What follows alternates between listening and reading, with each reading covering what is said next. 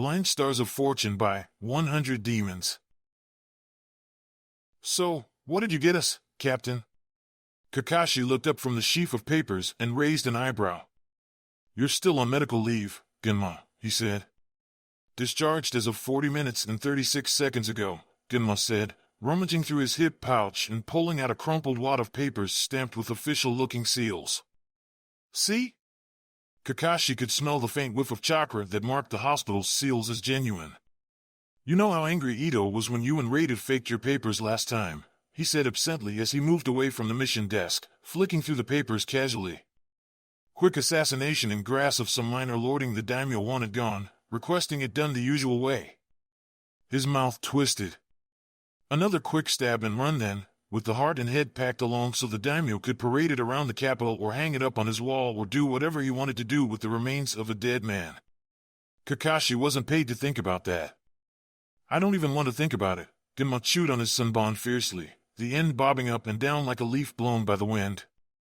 I still haven't recovered from the last medical evaluation he gave me. Good. Means the lesson's sticking. Kakashi cleared his throat and tucked the papers away in a pouch, a soft curl of chakra sealing it shut. A quick air rank, he said. In and out, we've got 4 days. Shodai's balls, don't tell me it's another Genma cut his sentence short at Kakashi's hard look. He shrugged and shoved his hands in his pockets. Didn't think I was getting out so early for another support mission, he muttered, sunbon rising and falling with every word. A mission's a mission, Kakashi said, suddenly feeling very tired. Tomorrow at 0600, we'll meet at the northeast alcove. Pack the usual. Yeah, all right. See you tomorrow morning, then, Captain. Genma slouched away, looking much more despondent. Kakashi watched the other man's back disappear behind a corner before he rubbed at his uncovered eye, the sealed papers pressing insistently at his hip. Memorial first, he decided, his eye watering a little, still irritated from the poison gas from the last mission. Obito, Rin, and Sensei were waiting for him. The stone was cool against his cheek, sharp cuts of kanji digging into his skin uncomfortably. It was a distinctly familiar sensation. I've got another one, Kakashi said quietly. Grass.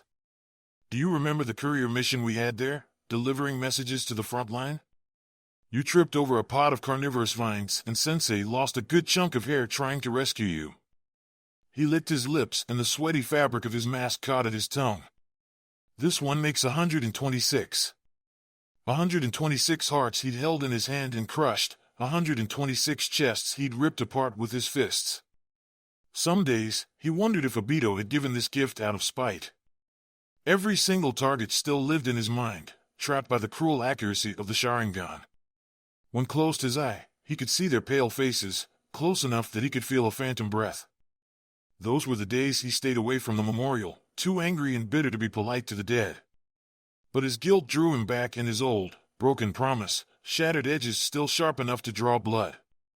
I don't think this is exactly what you had in mind when you gave up your eye, Kakashi said, tracing Nohara Rin with a fingertip, the name weathered by wind and rain and his trembling touch.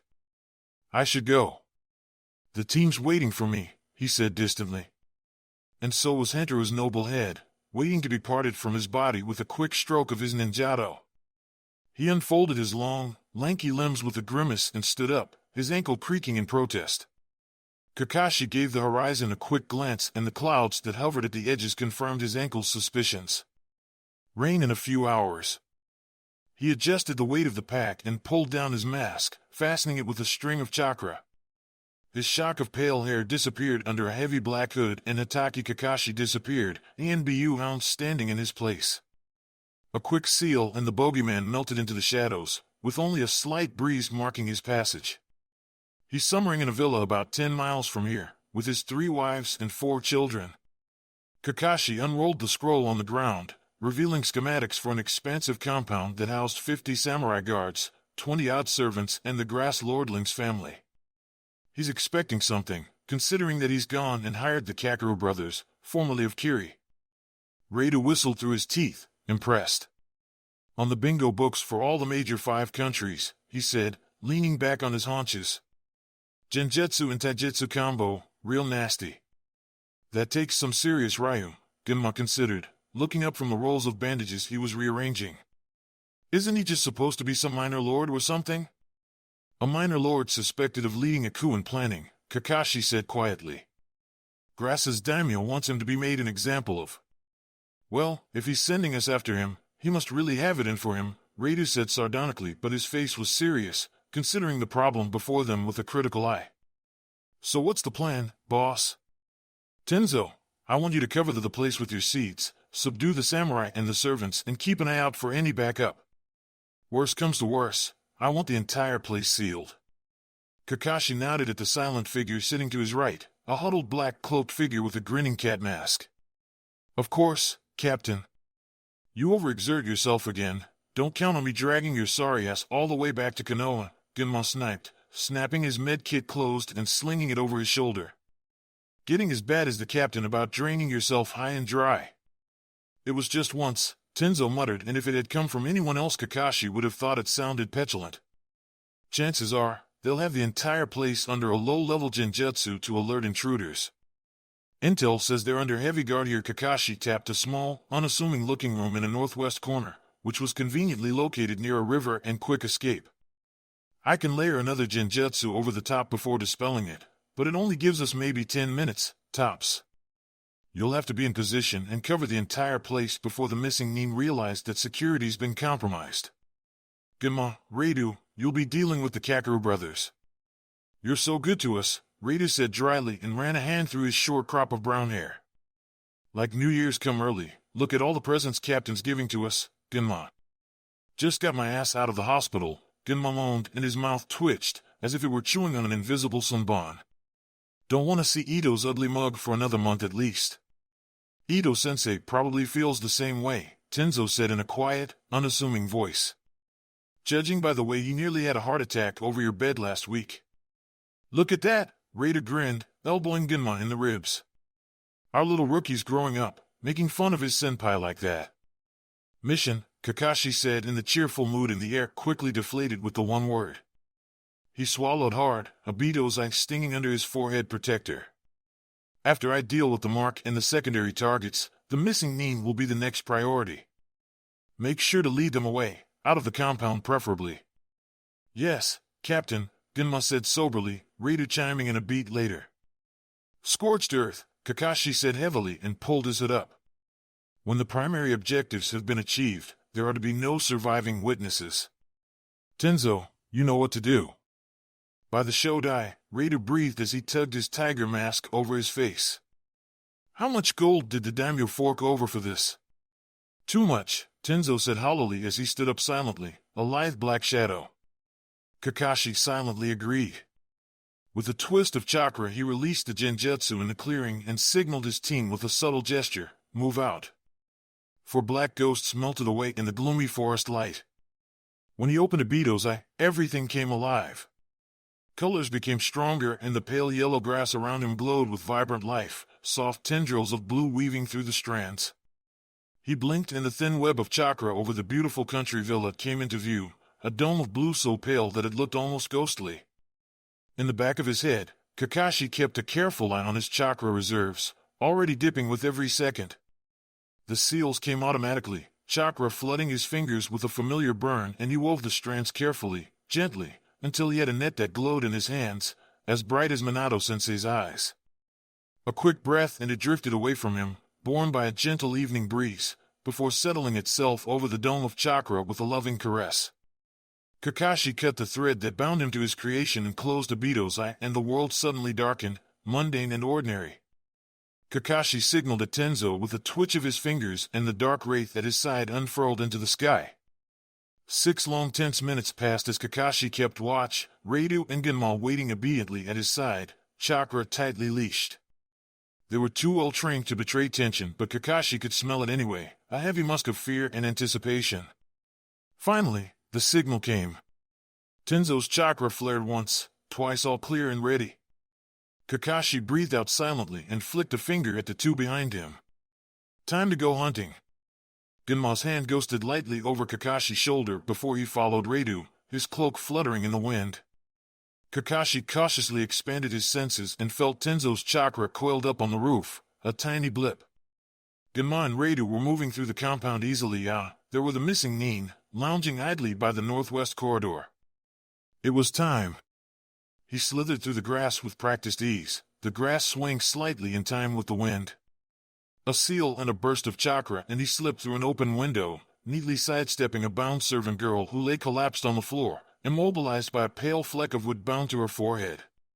She looked up at him with wide, frightened eyes, the front of her dress damp with urine. It was better for Tenzo to have one less to control. Kakashi bent down and palmed a kunai and neatly slit her throat. Strands of her dark brown hair, sticky with blood, clung to his kunai, and he wiped it methodically on her sleeve. It was cut to her chin, like he was wasting time. Kakashi stepped into the shadows, gripping his weapon tight, and followed the map in his head.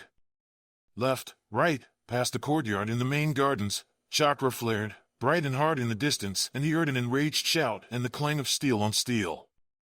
Raidu and Genma were entertaining the guests. Kakashi grunted and sped up, not bothering with the civilians littering the house like broken dolls. He'd dealt with a good quarter of them, and there was the more important objective to think of. Fucking Konoha, the back of his neck prickled. The air thickened and seemed to grow heavier, killing intent and swirling mist bound into a growing fog. For renowned silent Kiri killers, they were annoyingly loud. He clicked his tongue as he approached the northwest corridor, pockmarked with scattered kunai and shuriken and blooms of ash. The ordinary-looking rice paper door fairly pulsed with seals. Even without Obito's eye, he could see the masterful ink edging the wooden frame, protecting and guarding. A perfect prison. From a hip pouch, he pulled out a packet of seals he'd made up a few missions ago. Just a few tweaks, and what would keep intruders out, would keep the grass lord inside. He drew a finger down the middle of the seal, and the paper lit up, the edges glowing a dim blue. One for every cardinal point. Kakashi stepped back and activated the network with a hand seal. The dim hallways suddenly lit up with a flare of chakra, and he stepped inside the room. "Don't worry, Chiyo-chan," the mark said soothingly, cradling a child in robes of the finest silk. "The bodyguards will take care of everything. We'll be just fine." Kakashi pulled away from the shadows and into the light. "Tonight, judgment has been passed upon you and your family," he said dully, and opened Obito's eye. No, every panicked breath, every drop of sweat, every shout was burned into his sight. The mark pushed his child behind him, and she stumbled towards the trembling mass of wives and wailing babies in the back of the room. Guards, it's no use," Kakashi said. "Ox, rabbit, monkey." The air sang with the scream of 1,000 chirping birds, and the smell of sharp ozone almost covered the heavy stench of fear. The mark stepped forward, his foot rising up from the ground. Kakashi moved. The mark's foot still hovered in the air as Kakashi cradled the mark's shoulder with one arm, the other plunged into the man's chest. Blood dripped over his dark cloak and splattered his mask. He could feel it seep into his face mask. Gently, he pulled his arm out and settled the man down on the ground. Blood pooled onto the floor and soaked the rich blue robes, fit for a daimyo. "Lay down your tanto," Kakashi said as he unsheathed his ninjato, still crouched on the ground.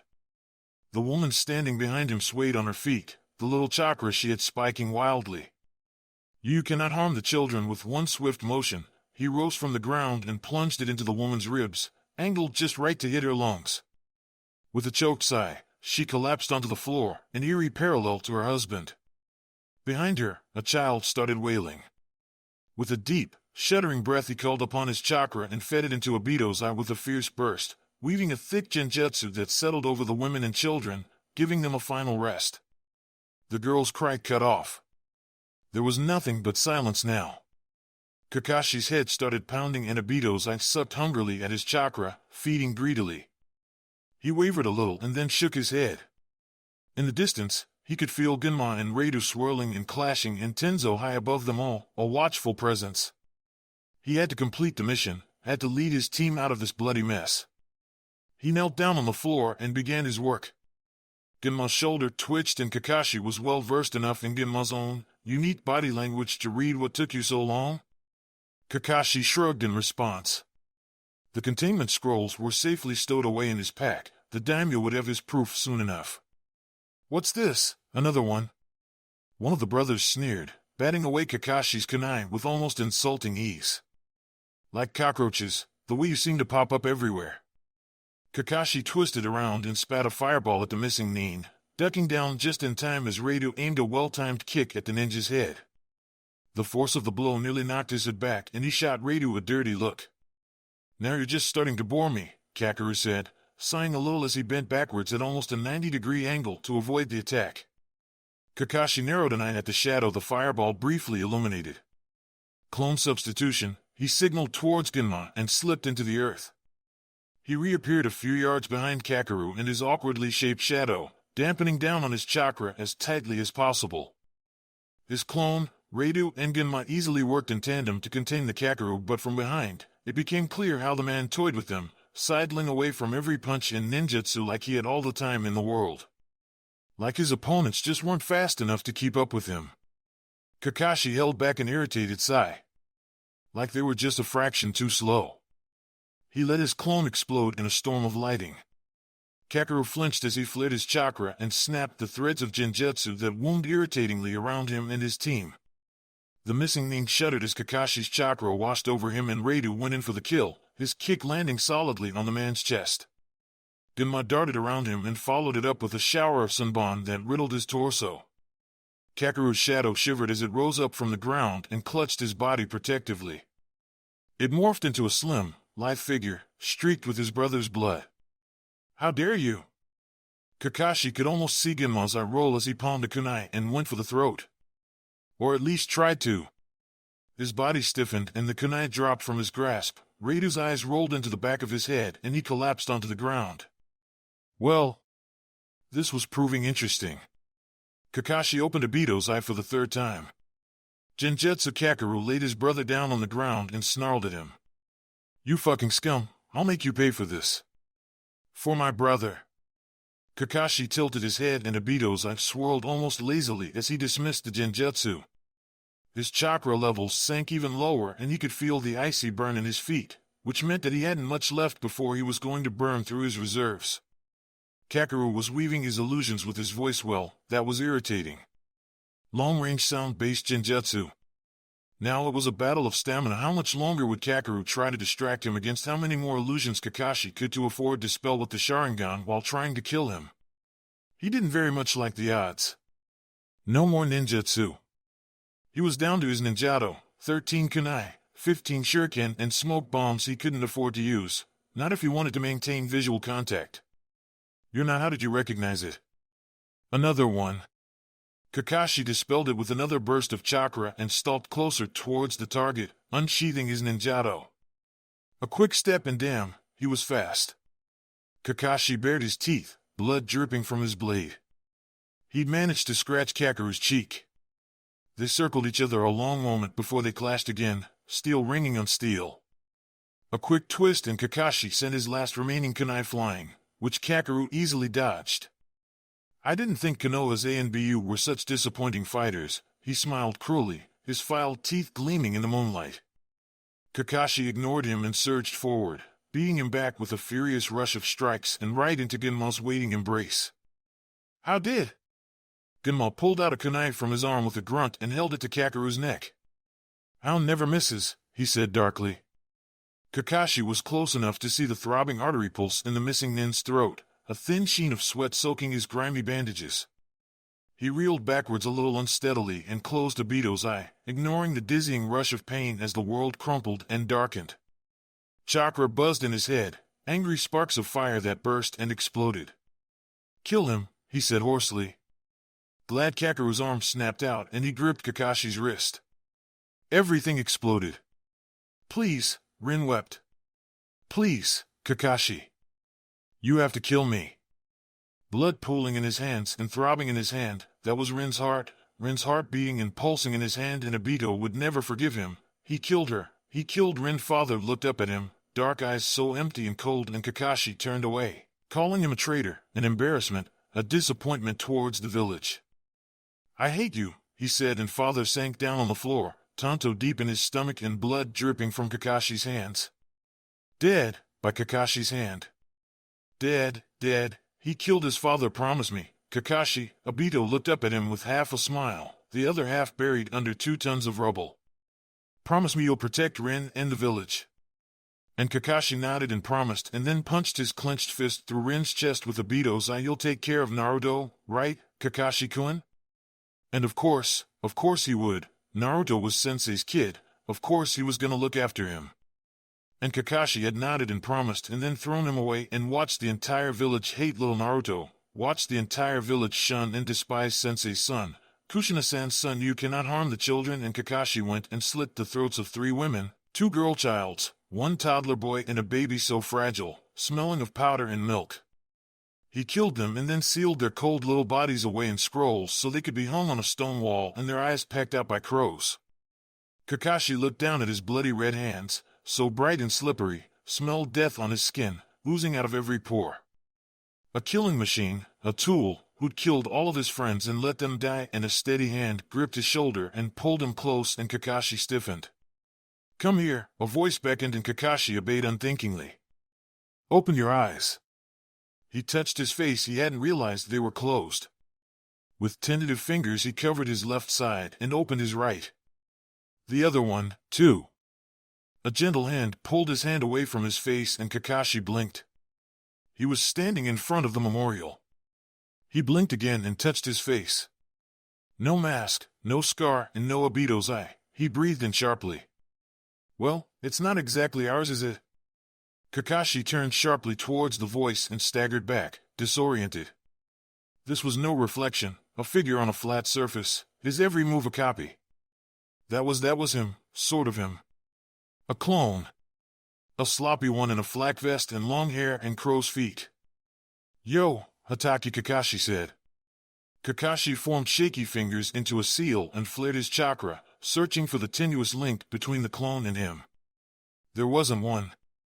Disperse, he snarled. The clone, irritatingly, didn't. That's kind of rude, the other Kakashi said reprovingly, slouching and shoving his hands into his pocket. Is this some kind of genjutsu? Kakashi flared his chakra again, but he couldn't feel the confusion in his chakra flow. He pinched at the web between his thumb and finger, but the memorial stayed constant, and so did the clone not clone. Well, the other Kakashi said. I think it started out as one. Kakeru, Kakashi growled, hackles rising as he remembered Rin and Dabaton Sensei. And yes, Kakeru, the other Kakashi said agreeably. Well, when I thought I died, I thought I was going to see Rin and Obito and everyone. Is this supposed to be hell? What? Hell. Maybe it is, the other Kakashi mused, rubbing his chin thoughtfully. I always did hate myself the most. Maybe I'm condemned to spend the rest of my afterlife with myself. Kakashi sniffed, the sense clearer and headier without the mask, and the other smelled right and wrong. Like him and not him. And sad. That, at least, was familiar. Who are you? He asked guardedly, shifting his weight to settle into a taijutsu stance. I'm you, the other said. I thought that was kind of obvious. Kakashi narrowed his eyes and changed tacks. How old are you? He asked carefully. Ah. The other looked vaguely uncomfortable, hunching over a bit. Kakashi looked disdainfully at all the tells the other was projecting. Well, 30. Kakashi reeled. 30. I live to be 30? He blurted out. Well, yes, the other said. But just barely. Sort of. I don't know. Maybe I'm the one in the genjutsu? You don't sound convinced, Kakashi said, and leaned back on a tree, which suddenly and conveniently appeared the minute he thought it would be nice to lean on one. He looked at it suspiciously for a moment. Well, the other said embarrassedly, a faint tinge of red on his cheeks. My last memories are of me stupidly sacrificing my life for someone else's in a great and tragic battle. ANBU, right? Kakashi asked tiredly. ANBU until he died, not bad, but he couldn't imagine another decade of assassinations without wanting to choke himself. No, the other said quietly. It's complicated, but the village is attacked and threatens the safety of one of my teammates. So I save him. Not ANBU? Not Genma or Reidu or Tenzo. I quit, the other said. A long, long time ago. Quit, Kakashi echoed. Life without ANBU, he could barely imagine it. Life outside the special housing, outside of HQ, outside the constant missions and assassinations, and stays in the hospital, staring at the water-damaged tiles. How old are you? The other asked keenly, rocking back on his heels. 20, Kakashi said. Ah, said the other. There was a long, long silence. Ah? Kakashi finally prodded, unable to stand it any longer. Despite the fact that this was some cleverly constructed genjutsu, the other was too interesting not to probe. I think I'd like to sit, the other announced and settled down into a comfortable armchair. He waved a hand in front of him and a matching armchair popped into existence. Care to join me? Kakashi shrugged and moved away from the tree into the chair, deliberately ignoring how it disappeared as he moved. So, here's my theory, the other said, leaning back in his chair, eyes closed. The scar was still there. Kakashi discreetly touched his own and found the jagged scar that bisected his left eye, a solid reminder of what had been. It was a quiet relief. I know I'm real. Relatively sure, anyway. I'm in the middle of fighting Pein, or one of Pein, or well, actually it's two of him. Things go awfully. I end up being sort of killed with a nail, which is very pathetic. I bet Obito is laughing his ass off at that, and then I use Kamui to save the Akimichi boy. I'm dead out of chakra. I know I'm going to die. The other opened his eyes and his dark eyes pierced Kakashi's own. You, 20-year-old ANBU hound Hatake Kakashi were trapped in a nasty self-fulfilling genjutsu while emotionally compromised and mildly chakra exhausted. Kakashi stiffened. Me 30 years old, dying, dead, on the way to death. You, 20 years old, mind extremely vulnerable. This doesn't make any sense, Kakashi protested, trying to wrap his mind around the frighteningly disturbed logic the other was using. What kind of genjutsu makes up a me that doesn't even look like me and then have him talk about I don't even know what he's talking about? Is this supposed to make me insane? Hatake Kakashi looked at Hatake Kakashi. What if I told you that I developed Manjiku enough so that I could use it to transport objects through space and time and other dimensions? And that it was the last thing I did before dying? Kakashi instinctively touched his left eye, but he found nothing but the jagged scar. This doesn't make any sense, he said again, his voice very, very quiet. Like the science fiction manga Kushina sand hid under the bed, the other agreed. Because if we didn't know any better, we could theoretically be talking about time travel here. Fuck, Kakashi said sourly. Let's say I believe you, Kakashi said haltingly. And that this isn't some kind of crazed figment of my imagination. Well, that's entirely possible. Maybe we're figments of each other's imaginations, the other drawled. You talk too much, Kakashi snapped. And you don't talk nearly enough, the other countered. Kakashi shut his eyes and counted to 10 and tried not to think about throttling his older, annoying future self who might also be hallucination. Just shut up. Let me think. Mercifully, the other stayed silent. What's it like? Being 30, Kakashi said, struggling to find the right words. After ANBU after now. I quit ANBU at 20, the other said. Now? Kakashi jerked, gripping the armrest tightly. Sort of. Kakeru was involved then too. The other shrugged.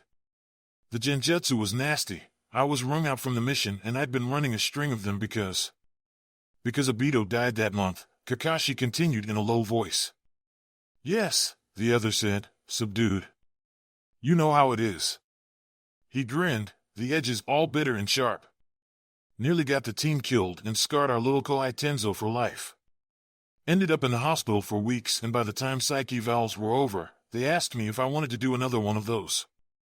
I didn't. So I quit. Quit ANBU, Kakashi said again, tentatively prodding the concept with a cautious thought. I know, the other grimaced, rubbing his face ruefully. It was hard and awful and for a while I almost re-enlisted. But? Kakashi probed. The other signed painedly. Then guy decided that I was his hip cool rival and after that. The other shrugged. Guy, Kakashi considered. It couldn't be that strange taijutsu-obsessed Chunin who cried a lot, could it? Or wept tears of manly joy, whatever. Yeah, that's him. The other said. Kakashi gave him a look. Yeah, well, don't judge me, the other said, crossing his arms over his chest. I didn't say it was the greatest experience of my life. That's it? Kakashi hazarded. You became friends with Guy and then you died? It seemed to be a short and unfulfilling life. No, the other said slowly. I got a pack. Pack's dead, Kakashi said, and the armchair creaked as he gripped it. They're dead, he said. New pack, the other said gently. Sort of. I got a Genin team, you know, and they changed my life. But they're dead, Kakashi said again, desperately. He leaned forward and looked up at Hatake Kakashi, up at himself. Rin and Obito and Sensei and Father, their pack grows and changes, the other said, and leaned forward, so close that they were nose to nose, breath mingling. And I failed them. Kakashi whimpered. Not again, he whispered hoarsely. Again, the other said, and when he blinked, his eyes grew bright and watery, and oh, the other was crying. Dead, traitor, ignored. Threw them away like trash. Couldn't teach them right, didn't teach them, failed my pack. Kakashi couldn't imagine living with more than Obito's eye and Rin's death and Sensei's scorned legacy. More, he considered. More pack, more failures. 10 more years worth. And now you're dead. And now I'm dead, the other said bitterly and turned away, drawing back into himself. The false cheerfulness from earlier fell away and curled up in front of him. Kakashi saw himself, broken and shattered and so tired. What was it like, having a pack? Kakashi asked tentatively. I taught Uzumaki Naruto, you know. Sensei and Kushina-san's son, Hatake Kakashi said. Haruno Sakura, civilian girl. Uchiha Sasuke, Obito's nephew. My pack, Kakashi considered. Oh. They were mine, you know, Hatake Kakashi said. Mine, and bared his teeth and stared straight down at 20-year-old Kakashi, who lived for nothing but the next mission and the ghosts that wandered around the memorial stone. Down at Packless Kakashi. And Kakashi, 20-year-old intimidated Kakashi, was struck with a crazy, reckless idea. Your pack in my pack, Kakashi said. Our pack. I guess so, Hatake Kakashi said suspiciously, mouth thinning. But they're also dead. Our pack is dead. Will be. But they're not now, are they? Kakashi said. They're still alive. Well, yes, here with you, but Kakashi lunged forward and decided to take a risk. He grabbed the other man's wrist. Do you trust me? He asked. Do I trust myself? Hatake's eyebrow quirked. Strangely, I do. Promise me that you'll take care of them, Kakashi said and pressed his thumb over the other man's pulse, heartbeat thrumming. Take care of the pack. I don't understand. Promise me, Kakashi said fiercely, pressing down hard with his thumb. Promise me that you'll take care of them. That you won't fail them. Not this time. Hatake swallowed. I promise. Okay, Kakashi relaxed and pulled away, loosening his grip. You promised. Taking a deep breath, he willed a tanto into being, and the sudden gleam of his father's blade in his hands, whole and unbroken, cemented his choice. Comprehension dawned on Hatake's face. No, this is my choice, Kakashi said. And you promised. Don't break it. But father, why are you even doing this? There's no honor or anything. I don't understand, Hatake wondered, face pale. Because pack, Kakashi said simply. Take care of them for me and Tenzo too. And everyone else will become pack. But take care of them, Kakashi said. I will. I will, of course I will, but the tanto slid into belly, and for some strange reason it didn't hurt. There wasn't any pain at all, just a warmth that filled him up, and he gripped the handle tight, slick as though it was with his blood, and moved it, left to right. Take care of them, he panted. Or else. A cool hand cupped his cheek and his own dark eyes stared at him. Thank you. Don't. Be. Kakashi summoned up a weak grin. This is me being selfish after all. Second. Chance. Hatake Kakashi pulled away. I'll live extra long for you, he promised. Don't fuck it up, he muttered and closed his eyes. Safe. The air was heavy with the smell of rain and rotting leaves, the pungent and familiar odor of fire country during monsoon season.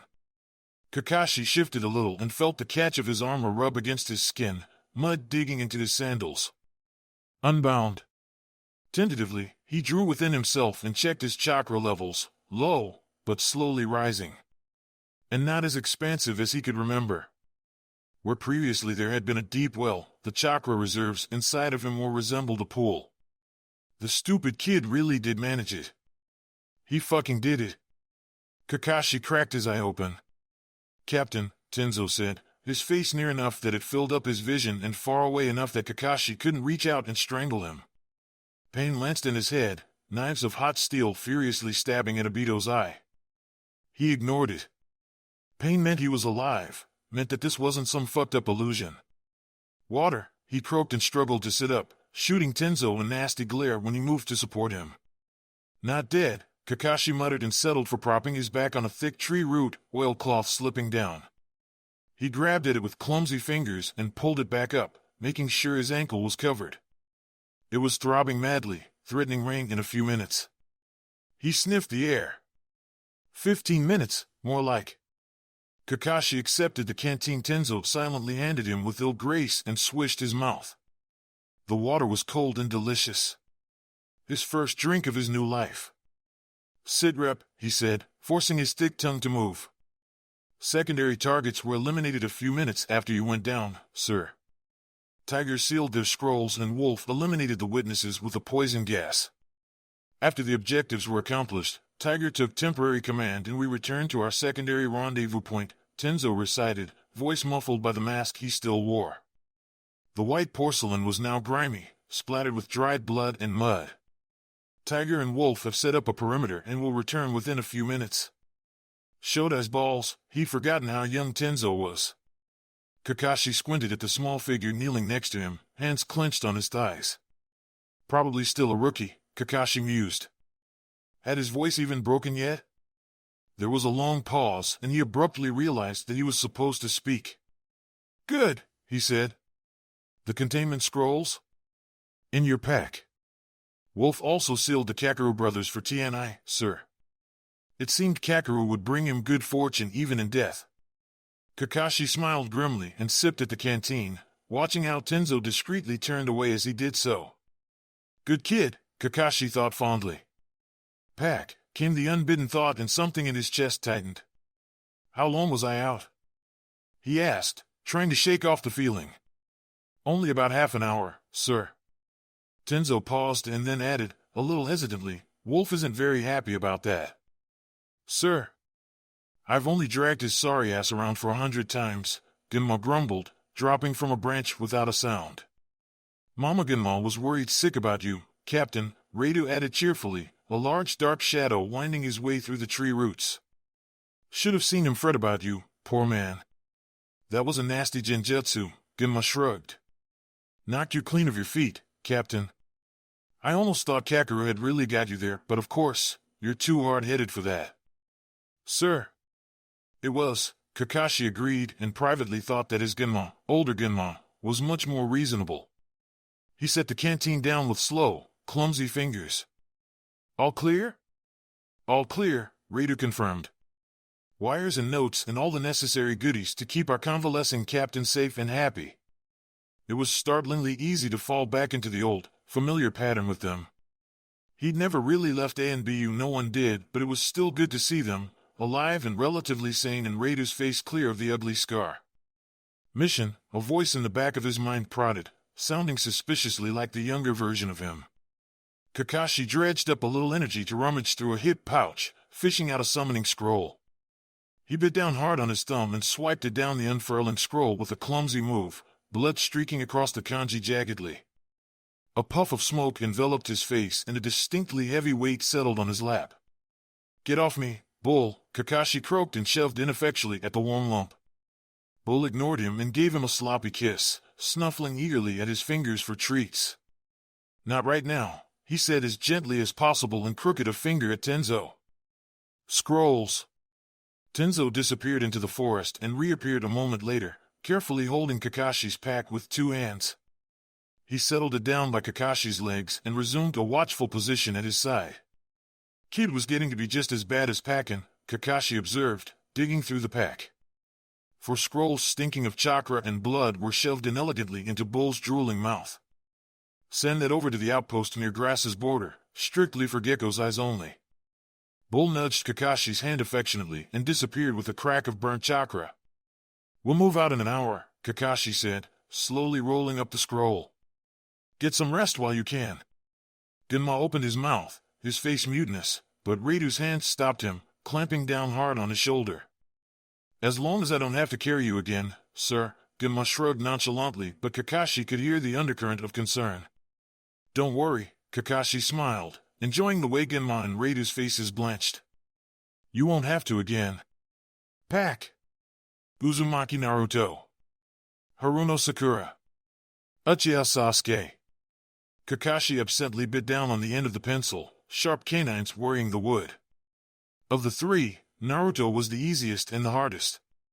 The easiest to please, his face an open book, he also, Kakashi noted dryly, had an organization made up of S-class missing nin dedicated to finding and killing him. Sakura was a little harder. A civilian from a decent family. Lonely, even after she'd met Ino. Probably taught that a good civilian girl should be quiet and demure and beautiful. But she was also the smartest of all 3 of his students, and he was reminded of Obito when he saw her, desperate to fit in and gain acceptance.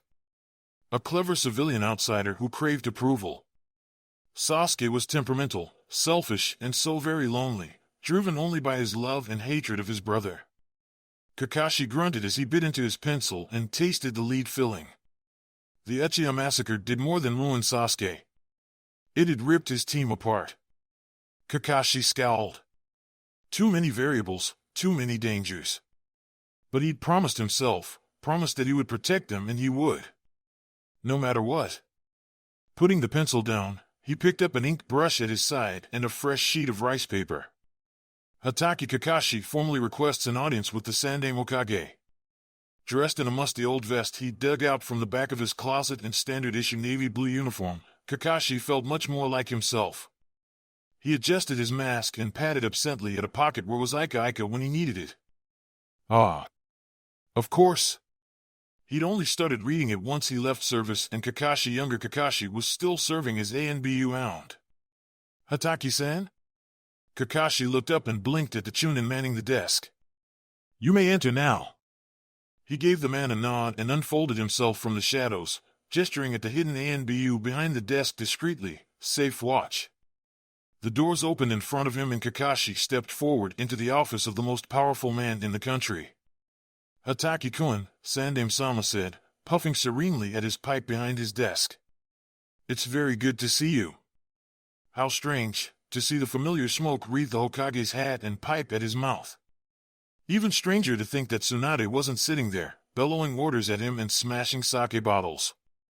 Hokage-sama, Kakashi said and dropped into the standard crouch, fist over his heart in the proper salute. I've come to beg forgiveness for my actions. Forgiveness? He could hear the eyebrow raised in the Sandaim's voice. What for? I've come to tender my resignation from ANBU, effective immediately, Kakashi said, staring down at an interestingly shaped knot on the floor, ignoring the soft flutters of chakra around him. It looked a little like Pakin's nose. No doubt word would be out of his resignation before he stepped out of the office. ANBU could be terribly nosy like that. There was a long silence and his ankle started muttering protests. I see, Sandaim finally said, and Kakashi dared a quick glance up. The Hokage's brow sucked contemplatively on his pipe, brow furrowed. How have you come to this decision, Hatake-kun? Kakashi paused. I joined when Minato-sensei gave up his life to protect the village, he said quietly. That was 6 years ago, Hokage-sama. Kakashi paused again and thankfully, the Hokage remained silent, knowing that Kakashi took the time to collect his thoughts. I have come to realize that my duty now lies not to the protection of the village in service to the core, but somewhere else. And what might that be? Hokage-sama asked, tapping ashes out of his pipe. Clink, clink, clink. To Sensei's legacy. Kakashi supposed he was laying it on a little too thick, reminding the Hokage that the Yondaime happened to be his teacher, but he would take every card he could get. Do you know what you're asking, Hataki-kun? Sandaime-sama asked gravely, setting down his pipe and steepling his old, wrinkled fingers. He had never been more sure in his life. Yes, Kakashi said and dared to look up and straight at the older man's eyes. He saw old, dark black eyes that had seen more than he and his younger self put together. 2 wars and the rise of a village, reigning twice, more than any Kage in the history of the hidden villages. Solemn, impenetrable eyes that hinted at a strength that could topple mountains and gently guide a young child. He suddenly felt very, very young in the presence of those eyes. Yes, Hokage-sama, he repeated. Sandaime-sama inhaled deeply and something in his eyes changed. Then that's settled. We'll discuss the matter later in more detail, Kakashi-kun. Kakashi didn't miss the use of his given name the Hokage approved. He hid the joy from his face, but his chakra flickered, excited. I am humbled by your generosity, Kakashi said and meant every word of it. I trust you'll stay on until a replacement for your team has been picked. Already taken care of, Kakashi assured him, idly wondering what Genma would think of being promoted and with another infamous genius on his team. You're lying, Tenzo said flatly, not even bothering to look up from his whetstone. Captain would never do that, not without telling us. I'm telling you, I heard this straight from the Nara with the grasshopper mask, straight off of guard duty, Genma said, fiddling with the wrappings on his legs. Nara Shirkato needs to learn to keep his mouth shut, Raidu said easily, lifting his chest plate with a hand and holding it up to the light. Cracked, again, he muttered, squinting at the bright fluorescent light. If you didn't go about charging at every enemy name like an idiot, you wouldn't be going through so many, Genma said, ripping off tape with his teeth. So, what do you think? I think it's a sack of shit, Raidu said, letting his armor drop on the work table with a thump. The only person more devoted to the Corps is the commander, and we all know that Captain's next in line for that anyway. ANBU's his life. He's our captain, Tenzo said, as if it explained everything. Genma had to admit, the rumor did sound outlandish, and no matter if Nara had sworn up, down and sideways that it was true. This was Hataki Kakashi they were talking about. Only the commander and a few of the veterans had served longer than him. Captain quitting would be like the sky suddenly turning green or the Uchiha suddenly turning nice. Impossible. The 3 were given a quick rap on the door before the topic of their conversation sailed into the room, scroll in hand. Yo, he said. Captain, Tenzo greeted him instantly. Genma made a face at Raidu. Yo, he mouthed, Sanban almost falling out of his mouth. Raidu shrugged in response, looking just as confused. Congratulations, Genma, Hataki Kakashi said. You've just been promoted to captain of Delta Squad. This time the Sanban really did fall out of his mouth. Dango? Hataki Kakashi, son of the White Fang, former ANBU hound, and student of the late Yondaime Hokage, offered Uchiha Itachi a skewer. Thank you, Itachi said politely and took it with slight, calloused hands. So, I've been thinking, Kakashi said vaguely, gesturing at the surroundings with a used skewer. The slight piece of wood looked positively lethal in his hands. Would you like to join a top-secret organization of ninja dedicated to keeping the peace for Konoha and get a cool tattoo? Itachi chewed on his sweets, considering the offer. This is very sudden, he said. Yeah, Kakashi agreed, twirling the skewer in his hands. Some of the neighboring shinobi looked at him nervously. Itachi calmly sipped at his tea.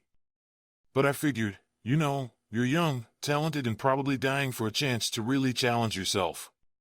Not really, Itachi said. Would you do it if I asked you to join only because I want to annoy my old teammates? Itachi seemed to briefly consider the idea, his brow puckering. No. Refusing my offer as a subtle act of rebellion against your clan elders isn't very smart, Kakashi said easily, as if they were just discussing the weather. Tea? He offered, picking up the smoking teapot to the side. I don't understand, Itachi said, and he picked up his cup, accepting a refill with lowered eyes. Why are you doing this, Hataki-san? Did you know your uncle? Kakashi asked suddenly, propping his chin on a hand. No, Itachi said, seemingly undisturbed by the non-sequitur. He passed away shortly before my time, during the Third Shinobi War. Uchiha Obito, Kakashi said in a quiet voice, putting the skewer down, was my teammate. And he asked me to protect the village, to protect the team and to help me. He gave me a gift. He tapped at his forehead protector, slanted to cover his left eye. I need your help to protect the village, Uchiha-kun. But for the first time during their conversation, Kakashi cut Itachi off, his voice impatient. I know about your damned clan politics, Itachi. And I know that things are damned complicated right now and that they're dragging you into the bloody mess, hoping you'll be able to fix it, one way or another. His voice softened and Kakashi tapped again at his forehead protector, this time on the engraved insignia.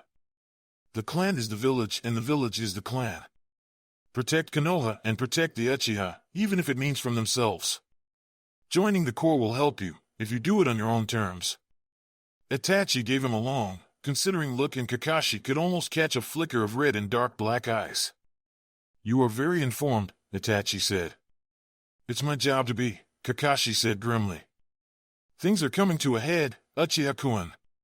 The Corps is being poisoned from the inside and there are rumors that the Uchiha are unhappy. Konoha will tear itself apart if everything comes to a head and it's my job to ensure that doesn't happen. The Corps? Itachi asked delicately, sipping at his lukewarm tea. It's very much tied with clan politics, Kakashi said. Other than that, I can't say much. The unsaid, but if you join hung heavy in the air. My father would be pleased with my acceptance, Itachi said, tapping idly on his teacup. I accept, Kakashi heard, the soft clink of nail on porcelain resolving itself into a message. I'm sure you would be, Kakashi said, fiercely relieved that the gamble he had made paid. He had a feral grin under his mask. Danzo had better watch out. Captain? Not your captain anymore, Kakashi corrected Tenzo gently, shifting over on the bed to make room. His kunai were all sealed and packed, armor and ninjato carefully packed into a trunk with Sensei's kunai, Father's tanto, and Obito's goggles. He still had to deal with the linen, the wall hangings Kushina-san had given him and... Is there something wrong? Kakashi asked nonchalantly, carefully monitoring Tenzo's chakra. Kapataki Tenzo made a choked sort of noise. I don't know what you are anymore, he said, sounding wretched. Hataki Kakashi, he said and carefully telegraphed his move, letting Tenzo see the reassuring pat come. And your friend? But you're leaving. No one ever really leaves ANBU, Kakashi said and awkwardly rubbed Tenzo's shoulder. By the Shodai, he'd forgotten how young Tenzo was. 15, 16? Uncomfortable in his own skin and wary of the world, he'd forgotten how skittish Tenzo had been when he was younger. How Orochimaru had carved uncertainty and fear into his heart and then abandoned him to an unknown world. I'll still be around, he promised, entertaining thoughts of murdering Orochimaru in the back of his head. I'm just moving down to the apartment complex a few blocks over, you know, in the subsidized housing area in the Bunkyo ward. You're welcome to visit any time you'd like, he said. Thank you, Tenzo said awkwardly, shoulders hunched. Hataki-san. Senpai, Kakashi corrected. You're still my kohai, aren't you, rookie? Of course, Kakashi-senpai. Tenzo gave him a watery smile and Kakashi was struck by an idea. Tenzo, he said quietly. Have you noticed them? The boy's chakra flickered. So you have, then, Kakashi said, more than a little proud. They remind me of some of the others that he worked on, Tenzo said in a very quiet voice, face as white as a ghost. Yes, Kakashi said grimly. They do seem strange, don't they? Always conveniently there to replace a fallen member, and each one of them has been nominated by Shimura Danzo for acceptance into the service. Tenzo's face, if at all possible, whitened even more. You don't mean? ANBU is changing, Kakashi said. And not for the better. Keep an eye out for me, Tenzo. Of course, sir, Tenzo said obediently. Kakashi-senpai, he added a beat later and Kakashi was tempted to ruffle the boy's hair. Pack, the voice in the back of his mind whispered. Protect the pack. ANBU guards will be assigned to watch him during your absences. I trust you've drawn up the appropriate seals for the apartment? Kakashi withdrew a packet from his flak vest and handed it over to the Hokage. It's not the best I can do, but given the time frame and materials, I could only come up with so much, he said apologetically, beating back the urge to kick the floor like some genin.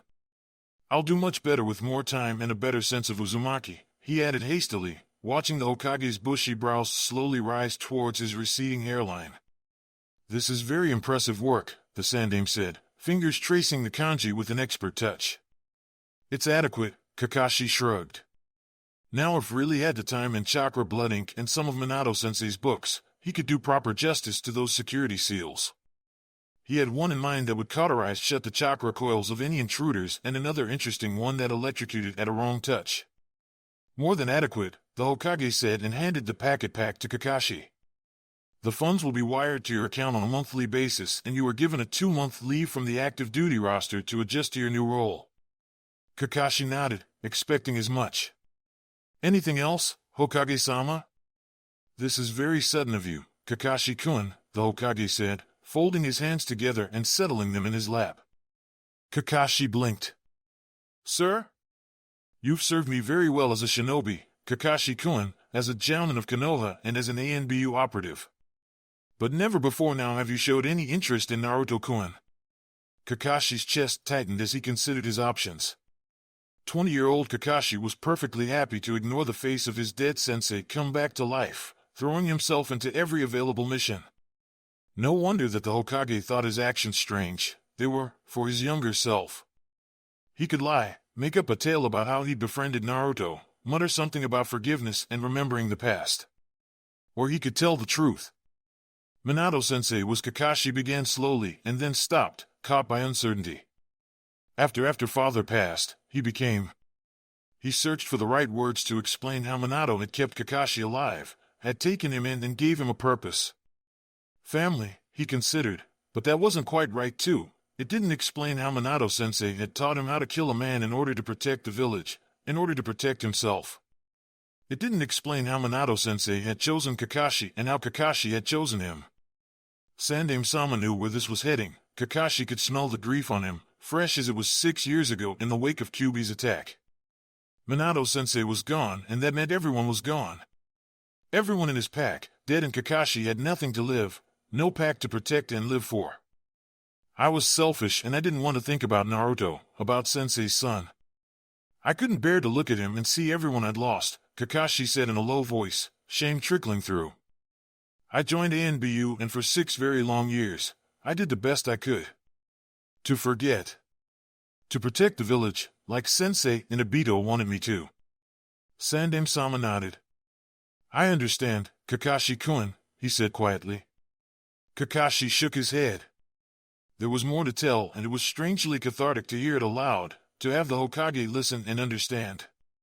The last mission was difficult, he said. I was very tired and emotionally compromised. I should have refused the mission, if only for the safety for my team, but I went and tried to complete it, only to be caught in a genjutsu. It was careless of me. He looked down at his gloved hands, unable to bear looking at the Hokage. It was a very good one, he said blankly. The more experienced the shinobi, the better the illusion. It brought all the worst fear and terrors out of the mind and made them real. It was only due to the skill of my team that I woke up with my mind intact. Kakashi rubbed at the armored plate on his glove absently. I saw Naruto in there, abandoned and alone. Minato-sensei was pack and Naruto is his son. Naruto's pack, he said. I have a duty to him. He would be very proud of you, the Hokage said quietly.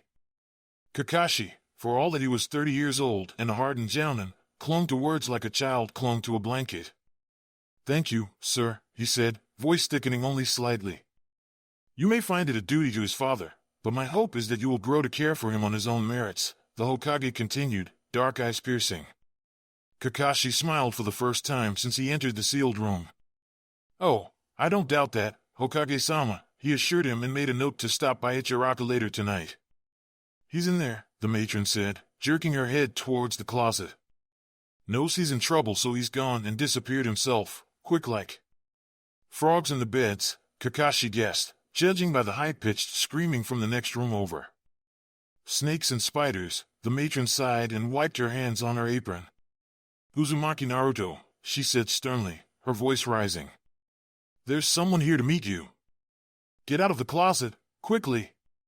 Done wanna. Uzumaki, if you don't get out in 5 seconds. Kakashi laid a hand on her arm and smiled at her. I'll handle this, Hori-san, he said pleasantly and made his casual way towards the door, hands shoved into his pockets. He's a stubborn brat, the matron warned him, her dark eyes looking at him beadily. Bad enough that he's the damned. Kakashi's pleasant smile turned a shade harder. I believe that's enough, he said quietly, and the air in the room suddenly became much, much heavier. You may leave now. The matron swallowed and gripped at her pink apron, knuckles whitening. Of course, Hataki-san, she said stiffly and swept out of the room without a second glance. Kakashi leaned against the closet door and watched her go with a wary eye, making sure that her chakra signature moved away from the room.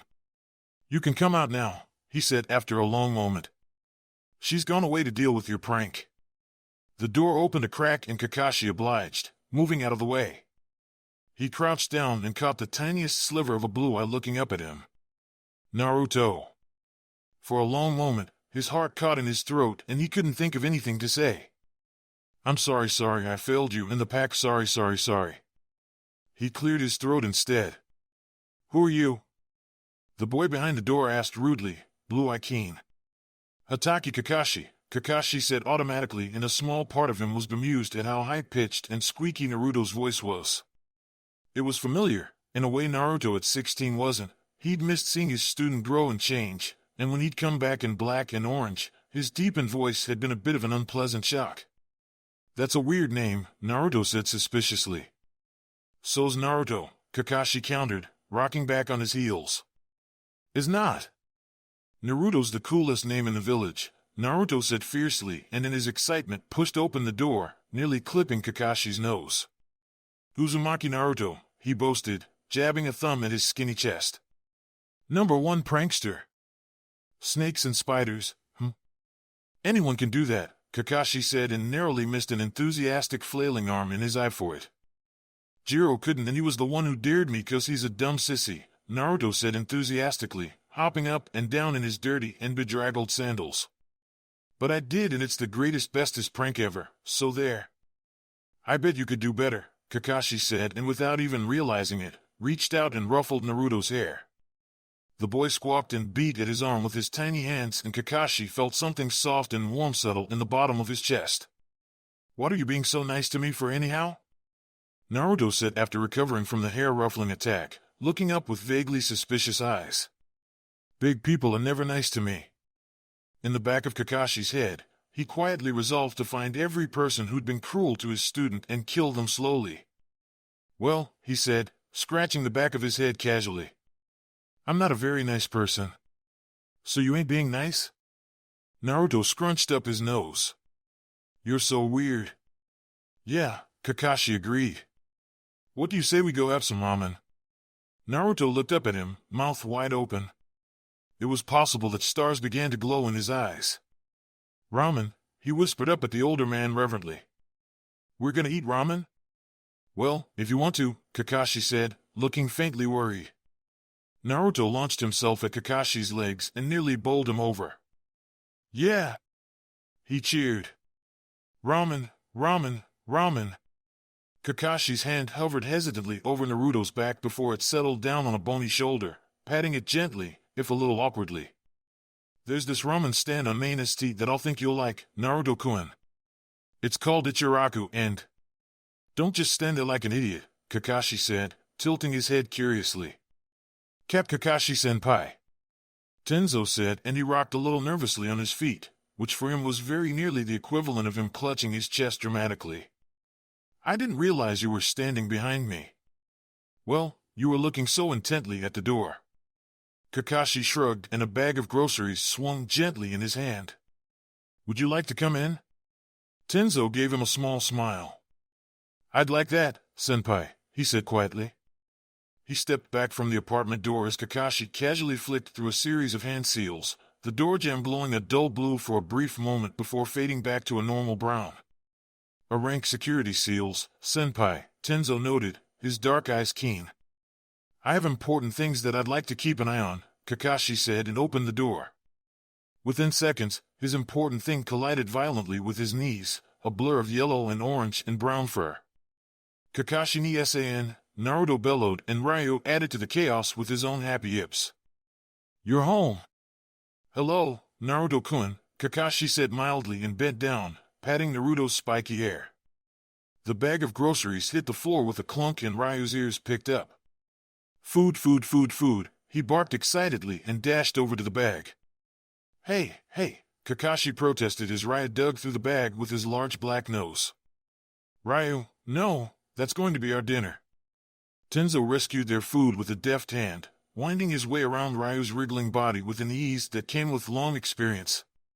Hello, Ryu-chan, Tenzo greeted the dog warmly, scratching at his tattered ears. It's been a while, hasn't it? Ryu agreed enthusiastically, drooling spectacularly all over his Koai's face. You would hardly think that he was a ferocious 100-pound ninken if you looked at him now, wriggling about like an overgrown puppy. Hey, Nisan, who's this? Naruto regarded Tenzo with curiosity, twisting around Kakashi's legs to peer up at the stranger with wide eyes. He's a ninja!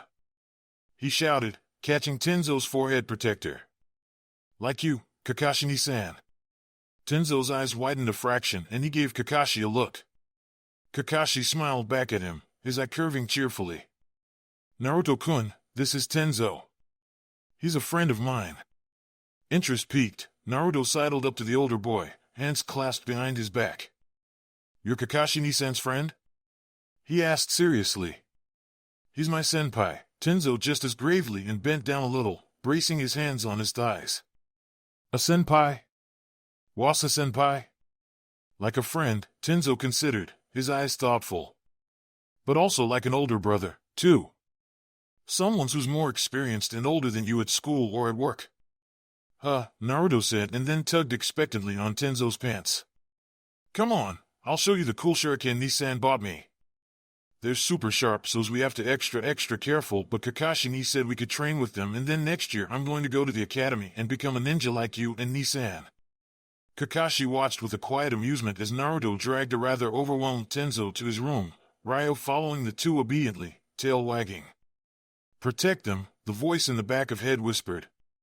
You promised. He thought this was a good start.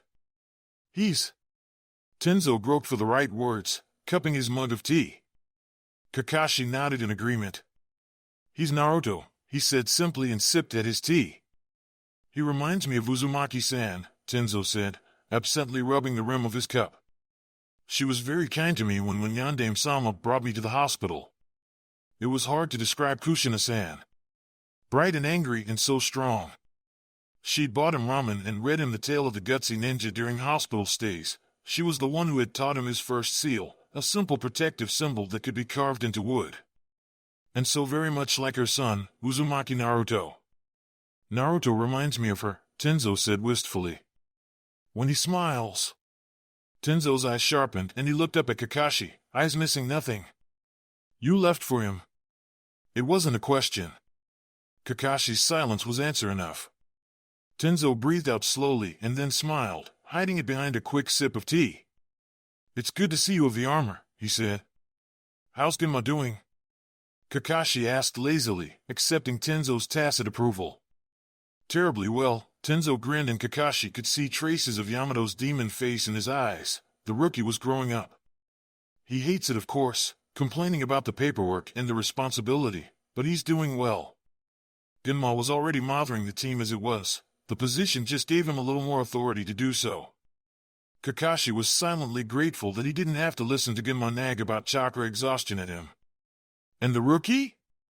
Bugs in his locker, mud on his armor and fake exploding tags on his kunai, Tenzo said proudly, looking very glad to lose rookie status after a good 8 months of ribbing from the other members of Delta Squad. I bet he's enjoying that, Kakashi said dryly. He set this genjutsu on Reidu-san when we were at the mess hall. Made him think he was talking to Kyoko-san, Tenzo said, eyes bright. The tea sloshed a little in his cup as he leaned back in his chair in satisfaction. He was flirting with the salt shaker the entire time. Clever Itachi. He's a good boy, Kakashi said. Even if he did beat my record. He's not as good as you, of course, Tenzo said loyally. Though he's very good on the field. That was high praise from a boy who could grow a forest within minutes and kill a man with a twig. He's very polite, very helpful, Kakashi said and set his tea down, casually checking Naruto's chakra to make sure he was asleep. A good person to have by your side. Oh? Tenzo replied lightly, but his interested face betrayed him. I'd noticed that you were the one to nominate him for service. Well, I couldn't let someone else come and lead him astray, could I? He needed a challenge, and I gave him one. Before he found something else to do, like massacring his entire family. Itachi's been talking about a new dango place that opened in Sumiya, Tenzo said thoughtfully. Lunch there might be interesting. Yes, I would think so, Kakashi agreed. Everything else going smoothly? Commander called a mandatory meeting yesterday. Kakashi raised an eyebrow and crossed his arms over his chest. Oh? He said mildly. Councilman Danzo was with him, Tenzo said. They wanted to speak about the difficult times and how the village could only be as strong as the shadows that protected it. Typical morale boosting, though Commander didn't look very happy to be there. And right after I've left, Kakashi said, leaning on the back two legs of his chair. So inconsiderate of the man. You and Commander are the only ones he's ever really been scared of, Tenzo said, looking intently at the wooden table separating the two. And now that you've left, Commander's tied up with council politics. How many new members? 4. Kakashi hummed, noncommittal. Altogether, judging by the personnel files Kakashi had discreetly looked through after his visit to the Hokage. He couldn't help it if the secret records room was so poorly secured. It was practically begging to be opened. That made about a tenth of ANBU, with 10 active operatives, and who knew how many more Danzo had smuggled and even more discreetly and was in the process of training? And me only gone a week, Kakashi said. No doubt Danzo was quickly capitalizing on his absence, though he wondered what the spies were thinking of Kakashi's sudden domestic turn. Probably nothing good. Well, I didn't want to do this, Kakashi sighed, pained, and picked up his now tepid cup of tea, knocking it back down in one quick swallow. But Danzo's just asking for it, isn't he? Tenzo looked like a rabid wolf had just cornered him. I'm very, very glad that I'm not Councilman Danzo right now. Yes, that's probably a good thing, Kakashi said, nodding serenely. Otherwise, I would have to cut your stomach and strangle you with your own intestines. Tenzo choked on his tea. Math is stupid, Naruto said, flinging himself dramatically onto the couch and knocking Kakashi's brand new copy of Ika Ika Paradise onto the floor. I was reading that, Kakashi said mildly. How was school today? Boring, Naruto said, stretching out the word with feeling.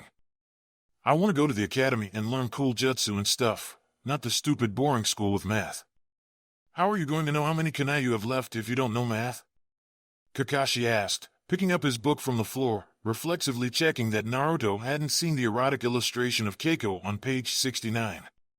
Whatever, Naruto said dismissively and wiggled over to Kakashi's lap, planting his bony elbows on the older man's thighs, not catching the way the silver-haired man stiffened. All we do is sit down and it's stupid, I hate it, he said. Ah, Kakashi said and mentally referred to Raising Children, a shinobi's guide to rearing, ages 6-12. Why is it stupid? He asked delicately, wondering if there was a way to hammer the idea of personal space into a child's head without sharp, pointy objects. His own father had rarely touched him and Kakashi had become a genin at age 5 and thrown into war, where the only time he touched someone was to kill them. He'd often had to remind himself that ruffling hair and hugs were a way to express affection, instead of a tool to purposely annoy his students. Naruto muttered something inaudible. Kakashi gently patted Naruto's head. Is it Kigo again? Naruto looked up at him with watery blue eyes and snot trickling out of his grubby nose. He says I'm a demon monster and that I'm worse than dirt, and then he buried his face into Kakashi's flak vest and started crying great heaving sobs. First, Kakashi thought distantly, I'm going to hunt down Kigo's parents and put them under the most painful genjutsu I can think of and then cut off all the limbs in front of their son. Then I'm going to, Naruto wailed, hands clutching Kakashi's shirt sleeve. I done wanna be a monster, Kakashi nee. I'm not a monster, I done wanna, you're not a monster, Kakashi said firmly and rubbed Naruto's back in rough circles. You're a 6-year-old boy who likes ramen and pranking too much to be a monster. Kigo's wrong, Naruto-kun. He's wrong. But why does everyone hate me? Naruto sniffled, dribbling snot and tears and saliva all over his vest. Kakashi supposed that it was better than blood and piss. That, I can't tell you, Kakashi said after a long silence. It's very complicated, and it's something I can only tell you when you're much older. But, I can tell you that not everyone hates you. What about me? And Sandem-sama? And Tenzo? And Ryu? Really? You don't hate me? Naruto said hopefully and scrambled upright in his lap, craning his neck up to meet Kakashi's eyes. I could never hate you, Kakashi said quietly and gently wiped Naruto's nose with the end of his sleeve. I don't hate you neither, Naruto said a little shyly and launched himself at Kakashi's neck, squeezing tight. If Obito's eyes started secreting tears, well, Kakashi figured it was the Sharingan acting up again, chakra coils irritated. He ignored the fact that his other eye, his normal one, was tearing up as well. Just dust. Chakra irritation. His arms closed around Naruto's tiny body and held him tight. Hey forehead, what are you reading? Some dumb book again, huh? Gonna be a ninja, dumb forehead girl like you?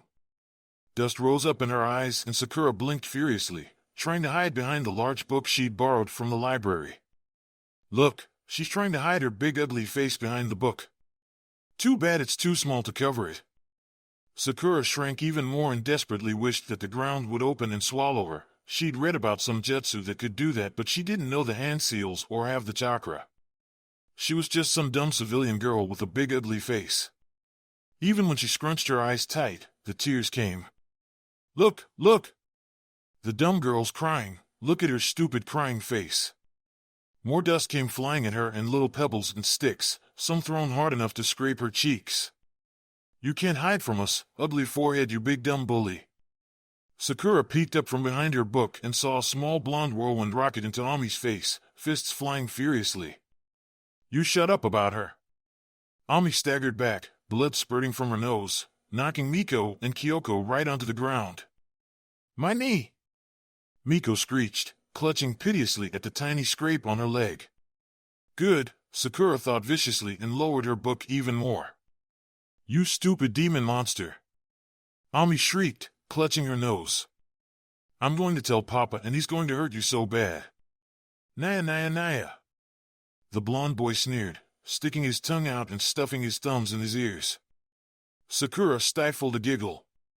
Tattletale, Tattletale, run away Tattletale, he chanted, hopping from one foot to another. Ami gave him one murderous look before stomping away, Miko and Kyoko quick to jump up and follow obediently at her heels. You okay? Her blonde hero scratched his head sheepishly, and up close, Sakura could see that it was Uzumaki Naruto, class clown and troublemaker from the temple school. He always played by himself and made stupid fart jokes, and none of the girls liked him, especially stupid Ami. But he had called Ami dumb and punched her nose, saving Sakura. She put down her book and swallowed nervously. Thank you, she muttered and patted her bangs down over her forehead. Hey, I'm Naruto, what's your name? Sakura, she said shyly and stood up, wiping the dust off her face with a grubby sleeve. We're in class together at school, she added in a quiet voice. Eh?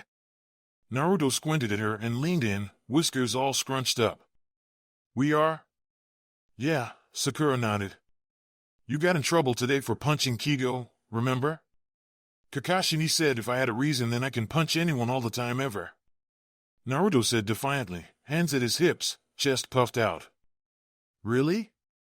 Naruto deflated. I think so. He scratched his head. Kakashi used lots of long words and stuff, but he definitely said I could punch him. My mama doesn't like it when I get dirty and fight, Sakura offered and poked at her dirty dress a little sadly. But getting dirty and punching is the bestest ever. Naruto said, hopping up and down on his feet. Hey, you want to play with me? We have a ninkin back home and lots of cool books, and Kakashi got me shuriken and stuff so's I can train and become the Hokage. Ninkin? Sakura asked, her ears pricking up. Isn't that like a ninja dog? Yup, Naruto grinned and jammed his hands in his pockets. Wanna come? Sakura considered the boy in front of her, grubby with dirt all over his face and a big open grin and blood on his knuckles. "Okay," she said and gave him a small smile. "This is very sudden," Sandaime-sama said, his face unreadable. Kakashi shrugged. "It is my right, Hokage-sama," he said simply, standing easily in front of the most powerful man in the 5 shinobi nations without batting a lash. "Of course," Sandaime-sama said slowly. "But there hasn't been one in over 15 years, Kakashi-kun." "Well, then I guess it's about time that I've gotten around to the duty, right?" Kakashi asked vaguely, surreptitiously flicking through the pages of Ika Ika in his hand. "Are you sure? This will be quite a surprise to many of the council members." "Good to keep people on their toes," Kakashi said, eye curving up. Sandaime-sama smiled, the craggy lines of his face shifting subtly. "Oh, I think I'll very much enjoy having you around, Kakashi-kun."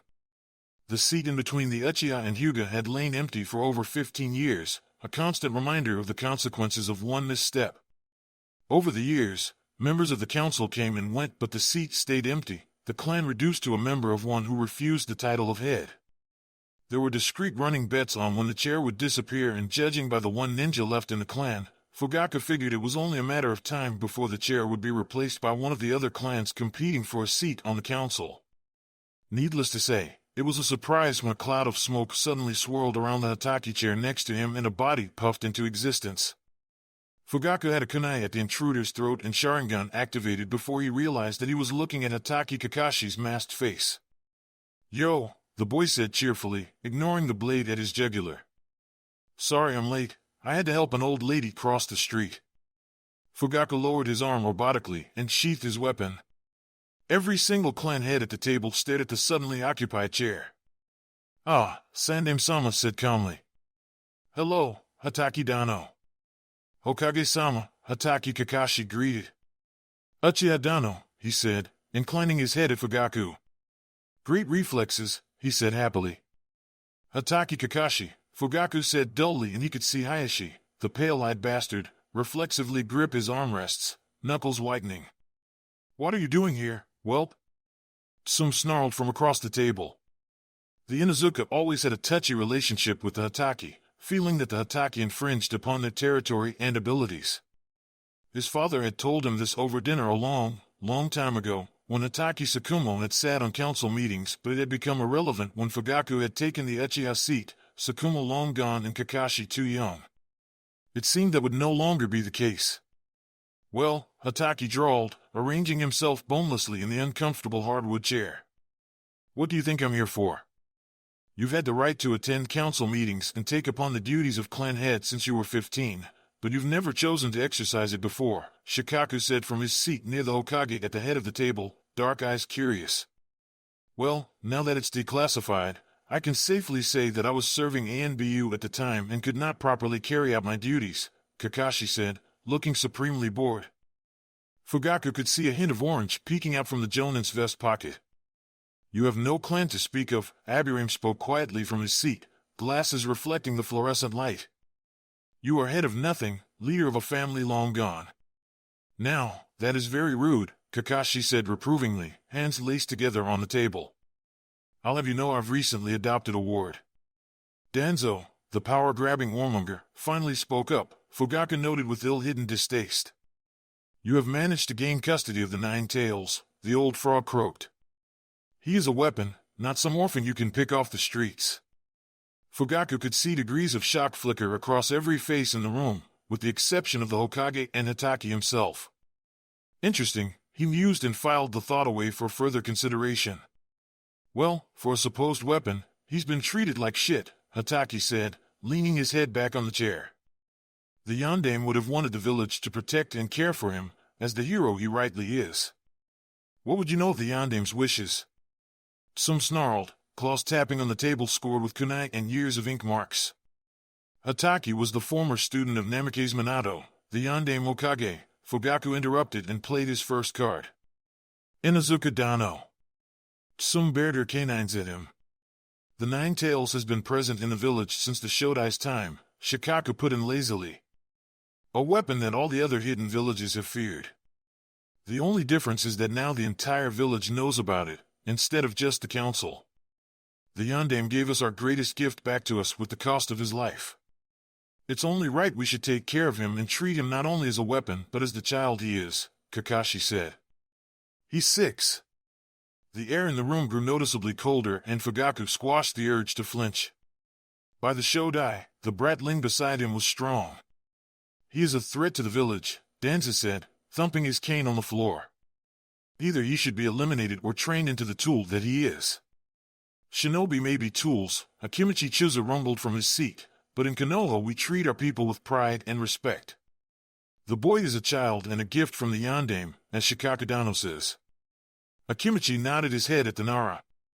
Fugaku's lip curled. Here was the infamous Ino-Shikacho alliance coming into play. I accept Hatake Kakashi's custody of the child. It seemed that the boy had the trio on his side and was deliberately antagonizing Danzo. Fugaku considered the cards in his hands. Already, power was shifting in this room, all around this strange little boy. The enemy of thine enemy is an ally, an old Iron War philosopher had written, and Fugaku certainly despised Danzo enough to consider him an enemy, always sidelining the power of the Uchiha and restricting their movements. He decided to go all in. I move to accept Hatake Kakashi as head of the Hatake clan and a formal member of the council, he announced and quietly reveled in the sharp intakes of breath he could hear. Motion recognized, Sandaime Sama spoke for the first time, puffing away at his pipe. Any seconding motions? Nara raised his head. I second. Yamanaka and Akimichi nodded their heads as well, quietly muttering their assent. Next to Hatake, Hayashi tilted his head. I also second this motion. It was done. 5 clan heads had accepted Hatake's brat as well as the Hokage himself. With a keen eye, Fugaku realized that this was what the Hokage had planned from the start. Already the alliances in the clan were shifting, the old ways gone and shattered to pieces when Kakashi had appeared into the room with a cheerful smile. Clever, Fugaku allowed and cast a sidelong glance at Danzo. The old coot looked immeasurably displeased. Fugaku hid a smile. This would prove to be a very interesting month. Kakashi leaned casually against the table as everyone filtered out of the room, meeting dismissed. Sure pissed off the councilman there, he commented idly. Fugaku, the dry old stick, looked at him murderously. The councilman and I are not on the best of terms, he said stiffly. Yeah, me neither, Kakashi agreed and crossed his arms across his chest. Still gunning for the top, isn't he? I wouldn't know, Fugaku sneered and pushed his chair in. Know what I think? Kakashi leaned in closer confidingly.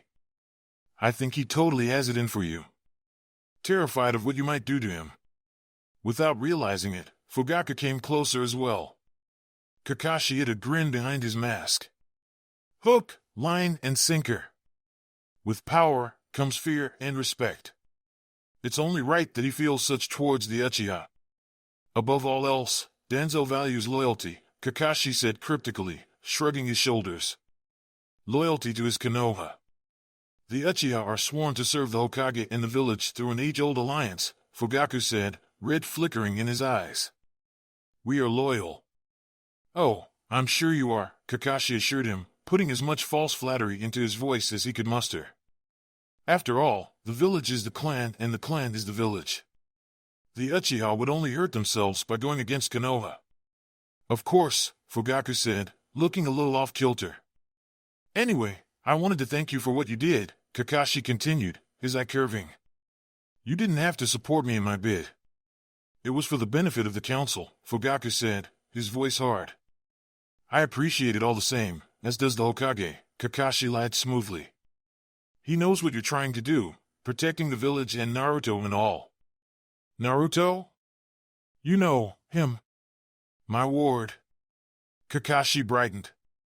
Say, would you like to visit him? You have a son around his age, don't you? Ah, yes. Fugaku blinked. His name's Sasuke. His face warmed a little and his lips curled up a fraction. He'll be attending the academy next year, he said proudly.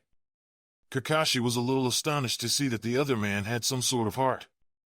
Great, he said cheerily, recovering quickly. I'm sure they'd love to meet. How does next Sunday sound? Your place? Dinner? What? Fugaku blinked again. Great! Kakashi made a hand seal and let chakra surge around him, enveloping him in a familiar embrace. I'll see you then, Fugaku-sama. Kakashi slouched, hands shoved tightly in his pocket. He'd forgotten how exhausting it was to talk to people and pretend like he'd enjoyed it. He very much preferred hand signals and a threatening sharp pointy object in his hand. Clan head. He rolled the idea around in his head, considering. He'd never taken up the job before because, well, it had been his father's job.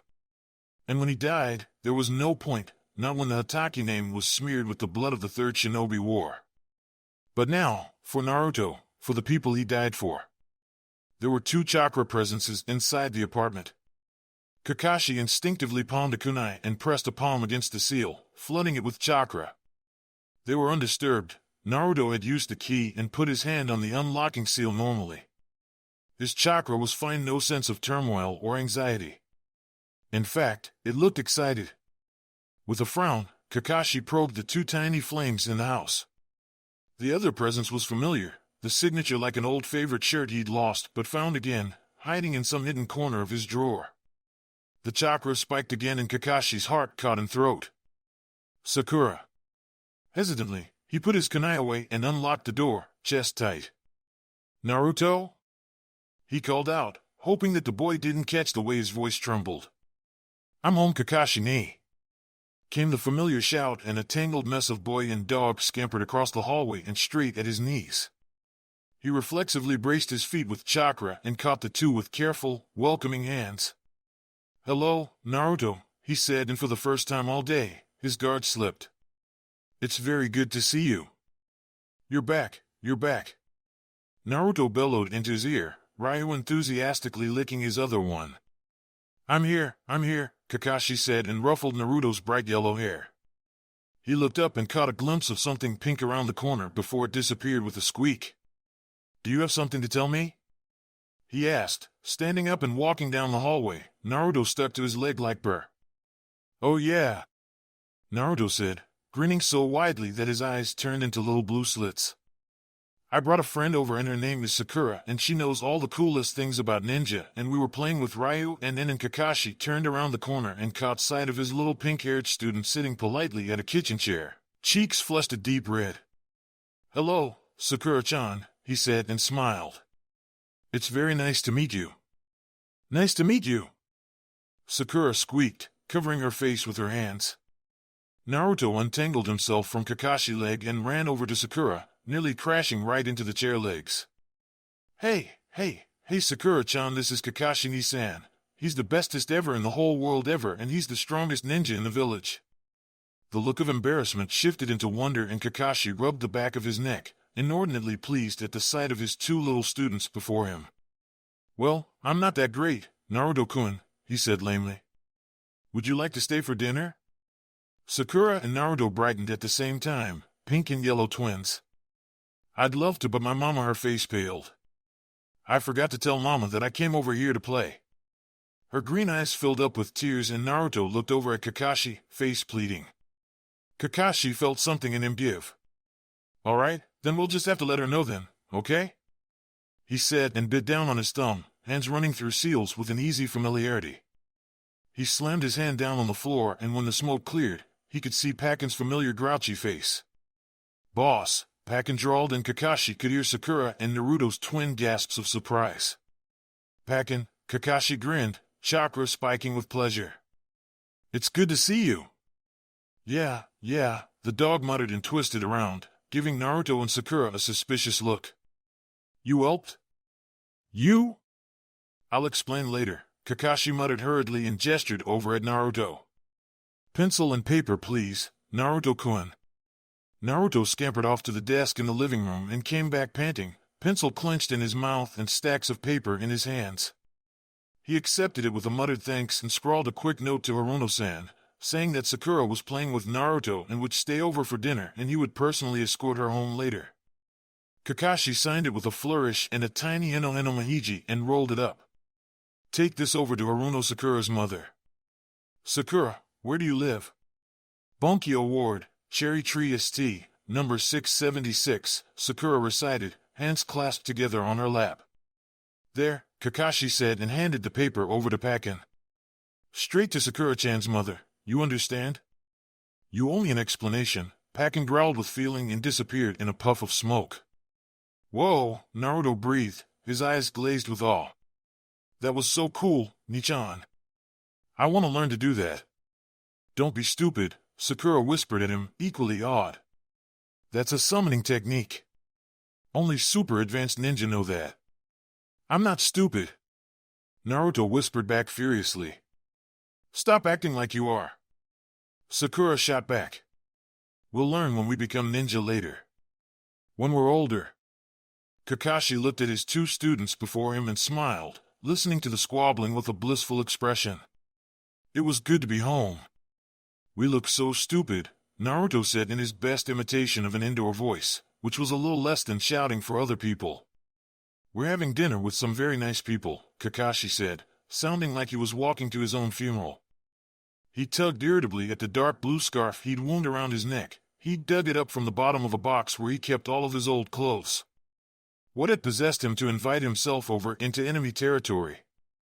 Kakashi had distinct fantasies of 2 body bags being carried out of the Uchiha district, sized perfectly to fit him and Naruto. Shirt itches. Naruto whined and tugged at the hem of the formal white shirt Kakashi had shoved him into with threats of no ramen for a month. Deal with it, Kakashi snapped back and tried not to touch the kunai he'd slipped up his sleeves. No permanent damage, he reminded himself and straightened his back as they approached the gate leading to the district. He gave the 2 bored-looking sentries a cheerfully fake smile. Afternoon, he said. Lovely weather, isn't it? State your name and business, one of the guards said, flicking his dark eyes distastefully over Kakashi's blue scarf and mask, long-sleeved black shirt and black pants. Naruto, mercifully, stayed quiet. Hatake Kakashi, here to have dinner with Uchiha Fugaku, Kakashi said and grabbed Naruto's shoulder in warning when it looked like he would make a run back to the village. Coward, he thought viciously, ignoring his own instinct to run back home. Fugaku-sama is expecting you, the sentry droned and Kakashi gave him a tight smile. Course he is. With a steel grip on Naruto, he shepherded him through the gates and into one of the most exclusive areas in Konoha. A bright red line of swinging lanterns met them, flames flickering in the evening wind. In the distance, Kakashi could laughter and the sound of steel ringing. Over there, his nose detected an okonomiyaki stand, bustling with business. Wow, Naruto whispered, looking around him in awe. It's like a whole nother village. This, Kakashi thought grimly, was the Uchiha district as it should have been in his own time. Filled with life, families, children running around without care or worry. No wonder Sasuke had been driven to madness. His entire home had been wiped out in the span of a night at the age of 7. The Naidame granted the Uchiha this land as a gift for their faithful service to the village, Kakashi said, old lectures from Minato-sensei rising up to the surface of his mind. How many people live here? Naruto wondered, trotting to keep up with Kakashi's quick pace through Main Street and towards the residential area. Hundreds, Kakashi replied distractedly and debated whether or not to put the 2 of them under a genjutsu, noticing the curious looks many of the Uchiha sent them. After a second, he decided against it. The more witnesses that saw them coming in, the better. Much harder for Fugaku to murder them. There's the main family, then several branch houses and some of the civilian families with close ties to the Uchiha clan that also live here. Main family and what? Naruto asked, his hand gripping Kakashi's tightly. The bustling crowds had thinned and the excitement of the shops faded away as the landscape shifted to accommodate more trees, ponds, and the occasional house, roofs sweeping gracefully in the sky. Kakashi followed the path out of memory and occasionally checked the discreet chakra markers planted on the sides of the dirt road to make sure they were going the right direction. Big clans, especially those with Kekkei Genkai, are divided up into several sections, Kakashi said, tugging his forehead protector over Obito's eye absently. There's the main, important family. They're usually the strongest and hold the most power. The branch ones are not as strong and they don't have as much money or status. Uchiha Fugaku, who we're meeting for dinner, he's the most important person here. He's the head of the main family, which means he's the head of the entire clan. That means he's super powerful? Naruto asked, nose scrunched up. I guess so, Kakashi hazarded, trying to ignore the way his heart was sinking into his stomach as Fugaku's grand and beautiful house slowly came into view. But he's not as powerful as you, right, Kakashi-ni-san? Startled, Kakashi looked down at Naruto's bright blue eyes, right at Minato-sensei's eyes, wide and open and so trusting. It's hard to say, Kakashi said after a long moment. I haven't fought him before. Don't worry, Nisan, Naruto said confidently, squeezing his hand tight. I know you're the bestest ninja in the whole world ever. You can definitely beat Fuguki. Fugaku, Kakashi corrected automatically and wondered vaguely at the warmth that was rising in his chest. Right, that's what I said. They reached the end of the path and Kakashi stood in front of the steps leading up to the magnificent sliding doors. It looked much the same as it did when he'd first come here, 12 years old and miserable, with Obito's eye freshly implanted in his head and wondering if the Uchiha clan head would ask for his death. At least this time he was here for much more pleasant reasons. Kakashi flared his chakra once and felt 2 chakra signatures float over towards the door immediately. The doors slid open without a sound, revealing a kind-looking woman in a kimono and Itachi, dressed in a traditional collared shirt and old standard-issue black pants. Oh! The woman pressed a hand against her mouth. Please, forgive our manners, we were expecting you much later. Kakashi prodded Naruto with his elbow. Bow, he hissed. Looking up at Uchiha Makoto, he smiled and bowed as well. It's a pleasure to meet you, Uchiha-san, he said. This is my ward, Uzumaki Naruto. To his credit, Naruto only wobbled slightly when he bent over. It's very good to see you, Hataki-san, Itachi remarked softly, dark eyes unreadable.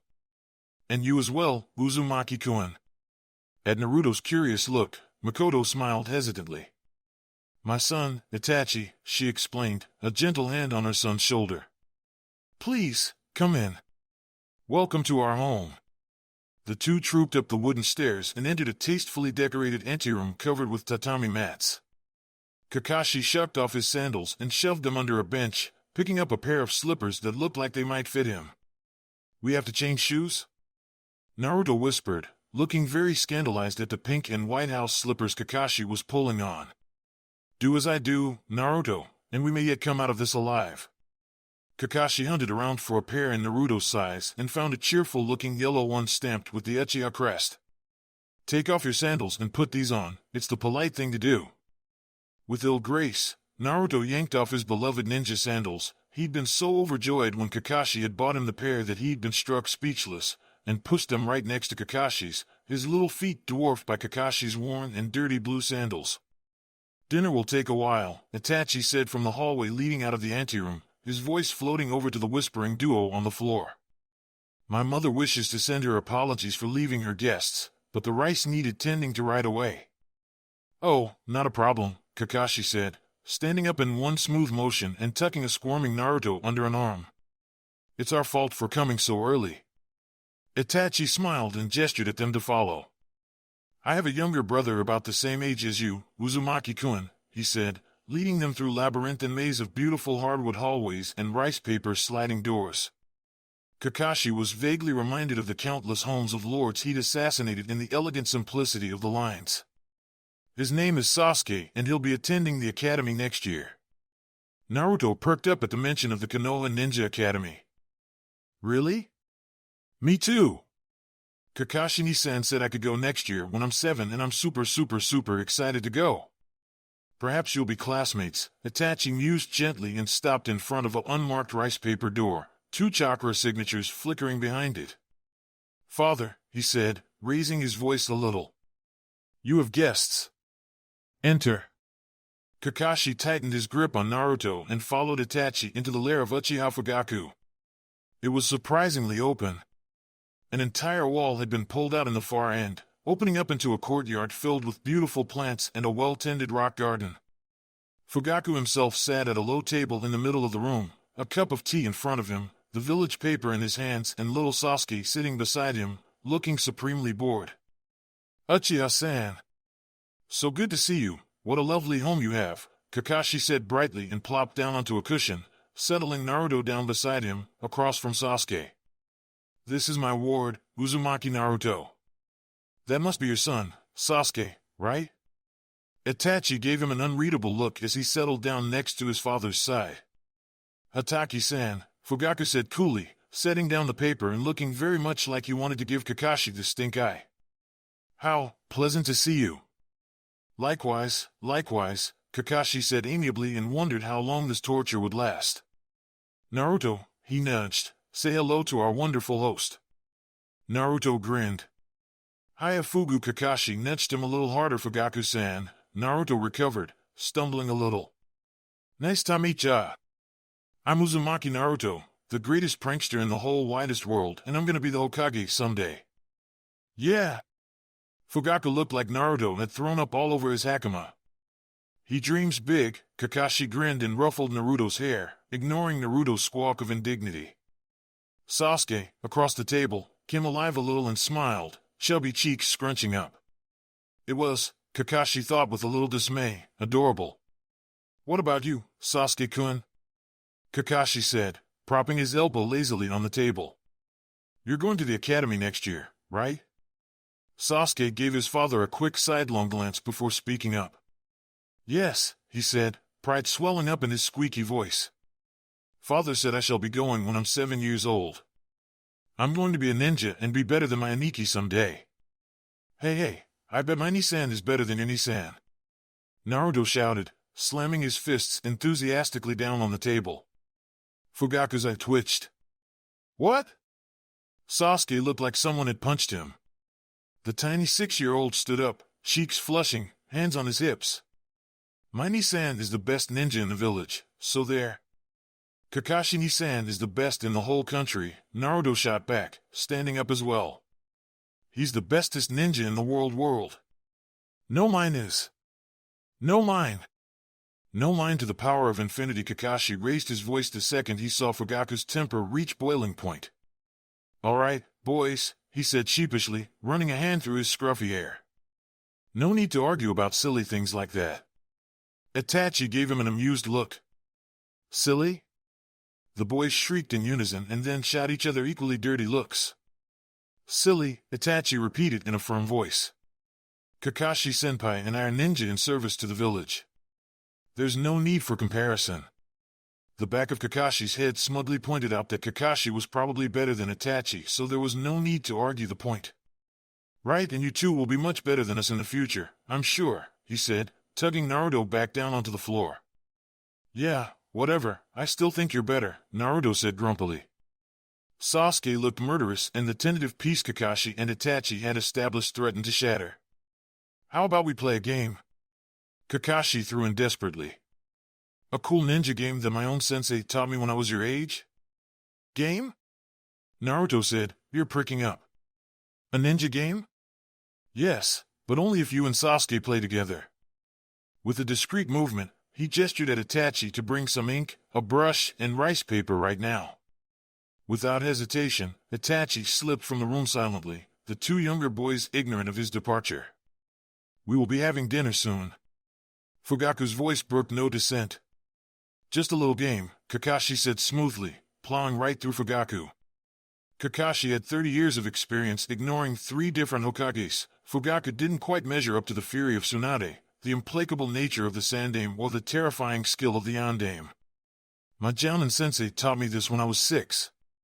Of course, Minato-sensei had used the exercise to teach him to recognize and avoid exploding notes in preparation for the Chunin exam, but with a few modifications. Despite himself, Fugaku looked intrigued. Your sensei? The Hokage went unsaid, but Kakashi heard it all the same. It helped me pass the Chunin exam, Kakashi said truthfully. He exploited the basics of sealing techniques Minato-sensei had taught him and took out an entire colony of giant centipedes. Ah, thank you, Uchiha-kun, Kakashi said as Itachi suddenly reappeared at his elbow, setting an inkstone, brush, and rice paper on the table. Please, father, Sasuke begged his father, eyes going wide and all adorable. How strange to see something so cute on his revenge-obsessed and bitter student's face. How normal it looked. How right. Kakashi risked a quick glance at Itachi and filed away the soft and caring look on his face. All right, Fugaku gave in, but his eyes were stern. But we finish as soon as your mother says dinner is ready. Thank you, father, Sasuke beamed. Yeah, thanks Fugaku-san. Naruto cheered.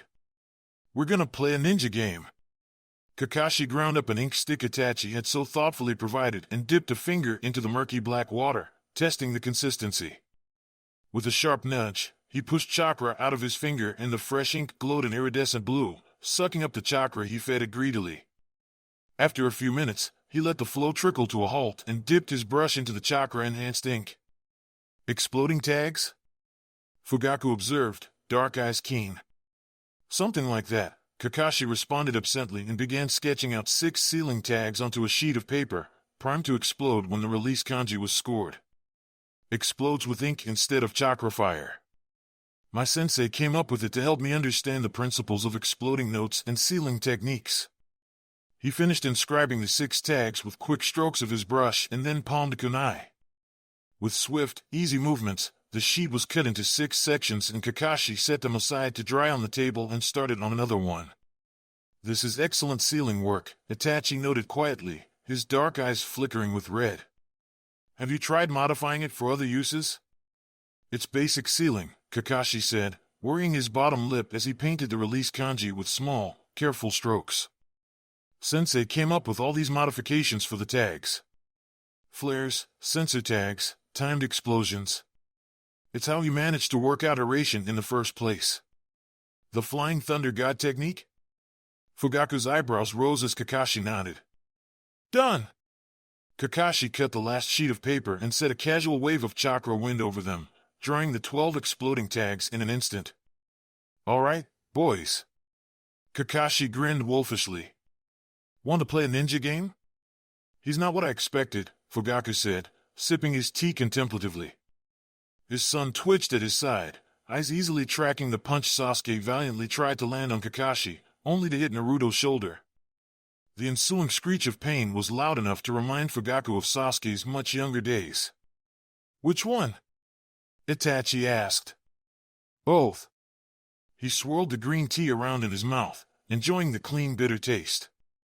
The boy is surprisingly normal for. Fugaku paused, searching for the right word. For what he is. If he and Sasuke befriend each other, it would be good for the clan. Why not for Sasuke's benefit? Itachi asked, his son's normally soft voice hardening a little. Fugaku frowned. What is good for the clan is undoubtedly good for Sasuke, he said, his voice reproving.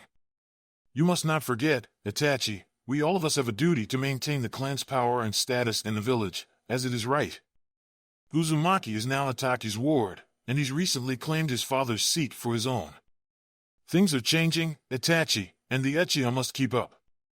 He watched Kakashi easily dance around the exploding notes Sasuke had cleverly hidden in the dirt, only for Naruto to come flying out of Makoto's prized rose bushes, scattering pink rose petals everywhere. Kakashi neatly dodged the boy but failed to account for Sasuke, who sprang up and went straight for Kakashi's knees. Long ago, Senju and Uchiha came together to form the basis of this village. Fugaku put down his cup of tea. Why was his eldest son telling him the story every Konoha babe learned at their mother's knee? Yes, he said slowly, humoring his son. Madara-sama and Hashirama-sama brokered peace and founded the first and most powerful hidden village. But Madara betrayed the clan and the village. Itachi's voice was cold and dispassionate. His ambitions proved too great and he broke the trust that made this village what it was. His son blinked and his red eyes slowly shifted back to black as a giant plume of inky smoke enveloped the courtyard, covering Naruto and Sasuke, much to their combined dismay, judging by their yelps. The Uchiha have always been faithful to the village, Fugaku said, his voice growing very cold, colder than his son's. It is not our fault if the Hokage and the council fail to trust us and lock us away in seclusion, using us as tools they can just throw away. If Sasuke were to disobey you and break a promise to you, father, you would be disappointed, wouldn't you? You would punish him and wonder if he deserved trust, but you would still love him, wouldn't you, father? Fugaku tried to trace the winding web of words that his son wove around him, but could find no straight path. Sasuke is my son, he said. I would be disappointed, of course, but he is my family. My son. Konoha has feared the Uchiha, that is true, Itachi said quietly, fingering the frayed hem of his old training shirt. and it has unjustly forced us to live in a district far from others, making us live in isolation. Small wonder that we have grown distant from the village that we have helped found and guard. If Sasuke were to grow to hate you for your distance, wouldn't you push him away even further? Wouldn't you feel as if you weren't deserving, not mature enough to deserve your trust again? Fugaku felt something in his chest tighten. Sasuke is not the Uchiha and I am not the council, he said slowly, shakily finding his way in this new territory that Itachi slowly mapped out in front of him. Of course not, Itachi said calmly, and Fugaku looked at his son, his 11-year-old Chunin boy, and his chest tightened even more. It seemed only yesterday when his little boy was crawling over to him, demanding to be held up in the air. The Uchiha must protect the village, Itachi continued. But let us not forget that we are also a part of the village, father. Fugaku had a half-a-second warning before his younger son barreled towards him, every inch of exposed skin covered with streaks of dried ink. Papa, Papa! Sasuke beamed and jumped into his father's arms, instantly ruining Fugaku's hakama, hand-stitched by Makoto with the finest silk and cotton. Did you see? Did you see? His son babbled, clinging to Fugaku's neck with sweaty, grimy fingers. We pushed Kakashi Nisan to the ground and then he disappeared and it was Mama's roses and then we got all covered with the black stuff and Papa, it was so much fun, he finished with a deep, satisfied smile. Your mother would be very sad to see you so dirty, Fugaku tried to say sternly, but somehow his voice would only come out soft and weak. He cleared his throat and instead inclined his head at Itachi, who was casually walking into the room from the courtyard, holding Naruto clear off the floor with a tight grip on the back of the boy's shirt. To his credit, the silver-haired man was entirely spot-free. Thank you, he said gruffly, and the other man just nodded back boredly. Itachi rose gracefully from the ground. I'll let Mother know that Sasuke and Naruto both need a new change of clothes and a quick wash. Naruto groaned, squirming in the air. Another bath? But I had one today already. Kakashi shook his burden lightly. Saa, you're a mess right now. You'll get all the cushions dirty when we sit down to eat, Naruto. If you'll follow me? Itachi asked deferentially, and Kakashi, along with his blonde-haired burden, followed his eldest son out of the door. You too, Sasuke, Fugaku said and lifted Sasuke from his lap and set him down on the floor. "K, Papa," Sasuke said obediently and scampered out the door, leaving small black footprints in his wake. Wait for me, idiot! He heard his younger son yell and the Uzumaki boy yell something incomprehensible back. Fugaku closed his eyes and reached up with his senses, chakra flickering like ghostly flames in his mind's eyes. He could feel Sasuke's bright flicker and Kakashi's and Itachi more tempered presences, tightly controlled and quiet. The Uzumaki boy's was like a roaring flame, coated with a malevolent chakra that was undoubtedly the demon fox tainting it. Far to the right of him, he could feel Makoto's graceful flame, flickering in time with his own as she moved around the kitchen. We are also a part of the village, father. When had his son, his little 11-year-old boy, grown so wise? Oh, you really don't have to do that, Makoto said softly, stacking up the bowls and chopsticks with easy, deft movements. It'll keep me away from Naruto, Kakashi said and used the reflective glass window above Makoto's head to check on the two boys gossiping happily over the latest comic books behind them on the floor. He's busy being a 6-year-old. I'm too old to play with him right now. They grow up so fast, Makoto said wistfully and carried a stack of bowls into the kitchen, Kakashi following her, footsteps silent. Seems like only yesterday Sasuke-chan was throwing his mashed potatoes at the wall. He must have had excellent aim. Makoto slid the bowls into the sink and turned the tap on, pulling on a pair of bright red gloves stamped with the Uchiha crust. She smiled up at Kakashi and the corners of her eyes crinkled.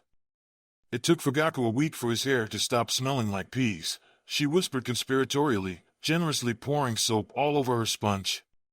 Kakashi had a graphic vision of Fugaku covered in slimy green goop and he was suddenly very grateful that he'd missed that particular phase with Naruto. He picked up a dish towel and methodically began drying the dishes that Makoto washed. They slipped into a comfortable routine, Makoto occasionally humming a song or chatting idly about her sons. Kakashi dried the last bowl and stacked it carefully in the cabinet, absently noting the expensive craftsmanship of the porcelain dishware. Kakashi-san, forgive me if this sounds impertinent, but Kakashi closed the cabinet door and tilted his head at her, dark eye flicking over her slim frame. He waited as she clasped her hands tightly, struggle painted clearly on her face. Uzumaki Kushina was a very dear friend of mine, Makoto said slowly, and Kakashi's breath caught in his throat. You were the Yondaime student, weren't you, Kakashi-san? He nodded tightly. Makoto hesitated for a moment before plowing on, her eyes growing determined. Then you must have had a passing acquaintance with her. Kushina-san had been the one to convince Minato-sensei to let him stay in their guest room after the incident, and the one to convince the Sandaime that Minato should be appointed his legal guardian. She'd made him kitsune ramen for his birthdays and always made sure to visit him in the hospital, clucking over the seals that the medics had drawn up and switching them out for her own. In a way, she'd been the mother he'd never had. Yes, Kakashi said tersely. I knew her. Then Uzumaki-kun, Kakashi's right hand tightened into a fist. Be careful with what you say, Uchiha-san, he said, forcing his voice to be smooth and even. Makoto let out a tense breath and her eyes were half hopeful and half fearful. Are you saying? I haven't said anything, he said evenly and forced his hand to relax, letting it fall uselessly at his side. Makoto nodded, and Kakashi remembered vaguely that Makoto herself had been an accomplished kunoichi before she'd retired to marry Fugaku and bear children. It showed in her tightly trained chakra signature and her mannerisms. That's enough, she said, her voice a gentle sigh. Thank you very much, Kakashi-san. Kakashi shrugged. I haven't said anything for you to thank me for.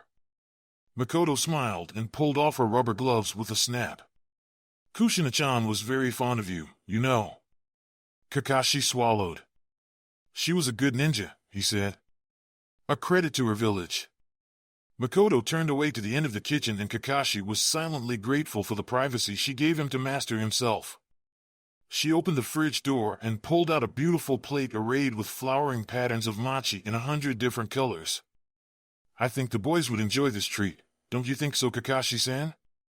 Yes, Naruto would be thrilled, Kakashi said, and memorized the soft, maternal look Makoto gave him, hiding a core of hard steel. What Kushina-san had been to him, perhaps Makoto could be for Naruto. Very thrilled, he said. Kushina-san enjoyed mochi very much. Then I'm sure Naruto-kun would enjoy them as well. Makoto gave him a knowing look and carried the tray out the door. Kakashi heard the polite creak of wood before Itachi's chakra unfurled next to him, whisper soft. He relaxed the instinctive flood of chakra to his fingers and tucked a dagger back into his sandal. Hataki-senpai, Itachi said quietly. I apologize for disturbing you. Kakashi shrugged and continued to watch Naruto and Sasuke gamble excitedly like two cats in the courtyard beneath them, tearing through Makoto's prized roses without a thought. Sasuke seems very pleased to have found a playmate his age, the boy said lightly. He doesn't have a great many friends in the district, and since father refused to let him attend the civilian school. You seem fond of your brother, Kakashi said, leaning back on his hands, hard roof tiles digging into his skin. Of course. He's my brother, Itachi said solemnly, as if that were explanation enough. Too many things didn't make sense. Why had Itachi murdered his entire clan but left Sasuke alive? And why did the massacre happen at the same time as when Kakashi had left Anbu and Root had grown in power? Why? Over the years, Kakashi had cobbled together facts and lurked through the records, trying to figure out what had exactly occurred that night, that fateful night when the clan heir snapped and killed 246 people. Coming back, here, he'd gambled and made contact with Itachi, if only to keep the boy close and monitor his mental state and maybe use him against Danzo. But nothing made sense. Itachi, during his time as an Akatsuki operative, had never been known to kill a Konoha shinobi. He'd certainly incapacitated, harmed, maimed, threatened, but never, ever killed. Not even when he'd the chance and Kakashi had been helpless at his feet. Not when Sasuke had been 7 and vulnerable, not when Sasuke had been 12 and driven mad by vengeance. It was one reason why Kakashi had thrown in a spiel about protecting the village, hoping that there was more underneath the underneath. And it had worked. There was more that he didn't know about, and Kakashi had a sinking suspicion that Fugaku and Danzo were at the heart of it. Clan politics. Kakashi's lip curled. He'd certainly experienced more than his fair share of it, first with his father's disgrace and later when Obito's gift had enraged the Uchiha clan. Even then, Suzuki-sama had been obsessed with power, with the Uchiha standing in the eyes of the village. Fugaku was much the same, and no doubt he was infecting his own sons with the same nonsense, dragging his eldest son into the viper's nest. Could it be that Fugaku had driven Itachi mad? But that hardly made any sense, given what he knew of the boy, and how did it all tie into the massacre? "It's a beautiful home," Kakashi offered, breaking the tense silence that had sprung up between them. "My grandfather had it built during the Third War in accordance with his views on the prominence of the Uchiha," Itachi said. "I remember." Kakashi shrugged. "It looks much better finished and with a family living in it." Itachi cocked his head like a bird, shifting almost imperceptibly on his feet. "You've been here before. A long, long time ago. 7, 8 years ago about in this body, but for Kakashi's mind it was an entire lifetime ago." Kakashi tapped his forehead protector. "Your uncle's gift had some repercussions. I'd heard some rumors, but—" Itachi's voice trailed off. "They objected to having a non-Uchiha bear the Sharingan," Kakashi said laconically. "It didn't help I was the son of the White Fang. A disgrace. I believe that your father was a hero," Itachi said, and Kakashi snapped his head to look at the boy perched at his side, heart thudding. "Those who abandon their teammates are worse than scum. Your father was a hero. The White Fang was a hero. Obito." "What?" Kakashi croaked. Dark eyes reflected the light of the stars above them. "The White Fang saved the lives of 6 shinobi on that mission. It was wrong of the village to condemn him for that." Itachi shrugged. How strange that Uchiha Obito, black sheep and perpetual failure, would be born again as the clan heir and the strongest Uchiha born of the clan for a generation. How fitting. But the massacre. Kakashi bit down the urge to growl. He had too few pieces and not enough information to solve the damned puzzle hovering in front of him, and he was running out of time. "The village has condemned many," Kakashi said carefully, picking his words with caution. "My father, Naruto, the Uchiha." Itachi twitched. "Yes," the boy allowed. "Fear has been known to misguide. But we must still protect the village, because it holds the most important thing in the world." Itachi looked up at the older man, his eyes curious. "The future," Kakashi said quietly and jerked his head at the 2 laughing boys, wrestling on the ground. There was another long silence before Itachi spoke up, his normally calm voice now hesitant. "Kakashi-senpai, I believe that there are some in this clan that are making less than wise choices." Kakashi's ears pricked and he scratched his nose casually. "Oh?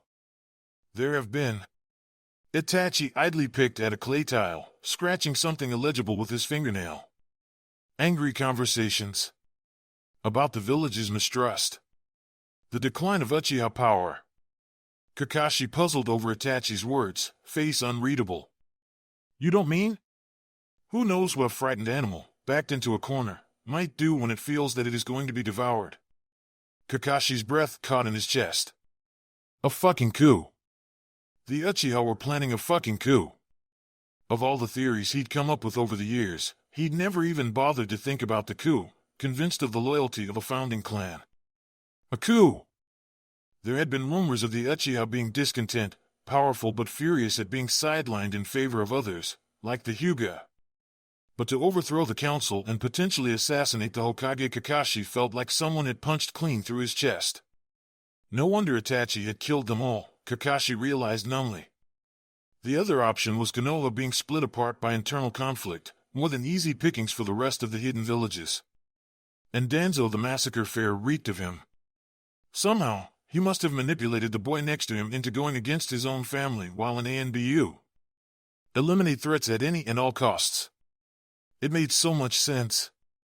No wonder Itachi had never killed a Konoha, and no wonder he kept his brother alive. He loved him too much to kill him. No doubt Danzo's that loved to kill Itachi's family. He looked down below him, watching Sasuke leap into a flying tackle and flatten Naruto onto the ground, the two of them shrieking bloody murder at each other. His pack ruined by the fucking ambitions of Danzo and Fugaku, just collateral damage. Just two little boys, ruined by pride and ambition.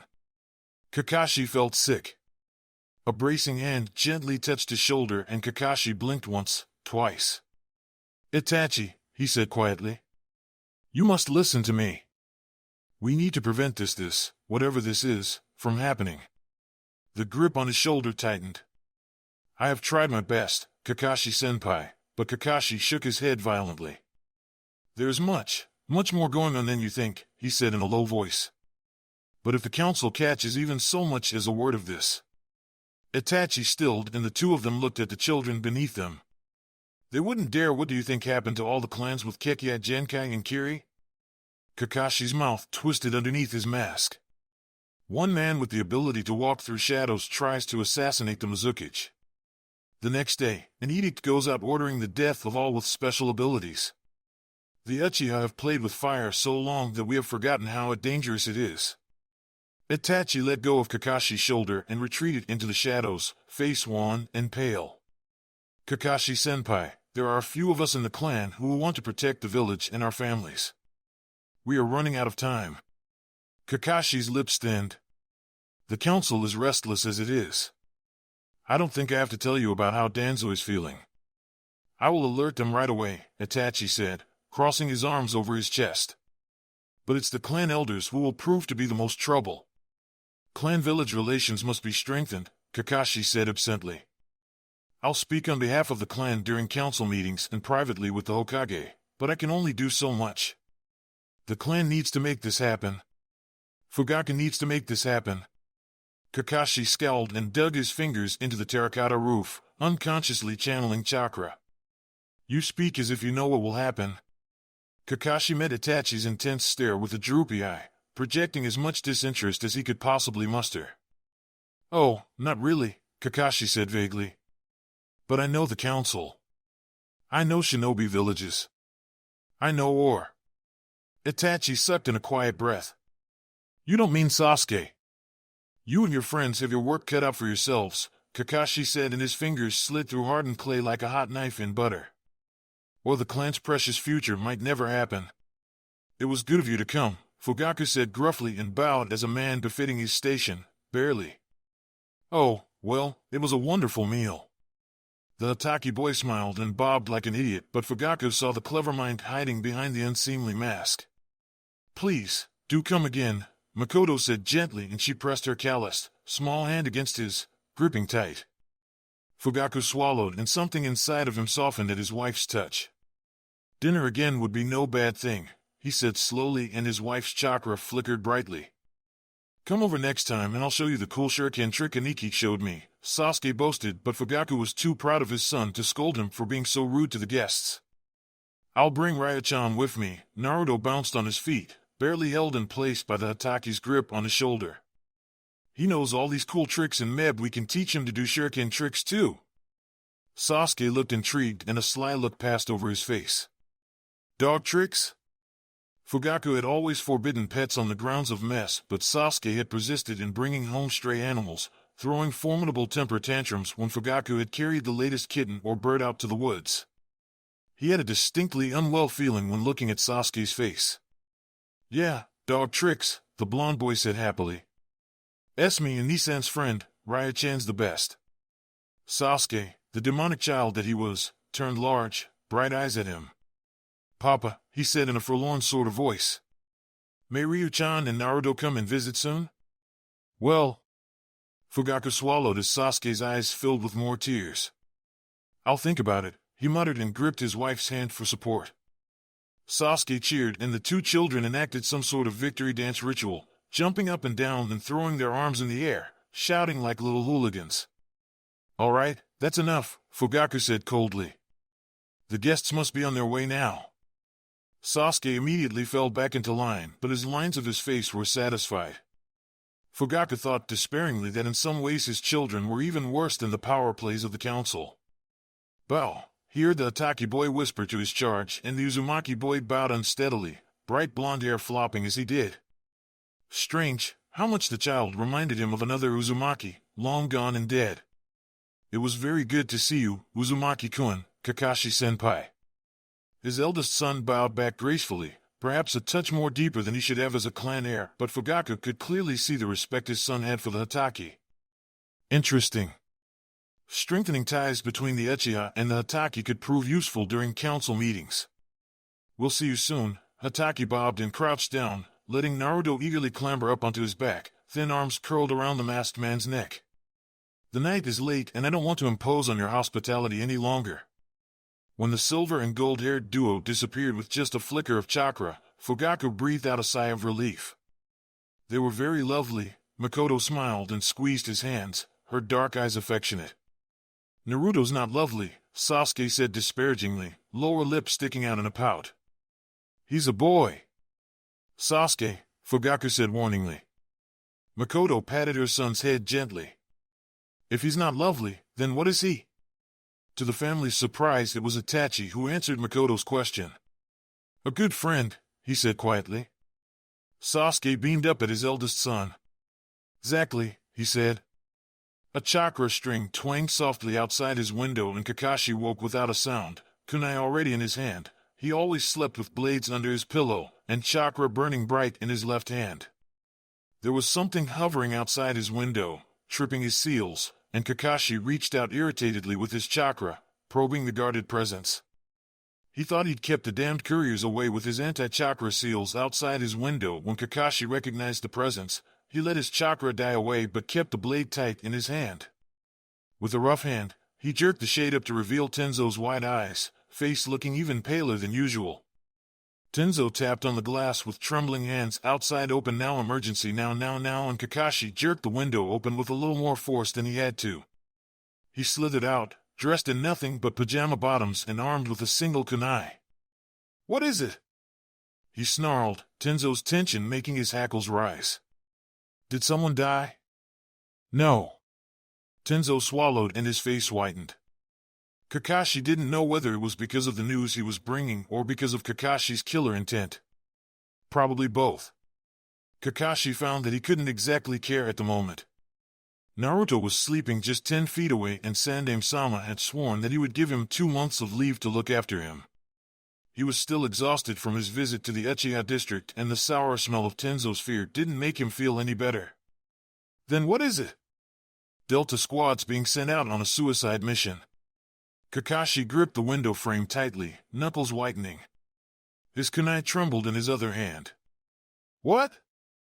He asked dully. Captain Ginma just received. I didn't know who else to ask, but Kakashi closed his eye. Danzo, he said. It wasn't a question. Tenzo nodded miserably, dark circles under his eyes highlighted by the dim light of the moon.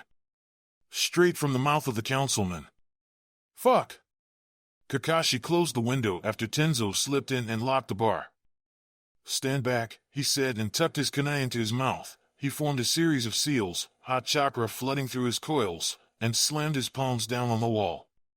For a long moment his dark room was lit up with the dim light of his security seals activating, exuding so much chakra that it made Kakashi's eye water just looking at it. Senpai, those are at least S-rank seals, Tenzo said, and his voice was tinged with an awe that his 12-year-old self would have reveled in. 30-year-old Kakashi just felt tired. Tell me exactly what happened, he said, and fell into the familiar stance, hands clasped behind his back, kunai in hand. Tenzo immediately straightened and he automatically fell into a ready position. At about 2,000 hours, Councilman Shimura Danzo summoned Captain Shiranui to attend to him. Captain received an S-rank mission from Councilman Danzo, detailing the elimination of target Gari of Awagakure, of the Bakuten Kekiai Genkai and the Explosion Corps. Failure is not acceptable and Konoha must not be implicated in this mission. Delta Squad is to leave the village in 3 days' time and expected back in the village in 2 months. Kakashi didn't get angry very often. In fact, he didn't get very anything often. Extreme emotion was better suited for Guy or Naruto. Kakashi just preferred a book, some tea, and a quiet afternoon sitting with one of his dogs. But, Kakashi realized dimly, as Tenzo stared back at him uncertainly, right now he was fucking furious. All ANBU squads are given 3 weeks of leave in order to integrate new members into their team, Kakashi said in a very quiet voice. Tenzo swallowed hard. See, Councilman Danzo said that this mission could be trusted to no other, Tenzo said, his voice cracking a little at the end. and that Uchiha Itachi had proved himself particularly well before. "Oh?" Kakashi said. "Is that so?" "Why, yes. And is Councilman Danzo also aware that Konoha has an extremely tentative peace right now with IWA, and that Gari is currently listed in all 5 of the major bingo books, noted to be worth at least 75 million Ryu dead and 150 Ryu alive? And that he has managed to survive every assassination attempt for the past 15 years? Councilman Danzo, he said that Captain Shiranui was not to question his orders, Tenzo said faintly. Did he? Kakashi asked, gripping the handle of his kunai tight behind his back. Senpai, why you're bleeding? Kakashi unclasped his hands behind his back and realized that he was holding the kunai by the blade instead of the handle. The edge had cut deeply into the palm of his left hand. So I see, he said slowly and calmly placed the blood kunai onto his desk. I didn't know who else to go to. Tenzo swallowed again and his sunken brown eyes looked nervously at Kakashi's bloody hands. Captain Shiranui was in the middle of updating his will when I came, he finished quietly. Kakashi automatically pulled out his desk chair and sat down, clenching his fist tight to stop the bleeding. Danzo, Councilman Shimura fucking Danzo was sending his team on a mission that was almost 100% guaranteed to fail. Against motherfucking Gari. Kakashi growled deeply. Gari of IWA, who'd single-handedly managed to destroy a battalion of Konoha soldiers, Gari of IWA, with flee-on-sight orders straight from the Hokage. Gari. And Danzo had ordered this to clean ANBU of Kakashi's friends, his allies, and to make way for the rude operatives he was no doubt training. Danzo was, essentially, eliminating his teammates because they were associated with him. He was going to kill Danzo. Tenzo's pale face hovered into view. You can't kill Danzo, senpai. Kakashi blinked. Had he said that aloud? You did, Tenzo said, looking a touch apologetic. But if you kill him, you'll mark the criminal and whatever Danzo's planning will probably still go on. Kakashi closed his eye and felt Obito's eye start pounding, a dull bell constantly ringing in his head. All right, he said quietly. This is what we'll do. Go to Genma immediately and fill out Form 36BAZ. Ask him to request me and give the paperwork to Morita along with a box of candied ginger. She'll have it filed within the hour.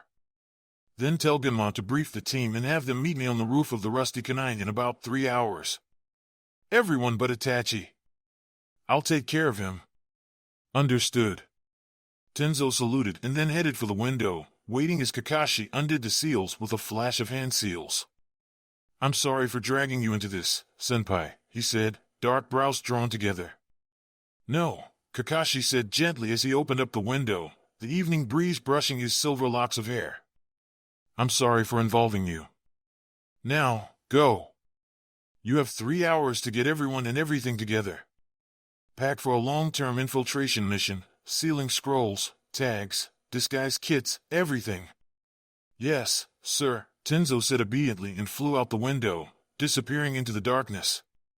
Kakashi shut the window again and went to work. Fugaku swept out of the house, dressed in an elegant robe and kunai bristling in his hands, Sharingan swirling dangerously in his eyes.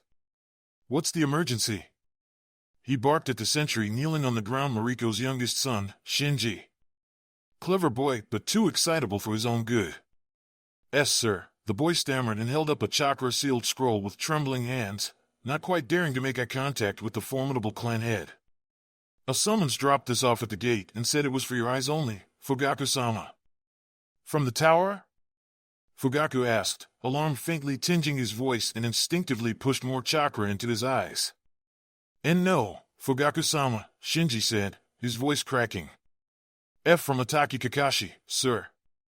Fugaku hurried down the steps and reholstered the kunai, heavy silk robes rustling in the air. What could the damned boy want at this hour and so soon after the dinner? Fugaku forced himself to slow down at the last moment and reach out for the scroll in a dignified manner.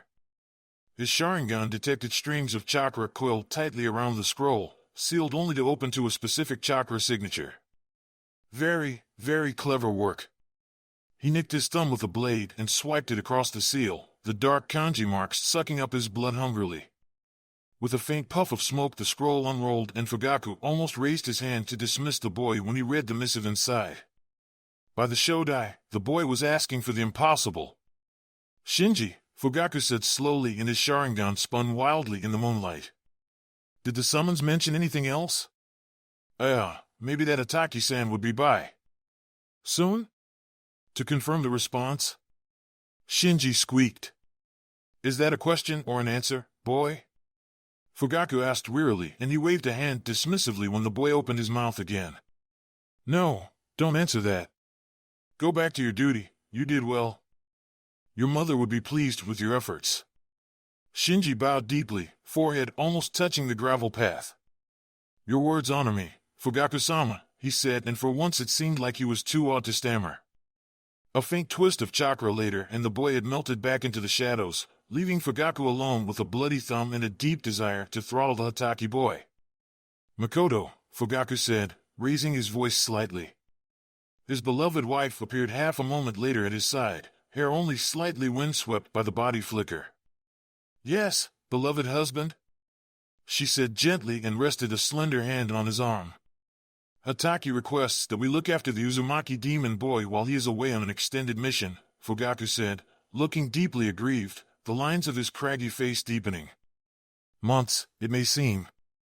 No, throttling was too good for the boy.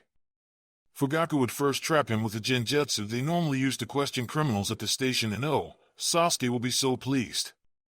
I'll have to prepare an extra room, and of course, Naruto-chan would have to need an extra set of bedding and a place at the table. What? Fugaku stared at his demure wife, all thoughts of torturing the Hataki boy long gone. Naruto-chan is such a sweet boy, of course we must help a fellow clan head in need and look after him, Makoto said, her dark eyes wide and sweet. It's very brave of Hataki-san to trust us with his heir, isn't it, dear? But Fugaku fumbled for the right words. The boy. A very strong one, Makoto nodded, and her grip on Fugaku's arm tightened. To hold back a force so devastating to the village. You'll allow this, won't you, dear? I'll think about it, Fugaku said gruffly, and tugged his wife back towards the house, unconsciously matching his steps with hers. Outrageous of the boy to ask us such a thing on such short notice. I'm sure he has his reasons, Makoto said agreeably, and pressed a soft kiss on her husband's cheek. Now, I'll have to ask Itachi-kun to help me air out the bedding, and we must have the two of them stay for breakfast at least. Yesterday, Kinji-san had a whole fresh catch of mackerel straight from the coast, and he promised to set aside a few for me. It would go splendidly with the miso and rice, and there's the natto I was planning on. Even Copy Ninja Hataki Kakashi, master of 1,000 jutsu, ex-ANBU hound, protege of the Yandere Mokage and son of the late White Fang, was no match for the determined will of a housewife and a tray of tea. Before he knew it, Kakashi was ushered into a room with Itachi and Fugaku, and a cup of steaming green tea placed in front of him on the table along with a plate of freshly cut fruit. Fugaku, it seemed, was long resigned to the domestic machinations of his wife and was already settled into his cushion and sipping at his tea, Itachi sitting at his right hand like a loyal retainer. Let me know if you need anything else, Makoto said softly, and pressed a gentle, reassuring hand on his shoulder, but not before giving his bandaged hand a concerned look. She swept out of the room, and the sliding door closed with a dull finality before her. An unusual request, Fugaku said in that damned smug voice of his, and Kakashi fought to keep a rein in on his temper. Come, he repeated to himself, and tried not to think about how close Danzo was, how so very easy it would be to slit his throat and leave him hanging on the walls of the village, a warning to all those who dared to go against his pack. Instead, Kakashi drank his tea. Unusual circumstances demand unusual measures, Kakashi said, and wondered if a chidori through Danzo's chest was too quick, too merciful. My presence has been requested for a mission, and I thought it best to leave Naruto in the care of people I trust. Fugaku raised an eyebrow. I would hardly call our brief acquaintance a particularly close one. Kakashi bared his teeth under his mask, and his tenuous control on his killing intent grew thin. Better with the enemy I know than the enemy that I don't. He forced himself to loosen his grip on the cup. If I may ask, Itachi said, speaking for the first time since the three had entered the room. But it seems that your attire is different this morning, Kakashi-senpai. Kakashi plucked at the hem of his black cloak. I've volunteered for a classified mission, he said, and his mouth twisted. Fugaku's eyes narrowed. You don't mean? It seems he thinks that he can do whatever he likes with the core. Kakashi set the cup of tea back down on the table and wondered what Danzo's fear would smell like. In my short absence, he seems to have wrought a great many unfavorable changes, including the planned elimination of my old team. Sour and sickly, probably, twisted by hate and darkness. You have made a powerful enemy, Fugaku observed, his dark eyes unreadable. Oh, I wouldn't say that, Kakashi said. The councilman has made some very bad choices. He's made an enemy of me. The air in the room suddenly grew a good 10 degrees colder, and Kakashi wondered, dimly, that Danzo's death would probably be the first he would enjoy. He knew some genjutsu not as powerful or as dangerous as the Tsukiyomi, but just as devastating with careful application. Danzo was the root, the cause of the death of his pack. Danzo had ripped Sasuke's psyche apart, had crushed Sakura, had nearly killed Naruto, and driven 5 shinobi countries to war because of his ambitions. Death, Kakashi realized, was too good for the sack of shit. Kakashi-senpai, Itachi said faintly, and Kakashi snapped out of his thoughts, blinking rapidly. Odd, Fugaku and Itachi looked paler, and he could smell the heavy stink of fear in the air. Kakashi tamped down on the intent that he was exuding, slowly coiling the power into a tight knot inside of himself. I would be in your debt, Uchiha Dano, Kakashi said calmly, if you would be so kind as to look after Naruto in my absence. Fugaku paused and swallowed. It would be my honor, Hatake Dano. Your trust in my clan is one that I do not hold lightly. Kakashi's shoulders relaxed a little and he bowed his head. Your generosity knows no bounds, he said, and breathed a very quiet sigh of relief as the pieces of his hastily put together plan slowly fell into place. Reaching into the sleeve of his voluminous ANBU cloak, he pulled out a packet of seals and placed them on the table. Security seals, he explained at Fugaku's questioning look. To keep you and your household safe. Mostly Naruto and Sasuke, he added silently. It had taken a good hour to create powerful seals that could easily be integrated into the Uchiha seals already in place. If used properly, no harm would come to the Uchiha household. Directions are enclosed. Fugaku looked faintly impressed, and he took the packet with a dignified gesture, setting them aside to be properly looked at later. It would be rude to open gifts in front of the giver, no matter how much Kakashi could smell Fugaku wanted to. I don't mean to be rude, but time is running short, Kakashi said, and rose swiftly from the ground, pulling his dark hood up to cover his shock of silvery hair. You have my deepest gratitudes, Uchiha Dano. Meet me outside, he signed at Itachi while discreetly adjusting his hood. Fugaku and his son also stood up, he and Itachi a smoothly oiled machine rising as one, and Fugaku inclined his head. Go swiftly so you may return successfully. A deeply cynical voice in the back of his head wondered if this would be the last time he would see the Uchiha clan head. Mission? Naruto asked, and for the first time, the enormity of Kakashi's absence seemed to hit him. You're going to be gone? Naruto swallowed, and his dark blue eyes, Minato-sensei's eyes, started filling up with tears. Kakashi hesitantly reached out and rested his bandaged hand on Naruto's head. Only for a very little while. I'll be back before you know it. Why do you have to go? Naruto whimpered, and his tiny hands were buried deep in Ryu's fur. The dog whined pathetically and licked at Naruto's shirt, trying to comfort him. I've sworn to do my duty to the Hokage, Kakashi said. You remember him, right? Old Gigi? Naruto wrinkled his nose and scrubbed furiously at his eyes. He's a dumb old man, and he doesn't even like ramen. Why do you have to do stuff for him? He protects and leads Konoha, Kakashi said, and it was suddenly much harder to speak. Strangely, his throat seemed to be tightening up, like he was coming down with a cold. It's your dream to be the Hokage, right, Naruto-kun? I don't want you to go, Naruto said in a very, very quiet voice. Kakashi closed his eye. He could still see father's broad back burned into his mind, his hair pale against the dark green of the flak vest, tantu strapped to his hip, growing smaller and smaller in the distance. I'm sorry, Naruto, Kakashi said and pulled away, catching Itachi walking towards them from the corner of his eye. I have to go. Be good and listen to Fugaku-san and Mikoto-san, all right? He turned away and forced himself to leave the small boy behind him, forced his legs to move, up and down and away from his most precious person in the world. 2 quick heartbeats later and Itachi smoothly joined his side, the younger boy barely reaching his elbow. "Good luck with your mission, senpai," Itachi said. "What? No complaints about leaving you back home?" Kakashi tried to joke, but it fell flat. All he could think about was Naruto and Ryu behind him, his 2 tiny pack members all alone without him. "I could see the logic of your decisions." Itachi tilted his head. "With Delta Squad away, the councilman has more control over the Corps. My presence will at least deter him from both acting against the commander's interests and against Uzumaki-kun. There are also the clan politics to think of. We are few but growing, and my absence will surely result in unrestrained actions by the elders." "I always did think you were a better genius than me," Kakashi said, tugging at the edge of his hood. "Keep them safe for me, will you?" "Of course," Itachi said. "If I may be so forward, I would like to request Delta Squad safe return to the village in 2 months' time.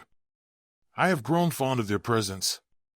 For the first time since Tenzo had dropped by unexpectedly by his window, Kakashi smiled. "How was Dango with Tenzo?" The corner of Itachi's mouth tugged up. "Enjoyable and informative," he said. "I had never realized that so many new varieties of Dango existed." "I can't make any promises," Kakashi said in a quiet voice. "But I'll try my best." "That's all anyone ever asks for," Itachi said and saluted, fist over his heart.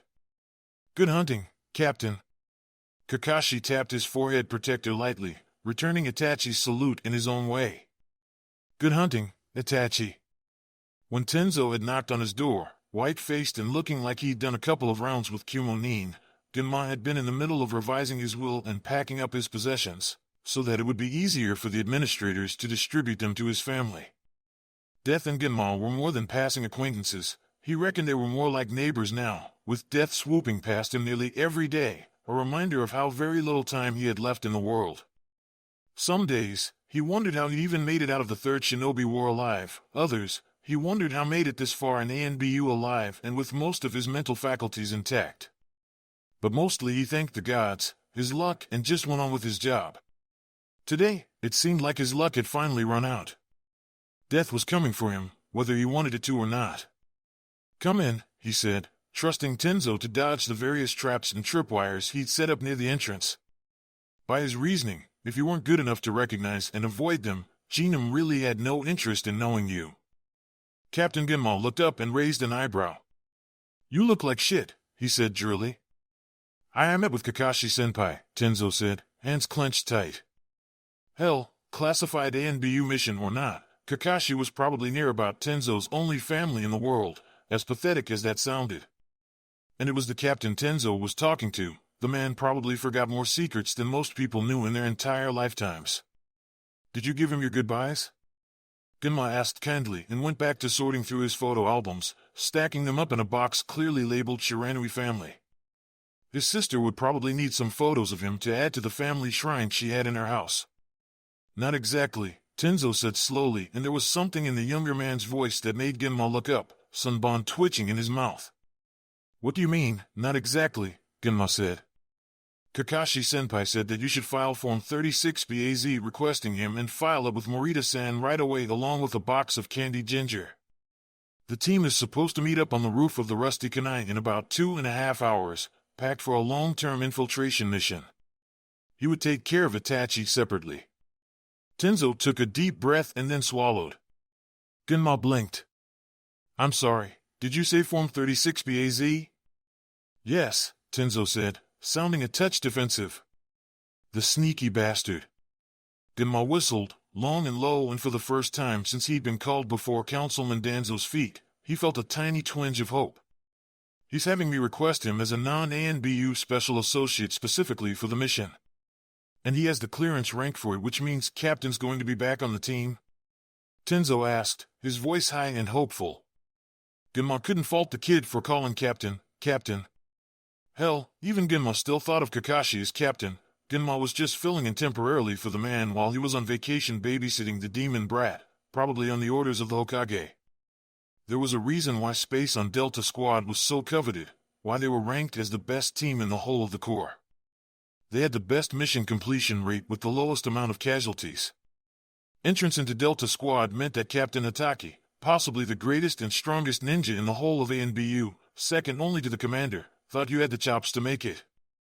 Entrance into Delta Squad meant you would be going through the toughest, hardest, worst missions and you would come back to the village alive, because Captain Ataki fucking Kakashi never left a man behind.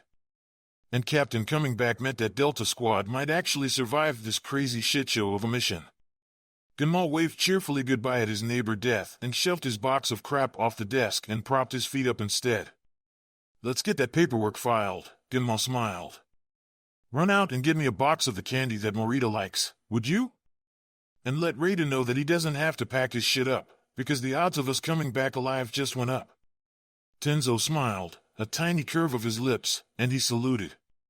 Yes, Captain Genma, sir. What are you sticking around for? Genma demanded. Get out. We've got a mission to prepare for in less than 2 hours. Get your ass moving, rookie. Tenzo rolled his eyes and made for the window, slipping out with the lithe grace of a cat. Genma wasn't sure whether or not he was imagining the parting shot not a damn rookie anymore, but he pretended not to hear it. Good to hear that the rookie was finally growing a backbone of his own. This, Kakashi said, holding up a sheaf of papers Genma had handed to him, is shit. A finger sparked with a tiny hot flame of chakra and the stack of papers instantly burst into ashes. Shodai's balls, Raider said, looking deeply impressed. Intel's gonna have a hissy fit when they see what you did to their information, Captain.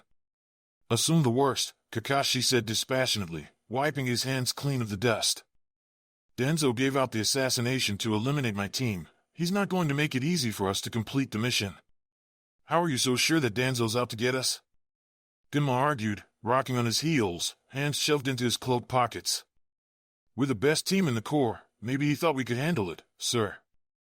Danzo personally summons you to assassinate one of the most notorious ninja in the 5 shinobi nations, and user of a Kekiai Genkai that's had particularly devastating effects during the Third Shinobi War against Konoha.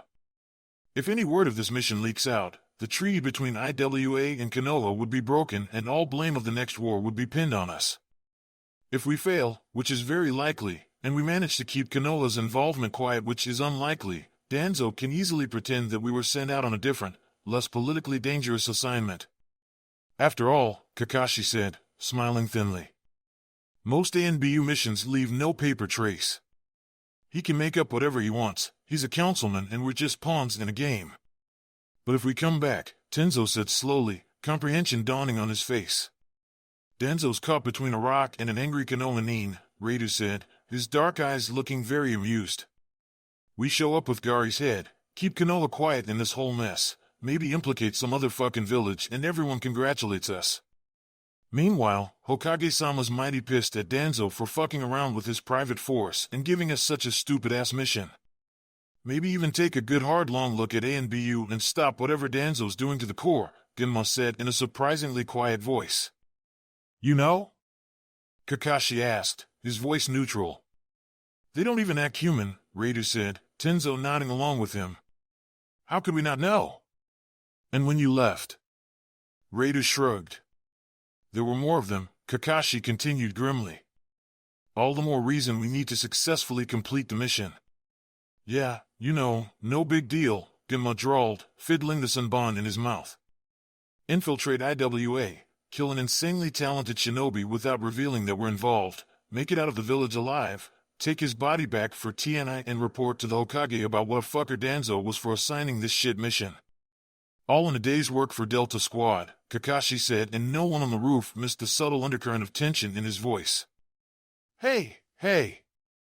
Raider raised his hands in the air. We'll get through this all right, Captain. Just think about how much fun you'll have thinking about fucking with Danzo for the next 2 months. I've already started, Kakashi said quietly.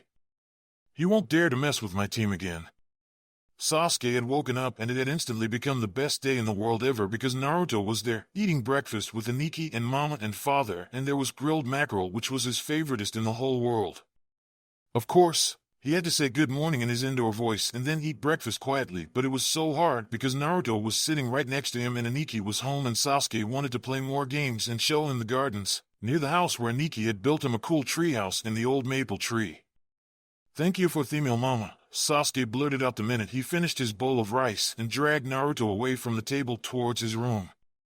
Sasuke! Sasuke drooped and let go of Naruto's arm, trudging back to the table and hoping that there wouldn't be another lecture about manners and not running in the house again. Naruto hasn't finished his meal yet, father said. Sasuke looked over at Naruto's bowl and strangely, it was still half full of rice and fish and it looked like he'd barely touched his miso. That was weird because last night, Naruto had almost had 3 times the amount Sasuke did and ate nearly half the mochi snacks Mama had given out for dessert. Naruto loved food. No, it's okay, Fuguki-san, Naruto said and didn't even flinch when Sasuke jabbed him in the ribs, hissing, Papa's name's Fugaku, dummy. You should still eat more, Mama said and she looked worried, like when Aniki was hurt on a mission or sick. Was Naruto sick? Sasuke pressed a hand on Naruto's forehead like Mama did. Naruto did look kind of sad and not at all Naruto-like, even the bright orange shirt he wore made him look all droopy. I'm not hungry, Naruto mumbled and he made a little weird frowny face. Can I go with Sasuke now? Alright, father said and Sasuke nearly jumped up and down but he remembered his manners and said thank you in his bestest nicest voice. Don't make a mess, boys, father said and Sasuke wasted no time in dragging Naruto away from the dining room and towards his own room. He hurtled down the hallways and slid around on the hardwood floors expertly in his socks and in a few minutes they had made it to his room. Whoa, Naruto said, crossing his arms over his chest and looking a little brighter than he did before. That was fun. Me and Aniki do it all the time, Sasuke said smugly. Aniki calls it sock sliding except we can't tell Mama or Father because they'll yell at us but Aniki can go super fast like swoosh. Sasuke mimed Itachi sliding across the floor with his hand and puffed his chest out proudly when Naruto looked suitably impressed. Ni-san and I play a game too with Ryo-chan and Naruto's face suddenly crumpled and he started crying, face turning an ugly mottled red. What's wrong? Sasuke asked and put a hand on Naruto's forehead again. Maybe Naruto really was sick and that's why he was here so Mama could help him get better. Kakashi has to go away on a mission, Naruto sniffled, voice sounding all clogged up and weird. And he left me here all alone with only Ryu. Oh, Sasuke said and grabbed Naruto's hand again, this time heading for the gardens outside. He knew how to fix this. Where are we going? Naruto mumbled, looking vaguely alarmed and excited by the speeds they were sliding around on the floor and within minutes they were out of the house proper and in the gardens, where Mama had planted more of her pretty rose flowers. Sasuke headed straight for the maple tree and scrambled up onto the wooden platform Aniki had built. Come on, he called out, leaning over the edge, reaching out with an open hand. Naruto looked scared for a moment, but only for a moment, before he took Sasuke's hand. He clambered up the tree and onto the platform, shaded by brilliant red leaves and carpeted by a worn regulation blanket Itachi had given him. Wow, Naruto breathed, his bright blue eyes taking in Sasuke's secret ninja house. Whenever Aniki goes away, I come up here, Sasuke confided, pulling over a box of old shuriken and kunai he'd collected from the forest, the edges all blunted and rusty. We made it together and I play up here all the time with him. Itachi's a ninja too?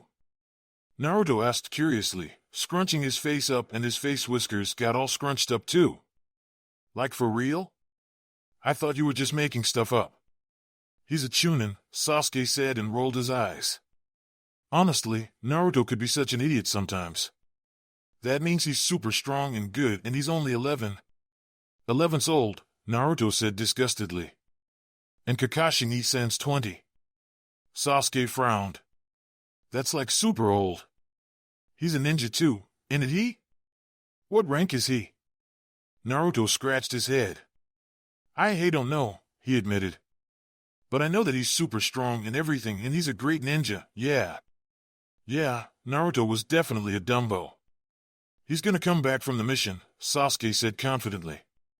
He and Aniki are great ninjas so he'll come back so stop worrying. Yeah, he's gonna come back, Naruto echoed and smiled so wide his eyes turned into tiny little lines. So, what you wanna play?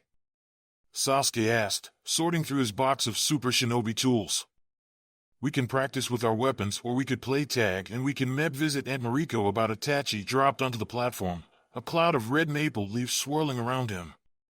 Sasuke dropped his box and went straight for Itachi's knees, whooping with joy. Aniki! Itachi did that stupid poking thing, but Sasuke was too happy to see his brother to care too much.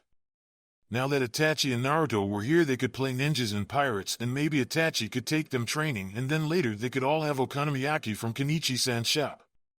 Kakashi-senpai left behind something I think the two of you would enjoy. Itachi pulled something out of his pocket and Sasuke zeroed in on the stack of papers he was holding. Exploding ink papers, Naruto breathed and Sasuke looked at his friend with wide eyes. Like yesterday? Itachi nodded and ruffled Naruto's hair too, even though he was Sasuke's Aniki, but since Kakashi-san was away, Itachi could be Naruto's Aniki for a little bit too. Maybe. Yeah. Naruto bellowed and charged into Sasuke and Itachi, and somehow Aniki picked up the two of them up from the ground and swung them around in a giant circle. This, Sasuke firmly believed, was the bestest day in the whole world ever. It was supposed to have been a normal C-ranked escort mission. Takahari-sensei had let them finally leave Kumo and take on a mission guarding some merchants on their way to Earth Country after a whole 6 months of nothing but D-ranked mission involving the daimyo's wife's missing cat. It was supposed to have been an easy job. Bandits were at an all-time low, peace with Konoha was still holding, and Takahari-sensei said the only rogue samurai stupid enough to take on a jounin from Kumo were the ones that were especially easy to kill. They weren't supposed to encounter much trouble. Maybe a thief here and there or a broken cartwheel. It was supposed to be a safe, easy mission. One moment, Megumi had been arguing with her teammate about the order of the watches they would take for the night. The next, a rusty dagger sprouted from her chest. She touched the handle with a shaky hand, slick with her own blood. Megumi looked up and met the hungry gaze of a demon, red-eyed seeping with blood. She didn't even have time to scream before he went for her throat. Dredging chakra up from hidden reserves, Kakashi twisted his bloody hands into a swift series of seals, converting the vapor in the air into water. Steam rose all around him, hot and swirling in fantastic shapes, before coiling up around the corpses lying on the ground and coalescing into messy puddles of water. Tenzo looked up from where he was scattering old and rusty senbon on the ground, occasionally tossing a few over his shoulder in the general direction of the bodies. "I haven't seen that one before," he asked, voice intrigued. Kakashi shrugged. He'd picked it up in a solo mission in Water Country after Team 7 had split, leaving him a waist-high stack of S-ranked missions Tsunade wanted completed and no particular self-preservation instinct. "Have to make it look as real as possible," he said casually. "We are supposed to make it look like a missing nin from Kiri did this." "These look familiar," Genma said, rifling through a worn leather pouch, picking out several shuriken and kunai with a keen eye. "Definitely the real thing from Kiri. They even have the canoe stamped onto it and everything. Old, which is even better. Yamanaka was very obliging when I went to him for some supplies. We're using Kakeru's weapons." Kakashi rolled his shoulders and cracked his knuckles, feeling the ache of chakra exhaustion already settled deep into his bones. His body wasn't used to the strain he put on his 30-year-old self. His chakra reserves were half the size of the ones he was normally comfortable with. "Useful," Tenzo commented, but the sidelong look he sent Kakashi's way spoke volumes more. Little brat was probably worried he was going to keel over any minute, like he was just some green shinin who hadn't even broken in his flak vest and bent over from exhaustion on his first B-rank mission. "Very," Kakashi agreed and made sure to straighten his back. "Merchants are all tied up," Raider said, dropping from a tree branch without a sound. "Genjutsu's got them all addled, and I've got them hanging from a 20-footer. They'll have a shock when they wake up." "I'll take care of them," Kakashi said and ignored the incredulous look Genma shot his way. "Just finish the bodies. We don't want Kumo coming after us along with IWA. Mission's barely even started and you're already half dead on your feet, Captain," Genma said, stooping carefully over one of the Kumo genin, wrapping a thread of wire around her neck and pulling tight. Kakashi looked away, stomach clenching. "Just finish the job," he said curtly and melted away into the shadows. It was, Kakashi reflected quietly, going to be a very long 2 months away from his pack.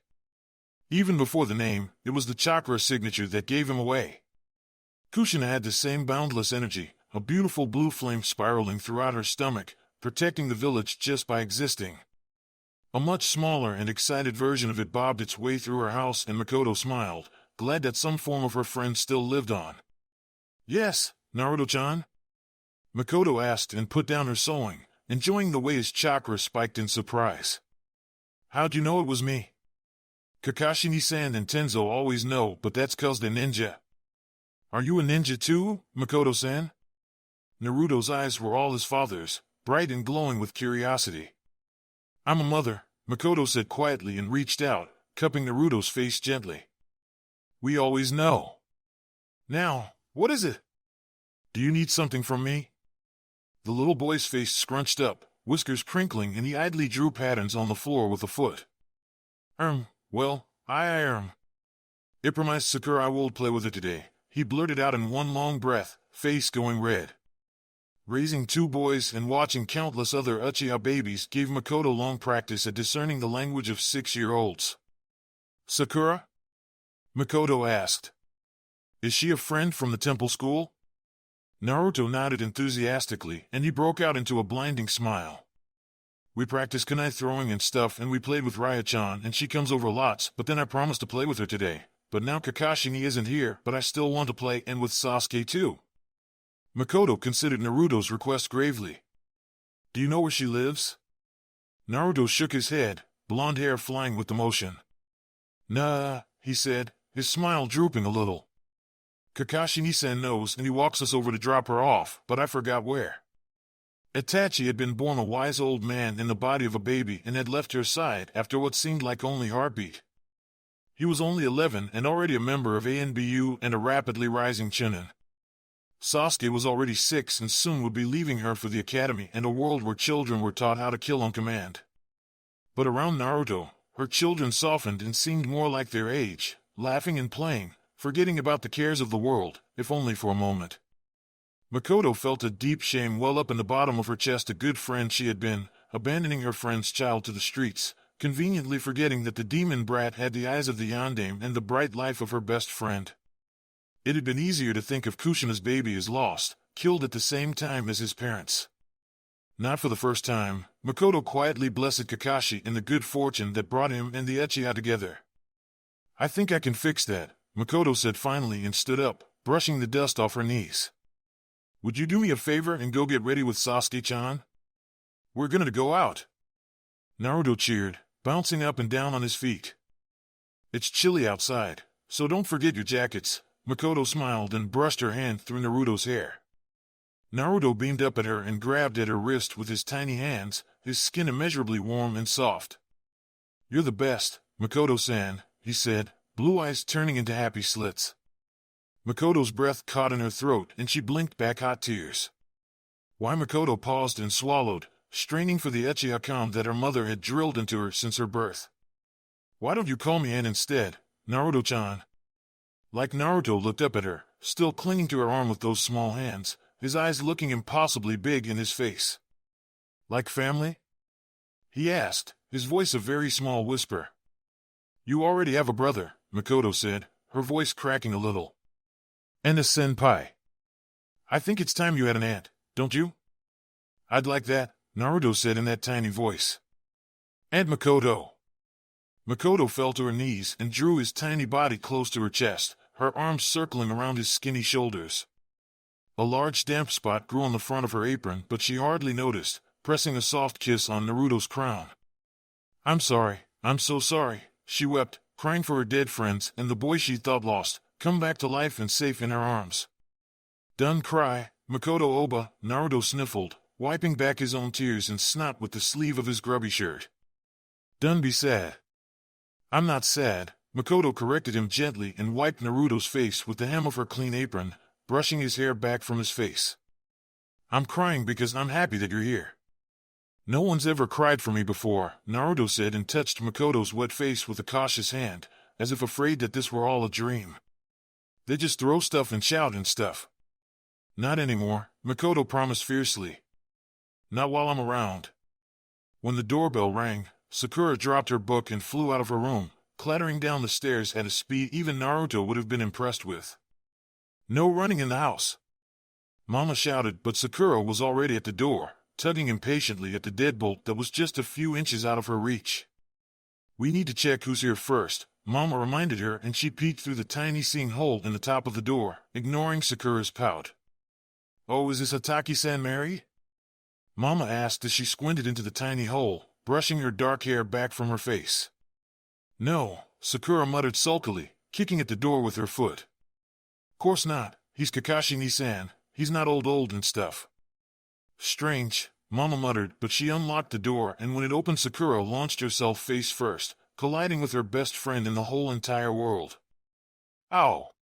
Sakura wondered when Naruto had changed his hair color to black and when his eyes had changed and then realized you're not Naruto. She shouted and then blushed, scrambling off of the not Naruto she'd knocked onto the ground. What are you, blind? Naruto laughed, right next to her and Sakura was so tempted to punch him but Mama was standing right next to her and she was probably already mad about her pushing the not Naruto onto the ground. I'm not blind, Sakura said instead and stuck her tongue out and then Mama put her hand on Sakura's shoulder and she didn't sound very happy at all. I'm so sorry, Mama said in that grown-up voice and she bowed very deeply.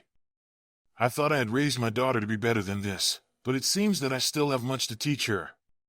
You have my sincerest apologies, ma'am. Oh, there was no harm done, a pretty lady next to Naruto laughed, covering up her mouth with her hand like Mama always told Sakura to do and she bowed as well. She had the prettiest black hair and the biggest eyes and she looked like one of the beautiful ladies in Mama's magazines who were always making flower vases. I'm Sasuke, not Naruto sniffed, picking himself off the ground and sticking his nose up in the air like Ami whenever she had a new doll and wanted to show it off. And I bet you can't even see it all if you think I look like him. Sasuke! The pretty lady said in a grown-up voice and then bowed again. My apologies, Haruno-san, it seems my son has manners to learn as well. Hatake Kakashi asked us to look after Naruto while he was away for a mission and Naruto-chan mentioned that there was a play date arranged beforehand. I hope you don't mind that my son is here as well, Haruno-san. Oh no! Mama hand tightened on her shoulder and she opened the door wider. Of course not. Uchiha Makoto, the pretty lady smiled and Sakura's heart thudded in her chest. And Uchiha! They were one of the big super strong ninja clans in the village and they had the best shinobi and lots of them were in the police too. Sakura had seen them around in the market and when Sakura was a baby, her papa always said that bad girls were taken away by the big scary Uchiha policeman. Oh, Uchiha-san, please come in, oh my goodness, Mama fluttered and she stepped back from the door, dragging Sakura in as she ushered in me not Naruto Sasuke, Naruto, and pretty Uchiha-san. I'm so sorry, I didn't mean to make you wait outside and of course, you must stay for tea while the children play in the yard outside. It was no trouble, the nice Uchiha lady said and every move she made looked so airy and gentle, like she was one of those angels from the TV dramas Mama watched when Sakura had her snack time after school. You have a beautiful home. Mama went all pink and she bowed again. Oh, the place is a mess. We've only moved here a few months ago for my husband's job and I still haven't properly unpacked. Sakura fidgeted impatiently while Uchiha-san and Naruto and not Naruto Sasuke put on their house shoes. Can we go now? She whispered tugging on Mama's dress. Please, Mama, please, please, please. Not now. Mama whispered back, looking very fierce and stern. We have very important guests here. I'm sure the children would rather play instead, Uchiha-san said very kindly and Sakura blushed. Mama would be so mad that the lady heard her say rude stuff.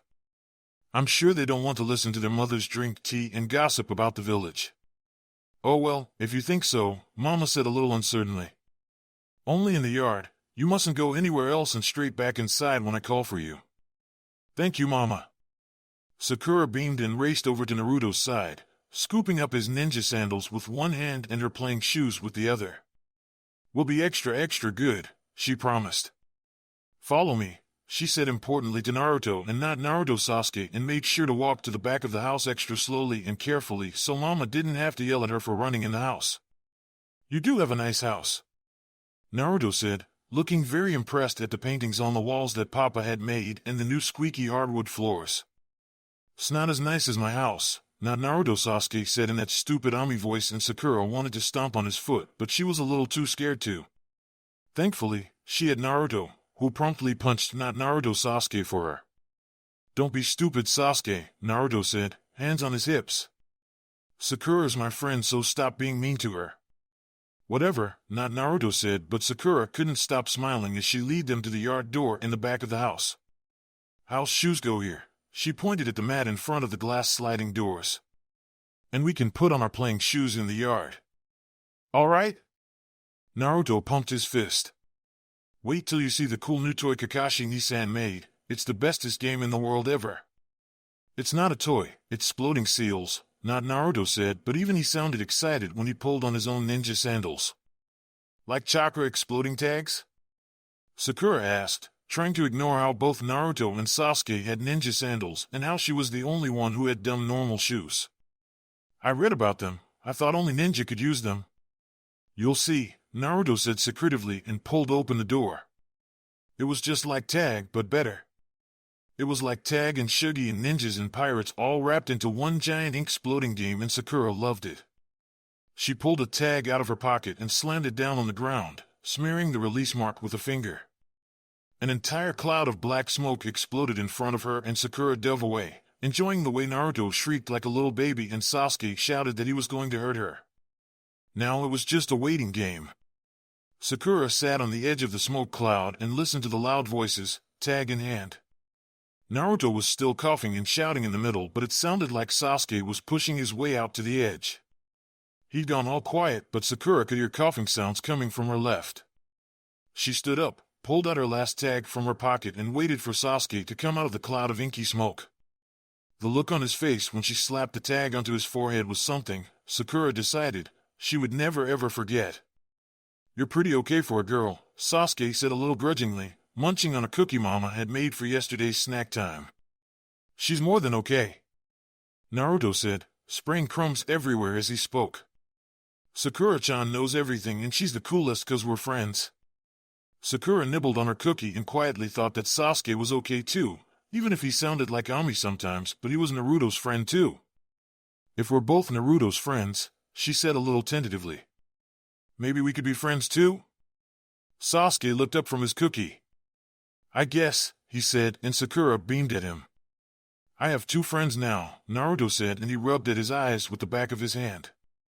I've never had so many friends before. His voice was all wobbly and squeaky like he was gonna cry. Sakura swallowed. Me neither, she said in a very quiet voice. Before Naruto, no one had liked her very much, calling her stupid names about her forehead and always ripping up her books. Now, she had playdates, and at school she got to sit next to a friend and share lunch and talk about how boring class was. Now, she could play cool ninja games and meet new friends, new people. Sasuke looked away and shoved a cookie in his mouth. I have my Aniki and cousins and stuff, he mumbled. That's family. You have a mama and a papa and brothers and stuff, but that's different, Sakura said instantly. We're friends. Best friends, Naruto said solemnly and stuck his hand out. Sakura put her hand on top of it like in the cartoon she'd seen on TV with the samurai warriors, each of them a different color of the rainbow. After a moment, Sasuke put his hand on top of that and they all grinned at each other. We have to promise to help each other out and stuff because that's what friends do, Naruto said in a serious voice. Like we're family for each other. I promise, Sasuke said, and Sakura almost jumped, surprised that he had spoken up first. That meant Sasuke would help her out too, and so would Naruto, and she would have to do the same. Sakura closed her eyes and remembered how Naruto had punched Ami in the face and helped her up from the ground. I promise too, Sakura said firmly. I'll hurt anyone who ever tries to make fun of you guys, she said, trying to make her voice as fierce and strong as possible. It's the promise of a lifetime. Naruto shouted and dove at the 2 of them, bulldozing them into the ground with his hug. Get off me, stupid! Sasuke shouted, but he didn't bother to push Naruto off, and Sakura laughed, her chest filling up with so much happiness that she thought she was going to explode like one of the exploding seal tags. You look, not like you, Tenzo said, tilting his head like a bird. I think that's the whole point of going incognito, Kakashi said drily and accepted the towel the younger man handed him, rubbing his dyed hair briskly. He'd substituted his headband, safely sealed away in a containment scroll, along with his uniform and ninjato, with an eye patch, chakra seal sewed onto the inside to mask the presence of his Sharingan. The borrowed merchant's clothes fit oddly, too short at the leg and too broad at the shoulders, but it couldn't be helped for now. He'd have to ask Raidu to do some mending later that night. Tenzo had combed out his scruffy brown hair, parting it neatly at the side. In a pair of slacks and a loose-fitting lightning shirt, he looked like any ordinary teenaged boy, following his older brother into the family business. "Relax your stance," Kakashi said and tossed the towel back at him, streaks of brown liberally streaking it. "You're supposed to be a civilian, not a killer." Tenzo caught it handily, eyes narrowing a little. "You're one to talk, Captain." Kakashi shrugged bonelessly and strolled over to the campfire, giving Genma and Reidu approving nods. They were lounging casually on the sleeping bags they'd taken from the merchants, dressed as his cousin and manservant respectively. "Gruel's almost done, sir," Reidu said, straightening up a little as Kakashi settled on his haunches next to him, warming his cold hands up in front of the fire. "Saved it before the idiot over there overcooked it because he was too busy braiding his hair into a fancy tail. Some of us were blessed with good looks," Genma grinned, looking strange without his customary sunbon dangling from his lips. "It's only right that I should take the time to make myself look nice for the ladies." "Travel papers?" Kakashi said, flexing his fingers and running them through warm-up exercises. His sealing speed was disgustingly slow compared to where he'd had it beforehand. It took him a good minute to work through the entire sequence, and he bit back a scowl. Without a mask to cover his expressions, he'd have to be more careful about what he let show on his face. Resisting the urge to pull up his neckline and press his chin into his chest, he repeated the sequences, over and over again. "All doctored up to match our faces." "You're looking at a new man," Reidu said, watching Kakashi's hands with mild interest. "Sato Kenichi at your service, master."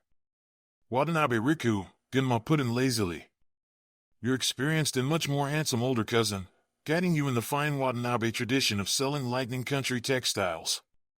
"Watanabe Ryu," Tenzo said quietly, settling himself down next to Genma.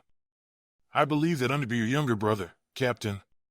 "Which leaves me Watanabe Aikiru," Kakashi concluded, hands automatically working through the seals for Chidori. He stopped mid-sequence and forced himself to switch to a different jutsu. Chidori left a distinctive mark. It was associated with Konoha's ANBU and would just be another clue that would implicate the village. Earth justice would be safer. "The merchants have been taken care of," Tenzo said, face shadowed. "Good," Kakashi breathed out, long and slow. "We'll have a good week of travel ahead of us before we hit one of the border posts and ask them for entrance into IWA. It should give us more than enough time to adjust to our cover and gather intel on the mark. Jutsu use is forbidden from here on out until we hit the village unless it's an emergency." Tenzo opened his mouth, but Kakashi shook his head. "Especially you. Mokutan's a dead giveaway for Konoha. Besides, it's been high time that you learned how to act like a civilian." "I know the basics," Tenzo said stiffly, and Reidu barked out a rough laugh. "Kid," Reidu wheezed, "that shit they teach in the academy is worth next to nothing. Masking your chakras fine and easy enough, but you've got to work on your stance, your reflexes. Gotta walk the walk, talk the talk, and pray that some ninja doesn't figure out that you're actually more than what you seem. It doesn't matter if you're more powerful or if you can beat him in a fight." Genma's mouth twitched, like he was chewing on an invisible sunbon. "Your life isn't at stake here, the integrity of the mission is. One person knows and the entire treaty between IWA and Konoha goes up in flames." "I can do this," Tenzo said stubbornly. "Of course we can," Genma grinned. "Who the hell do you think we are?" "Only the best squad in the entire corps," Reidu chimed in, right on cue.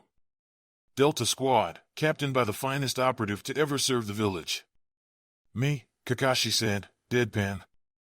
There was a very long silence as all three of his subordinates stared at Kakashi, identical looks of terror on their faces. "What?" he asked, fighting the urge to cover his face with his hands.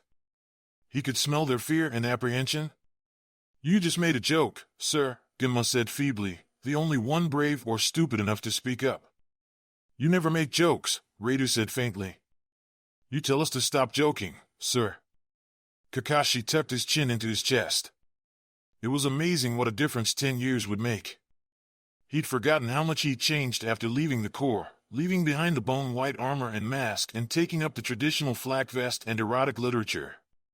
20-year-old Kakashi knew nothing but the mission and long hours at the memorial, bowed down by the weight of old ghosts and a crushing guilt.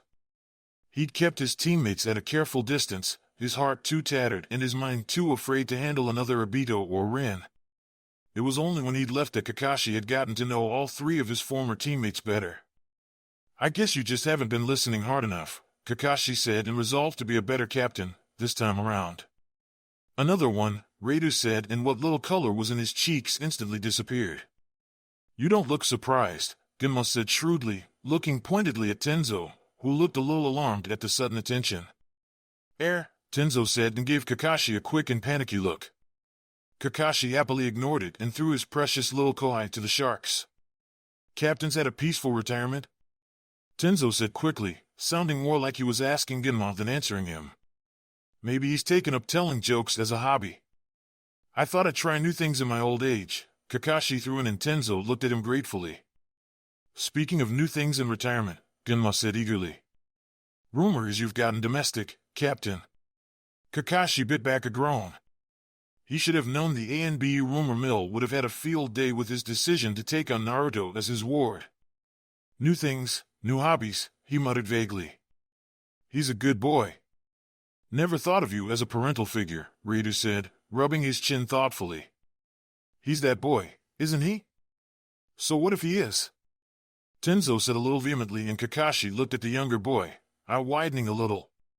It seemed Naruto, even at the tender age of 6, had managed to work his friendship magic over Tenzo as well. "He's a good kid and he doesn't deserve what the villagers are saying about him.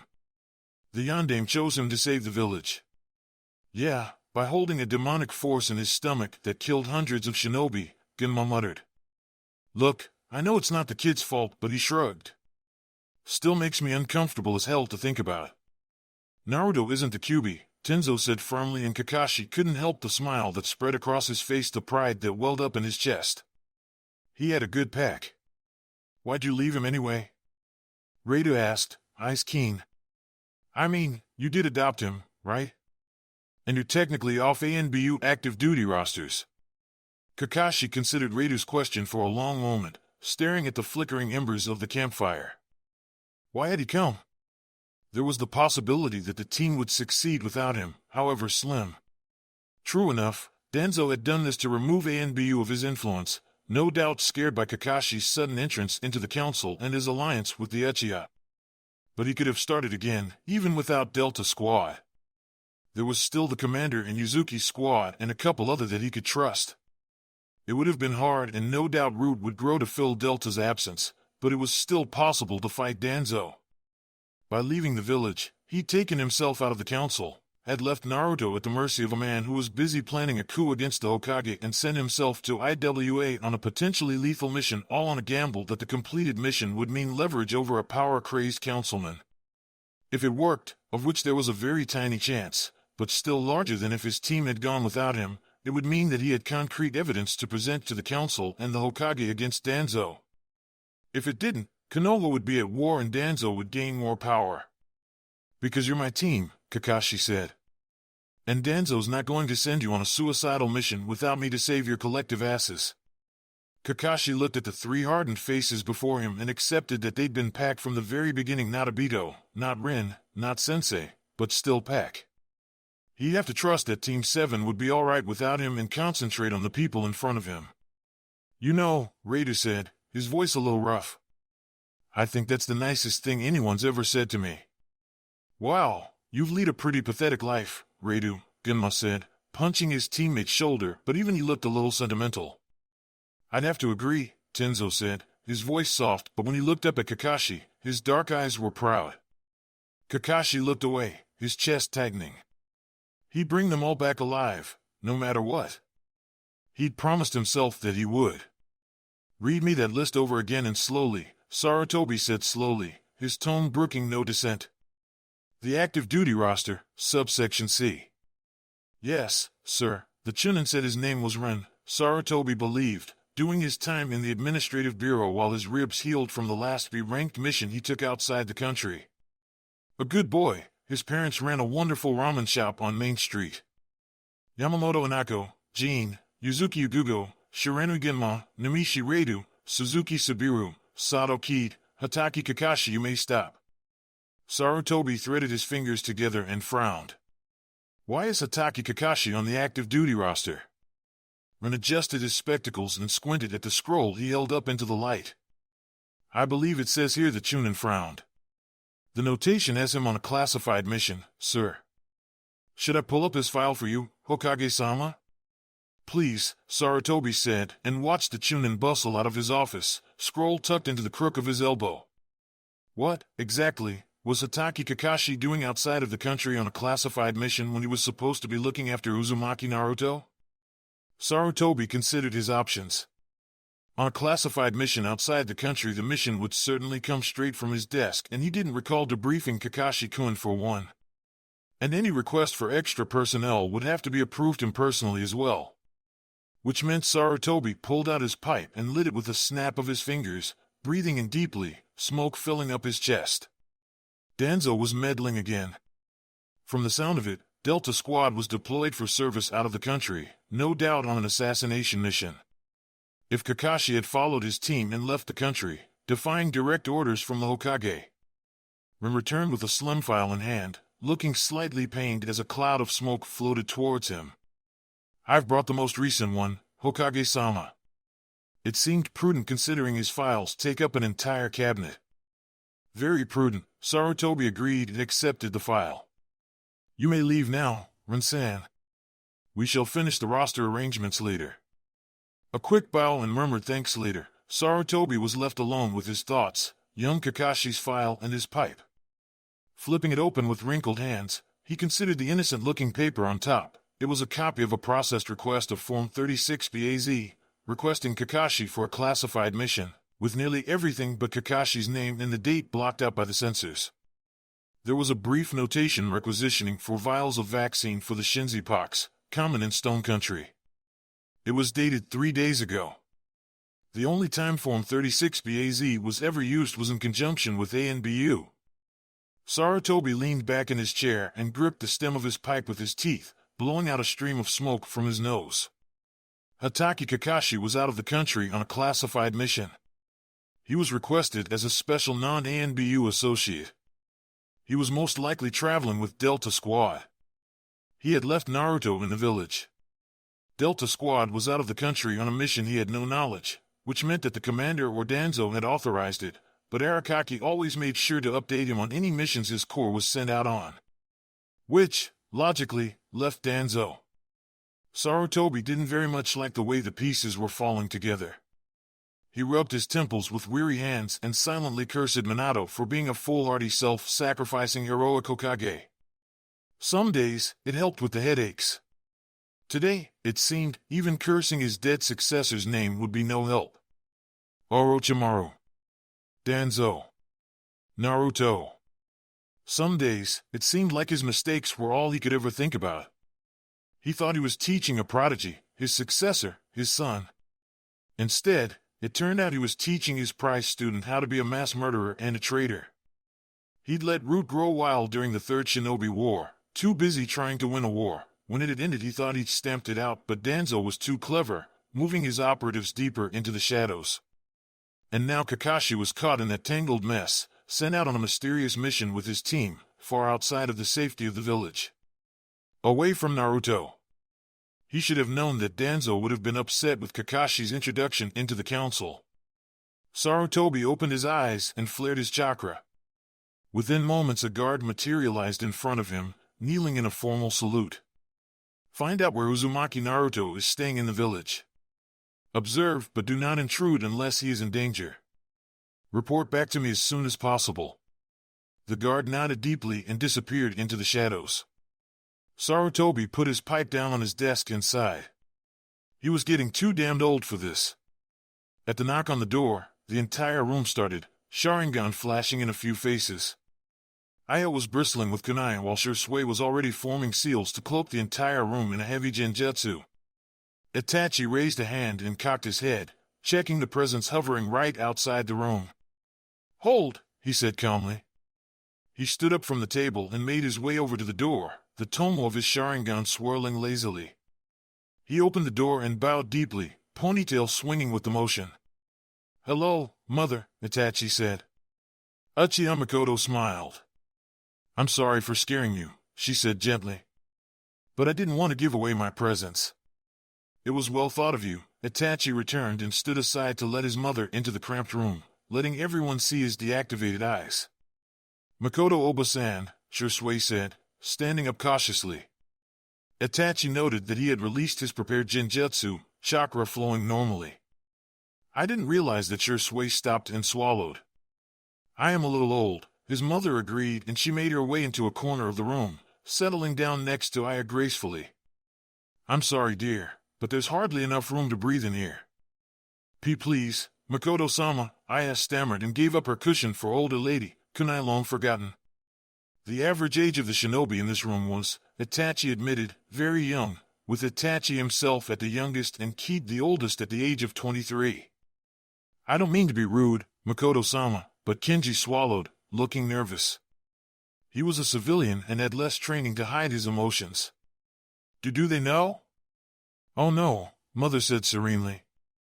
You've been very careful, keeping quiet and changing meeting times in places like this. It took me a while to see to follow Itachi-kun, what with all the false trails and doubling back he did. How did you know? Itachi asked, sitting back down at his place again. You're my son, Mother said and reached out to pat Itachi's hand. How could I not know that you're working on a seditious plan to go against the elders and your father? I just thought it was time that I joined you. Not all of us old people like the plan, you know. But the clan head's word is law, Shisui said quietly. We could rightly be tried and executed under clan law or stripped of our name and heritage. I know, Mother said quietly. But I can no longer watch and see this continue. It will ruin the Uchiha and it will ruin the village. I will not have Sasuke grow up in a world where the Uchiha have ruined the village. Or not grow up at all, executed by the council for associating with a treasonous clan. We've been entrusted with the care of Uzumaki Naruto, Mother continued, and there were gasps all around the room. But Izaya breathed in sharply. The container for the Kyuubi, Itachi said calmly. A 6-year-old boy chosen by the Yandame Hokage who has a demon sealed inside of him to protect the village. It is an honor to care for him, Mother said firmly. Without him, the village would be but ash in the wind, and we dishonor the Yandame's sacrifice to think otherwise. And he's also a very sweet boy. And the Hokage trusts us, the Uchiha, with him? Shisui asked, raising an eyebrow. As I recall, many blamed us for the attack, accusing us of controlling the fox into attacking Konoha. Hatake Kakashi does, Kid put in the room instantly quieted. I was standing guard on the day they came for dinner with Fugaku-sama. So the rumors are true, Kenji said, brow furrowed. Hatake-san has taken custody of the boy and reclaimed his seat on the council. It does mean that the clan will be under greater scrutiny than before, Itachi realized, the gears in his mind whirring. Kakashi-senpai was very clever. It's a test. If we can use this time to show the council and the Hokage what the village means to the Uchiha, Mother said quietly, perhaps the elders and my husband will also realize what the Uchiha means to the village. Already Hatake has moved to show that it stands with the Uchiha against Danzo. We don't have much time, Shisui said grimly, hands clenched into tight fists. The elders are growing restless and angry. Then we'll just have to work harder, Aya put in, her voice determined. We have to save the clan. Amaterasu bless us and give us strength, Mother prayed, hands clasped together in her lap. Itachi silently made his own prayers to the goddess, Amaterasu, this lowly one begs this of you, keep my brother safe. The moon has come out, oh, the moon has come out, heave-ho over the coal mine, the moon has come out. Aikiro idly scratched his nose, head instinctively bobbing along to the song Kenichi was singing in his deep baritone. The man had a good voice and his company was not bad on the road, his sword arm even better during the long nights. I didn't know Kenichi-san could sing, Ryu said in a queer sort of voice, his dark eyes pensive. Aikiro rolled his eyes at his younger brother and elbowed him in the ribs. You've heard him around the warehouse, helping father move and guard the silk from Tea Country. Oh wait, I forgot, you're always hiding out in your room with the latest book from Gojiro's. Nothing wrong with reading a good book or two, Ryu muttered, rubbing his side with exaggerated motion. Besides, I have to make up for all the books you and Riku-kun don't read. I read and helped Mother with the accounts, and that's enough book reading for any man, Aikiro grinned and flicked Ryu's forehead. Be grateful you're the second son, brat. Nissan. Ryu squirmed as he slid on the precarious edge of the wagon, feet dangling dangerously close to the moving dirt path below them. Stop teasing the baby, Ichi, Riku's lazy voice floated towards the back. I don't want to explain to Auntie how I came to lose my little baby cousin on his first big boy trip outside the village. I'm 15, Ryu said indignantly. Nickel we bairn, Ikiru agreed and easily dodged Ryu's punch aimed at his shoulder. Gotta be quicker than that, bratling. Halt! The wagon slowly creaked to a stop, old Jean stomping her feet and shaking the reins Riku held in his hands. Ikiru scrambled off the edge of the wagon and grabbed the leather satchel at his side, racing towards the front where Riku was swinging down from the saddle. Where's the voice coming from? Ryu whispered at Ikiru's elbow as Riku dug through the satchel and pulled out a carefully wrapped packet in oilcloth. Shinobi, Ikiru whispered back and watched Ryu's dark eyes widen. State your name and purpose, the voice echoed, bouncing off the walls of the rock canyon and turning into an entire chorus of questions. Ever-confident Riku's voice shook a little as he answered. Watanabe Riku, of Watanabe Textiles, Shinobi-san. We come to beg entrance to Iwagakure. There was a long silence. Reassuringly Kenichi appeared behind Ryu, his tall, broad frame dwarfing his little brother and admittedly, Ikuryu's own. He was about to open his mouth to reassure Ryu, when the Shinobi-san appeared. In the span between one heartbeat and another, a man simply grew out of the ground in front of Riku. There was no other word for it. Ikiru had only ever seen Shinobi a few times before, when he followed father to Kumogakure, but no ninja he had ever seen had simply risen from the ground, like a fae being rising from the earth. He even looked like a rock, covered in a dusty brown chest plate, with long one-cotton sleeve of crimson red covering his right arm. A silver forehead protector, engraved with the twin boulder of IWA, gleamed on his dark head.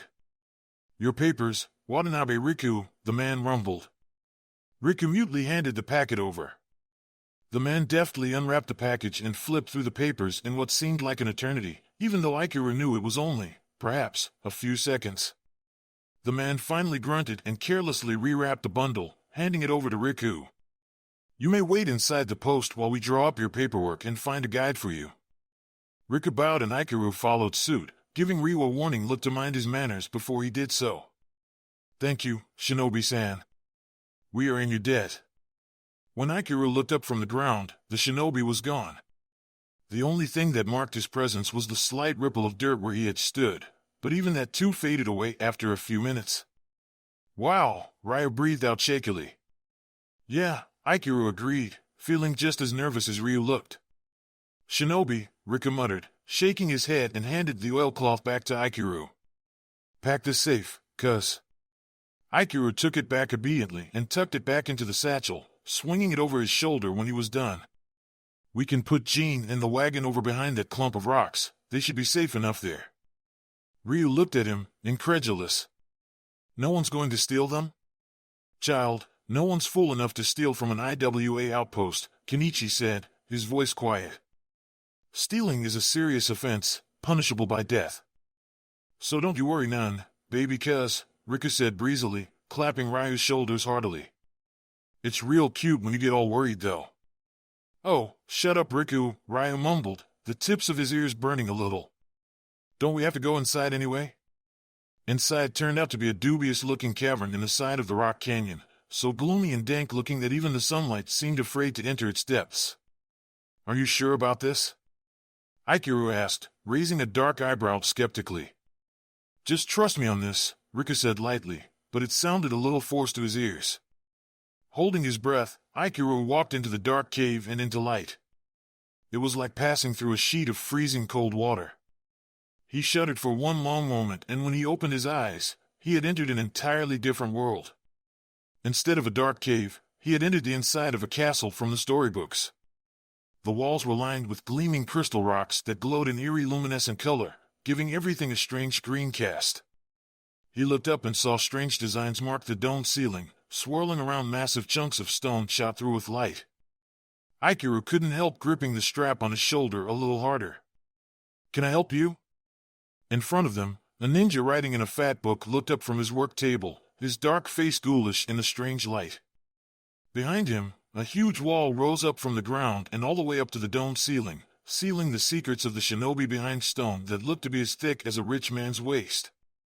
Watanabe Textiles, Riku began, but the ninja waved his hand and cut him off. Oh yeah, Masashi mentioned you guys. Alright, have a seat. We'll have your papers done soon enough. He returned back to scribbling in his book and Riku turned around, shrugging a little. They shuffled towards the benches lining one wall of the cavern. The seats looked like they were grown from the ground and the wall, worn smooth by countless bottoms over the years. Ryu swung himself down, Kenichi at his side and Riku at his other. Aikiru remained standing, looking far beyond the ninja at the desk and the huge stone walls that he was guarding. Nisan, what are you? Aikiru shrugged a little and the strap slid on his shoulder. I have to go to the bathroom, he said, and the need in him grew so much he knew that if he didn't go to the bathroom now, there was a terrible chance he might just explode from an overly full bladder. Geez, couldn't you have taken care of it outside? In the strange light, Ryu's look of disgust looked kind of like one of the demon masks they sold at festivals. They probably have plumbing, Aikiru pointed out. Running water. Soap? Flushing toilets. Aikiru missed civilization. Anyway, it can't hurt to ask. Your neck, Riku said, flicking his dark hair out of his eyes with a toss of his head. Well, guess I'll just tell Uncle Jiro that you'll be the one inheriting instead. Not funny. Aikiru punched Riku's shoulder, probably a little harder than he should have, but the jerk deserved it. He made his way back to the desk, heart thumping in his chest and the opportunity of using a bathroom hovering right behind those stone walls. Excuse me, Shinobi-san? What is it? The man didn't bother to look up from his work. Would it be possible, if I could use your bathroom? The man put down his pen and raised an eyebrow. You want to use our bathroom? Aikiru nodded, heart in his throat. Running water, he croaked. We've been traveling for weeks, and if you would be so kind, Shinobi-san. The man sighed. Damn civilians, he muttered and dug through one of the drawers in the desk, fishing out a stained and crumpled-looking piece of paper with some beautiful calligraphy on it. Personware? Aikiru could barely make heads or tails of the writing on it. Bag, the ninja demanded, and Aikiru obediently handed over the leather satchel. The ninja opened it up and carelessly rifled through the contents. Aikiru tried not to wince when he saw how rudely the man handled their travel papers and the packet of dried persimmons Mother had packed for the journey. All right, your bag's clean, he grunted. Now, give me your arm. Swallowing, Aikiru hesitantly bared his arm and held it over to the shinobi, who slapped the paper onto his skin. It burned like a hot coal and Aikiru gasped, bluish-white dots sparking at the edges of his vision. Pansy ass, the man snorted. The pain slowly subsided and the characters on the seal were now burned onto his forearm, the edges of the black marks glowing a soft, faint blue. You go anywhere you're not supposed to, I'll know, the man growled, making the hairs on the back of Ichiro's neck slowly rise. Yes, sir, he gasped. Suddenly, the prospect of using the bathroom didn't seem as thrilling as before. The man pushed his chair back and stood up, knees audibly popping as he did so.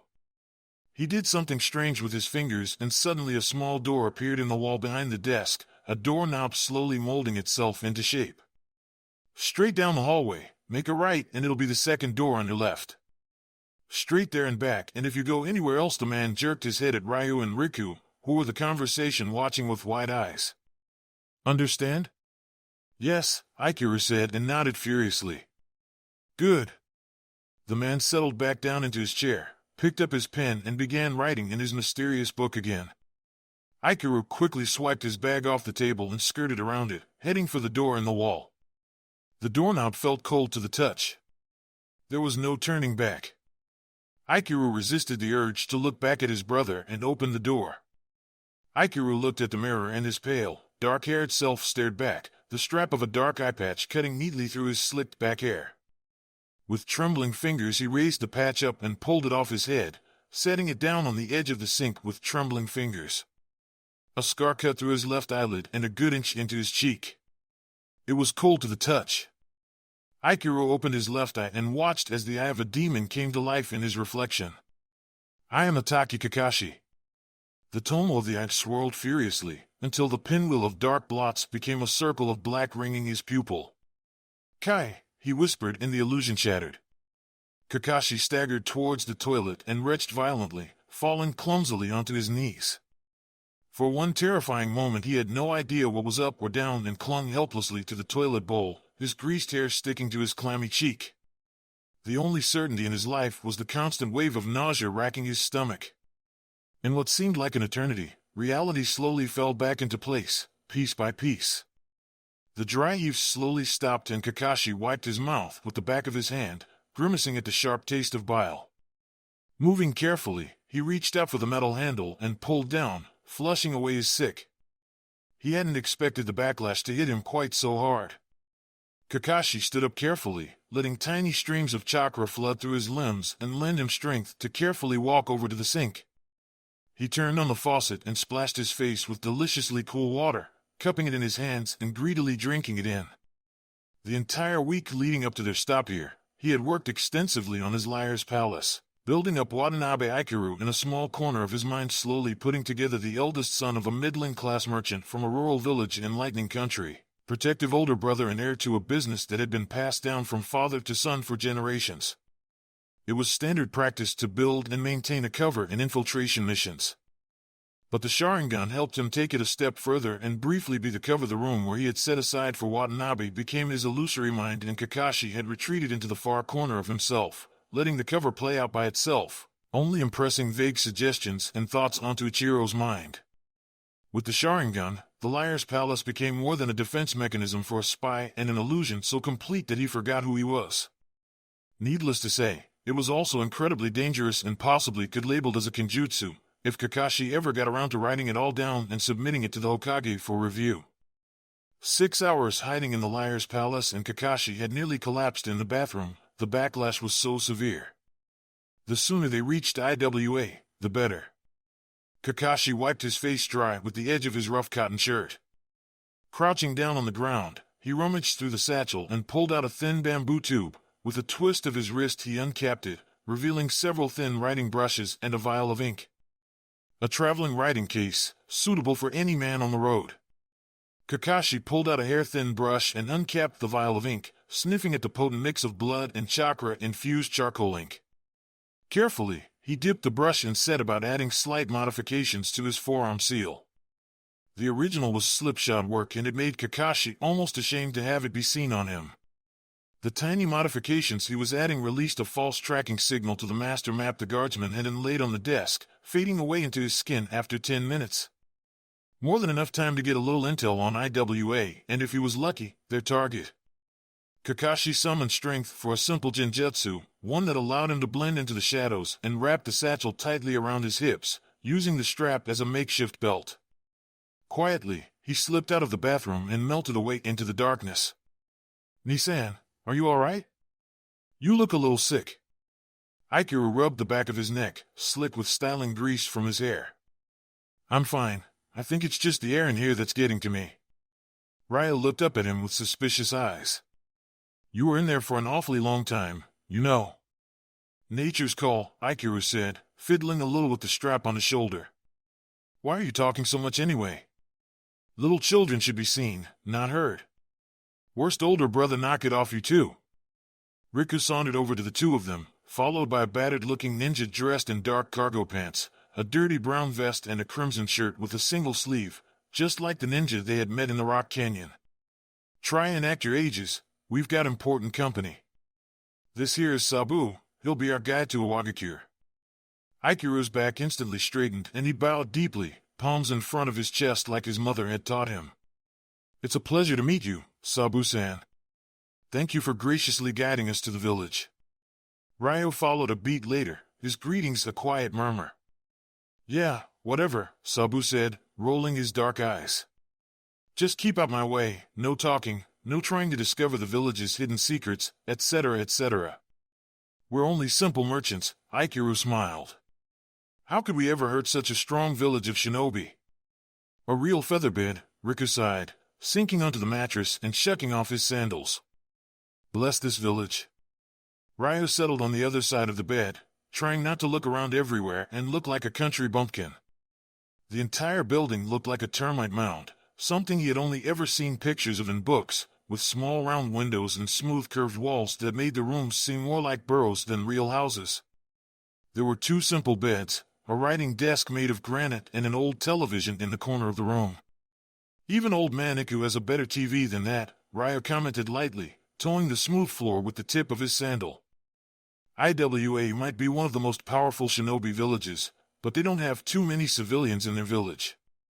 They have to import a lot of the stuff that they can't make because they don't have enough people to, like TVs and ramen," Riku said, fluffing up his pillow and settling down on it with a content sigh.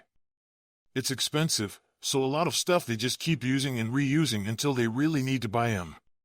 And we're here to take advantage of that," Ryo said slowly, putting together the pieces in his head. "And that's why Father was so excited to have the contract from the village?" "Uncle Jiro beat out 15 other cloth merchants," Riku said, a touch smugly. "IWA has money from doing so many missions, and they like to have contracts out with people for years and years. It cuts down the price when they buy in bulk, and it fosters good relationships. Uncle Jiro won a 5-year one on the condition that we travel here every summer."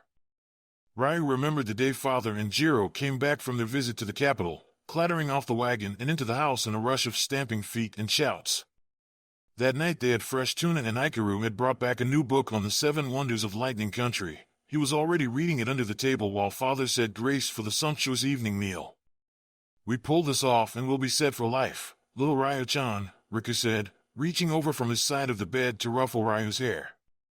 Ryu yelped and tried to fend off the attack, but Riku was much bigger and stronger than him, his big arms circling around him. Ryu resigned himself to defeat. "Hey, Ryu, Riku, can you come over to the bathroom for a second?" The pressure on his arms lifted and Ryu matched Riku's puzzled expression. Nissan sounded a little off, for some reason. He slid off the bed, cousin Riku following him, and made his way over to the bathroom in the far corner of the room, a tiny sliver of light jutting out from the crack of the open door.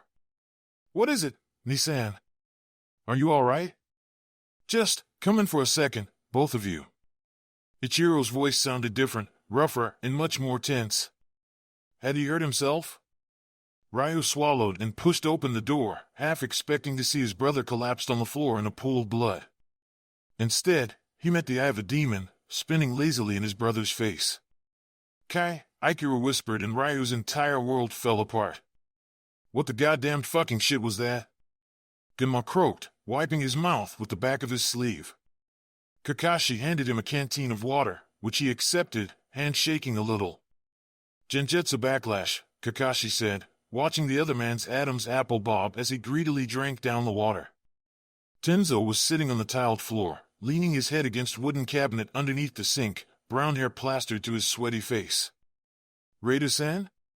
"Puking in the bathroom in the other room. I released him while you 2 were indisposed." "Indisposed?" Genma shot Kakashi a dirty look, setting down the empty canteen on the edge of the sink with an audible thunk. "Damn near killed me is what it did. The first time we did it, I just felt a little queasy, nothing too bad." This time Genma shook his head, strands of hair falling out of the elegant plate hanging down his back. "This time, I thought I was going to puke all my guts out. I warned you all that the full effects haven't been steady. I've never had it hold this long. Seems like the longer it takes, the harder it becomes to pull out your liar's palace." Kakashi shrugged, stuffing his hands in his pockets. It was something he'd come up with while practicing with the Beidozai during the end of the war and later developed while mucking around with Manjiku after Team 7 had split. The longest he'd ever had to use it before was an hour, maybe 2, in order to infiltrate castles and mansions on the occasional mission. Never for something this complex and dangerous. "It got the job done," Tenzo said quietly from his place on the floor, his voice harsh and raspy. "We're in Iwagakure now." Kakashi hunched his shoulders over and desperately wished that he had a mask back to hide his face. "I'll go check on Reidu," he said and walked out of the bathroom. The door to the adjoining room was only a feet over, but it seemed to take an eternity. They were in IWA now. Kakashi touched Obito's eye, which throbbing angrily, sharp spikes of pain lancing through his head. The first thing he had ever seen with this eye was Obito's half-crushed face, his eye socket hollow and bloody. Kakashi pulled open the door and met Reidu face to face, the other man's hand reaching out for the doorknob. "Good timing, Chief," Reidu said, and Kakashi stepped to the side, letting him pass through the doorway and into the room. How are you feeling? Like I got punched by Tsunade after getting caught peeping on the ladies, Raider said, shutting the door closed behind him and locking it with a twist of his fingers. You? Fine, Kakashi said. Raider raised an eyebrow but didn't make any comment on Kakashi's health, which he was grudgingly grateful for. I'll go check on Genma and the rookie. Sounds like they didn't have too good of a time of it. Kakashi cocked an ear, Genma's faint curses floating from behind the closed bathroom door and into the main room. The corner of his mouth tugged up. Get the two of them here, we're having a meeting in 5. Raider saluted, 2 fingers to his temple. Aye, Captain Bossman, he said. Kakashi nodded back and moved over to the satchel he'd left on the writing desk, digging through it deftly and pulling out the writing case and the packet of persimmons wrapped in oilcloth and stamped with the mark of Hanajiro Grocers. He untied it to reveal a bundle of tightly wrapped chakra-imbued scrolls. He unrolled one on the table, uncapped the writing case, and opened Obito's eye. The first man he'd ever killed with it was an IWA Nin. With swift, even strokes, Kakashi drew out the sprawling map imprinted onto his brain, the image flowing down smoothly from his mind, down his arm and onto the scroll. The last mission Father went on was an IWA. A few seconds later, he closed Obito's eye and looked down at the detailed map sprawled all over the scroll, the bloody red shimmer of the ink fading away to a normal black. It never gets old, seeing that, Raider said over Kakashi's shoulder. I'm a one-trick pony, Kakashi said and drew a tiny vial of sand from the writing case and sprinkled it lightly over the drying ink. The chakra-enhanced sand glowed a bright blue for a brief second and then faded. Kakashi carefully gathered up the scroll and poured the sand back into the vial. Enjoy the show. Sir, are you Raider's breath was hot against the back of neck. Kakashi fought the urge to grab the kunai hidden in the sole of his sandal. Are you sure you're all right? Kakashi was quiet for a long moment. Not really, he said. But neither are you. Yeah, Raider breathed out. Yeah, Denzo knew what he was doing, sending us here. 3 veterans of the Third Shinobi War. 3 veterans that had grown up in the shadow of war, taught to hate and fear IWA. 3 veterans who had lost family and friends to Iwagakure. Denzo was very, very clever. Kakashi rolled up the scroll and turned around, moving the minute Raidu obligingly stepped out of the way. Genma and Tenzo scowled up at him from the floor, huddled in some blankets and sheets they had scrounged out of the linen closet. It looked even sillier considering the fact that they were sitting Saiza, knees on the ground, hands clasped on their thighs. Kakashi settled himself down on the floor, cross-legged, and unrolled the map on the ground. I managed to look through the files in the outpost and caught a look at some of the maps and files they have there. Kakashi pointed at the section labeled GU Ward with his index finger, right where the main street cut it into a neat half. That's where we are right now. Ah, the good old bathroom trick, Genma said with forced cheer. So that's what you were doing at the outpost. Kakashi started to smile and stopped, caught off balance by the absence of his face mask sliding against his skin. Without it, he'd have to be more careful about guarding his emotions. This here is the Tsuchikage Tower, the armory, the mission control center. Kakashi pointed at the center of the map, all clustered in the section clearly labeled KO Ward. And here's the main market we're setting up our stall in for the next 2 weeks. Kakashi pointed at KYU Ward, just a few streets over from the tower. We have 4 weeks to accomplish our mission, Kakashi said, making eye contact with each member of his team. The target must be eliminated by that time, since our merchant permits expire at that point. Is he even in the village? Raidu asked, rocking on the balls of his feet next to Genma's huddled form. We made it all the way here, but he could be out of the village on a long term for all we know. Oh, he's here, Kakashi said and smiled thinly. When I was at the outpost, I checked their logs and saw that Gari had been passing by with a team of genin. They were on a quick escort mission from the village to the border, just a few days ago.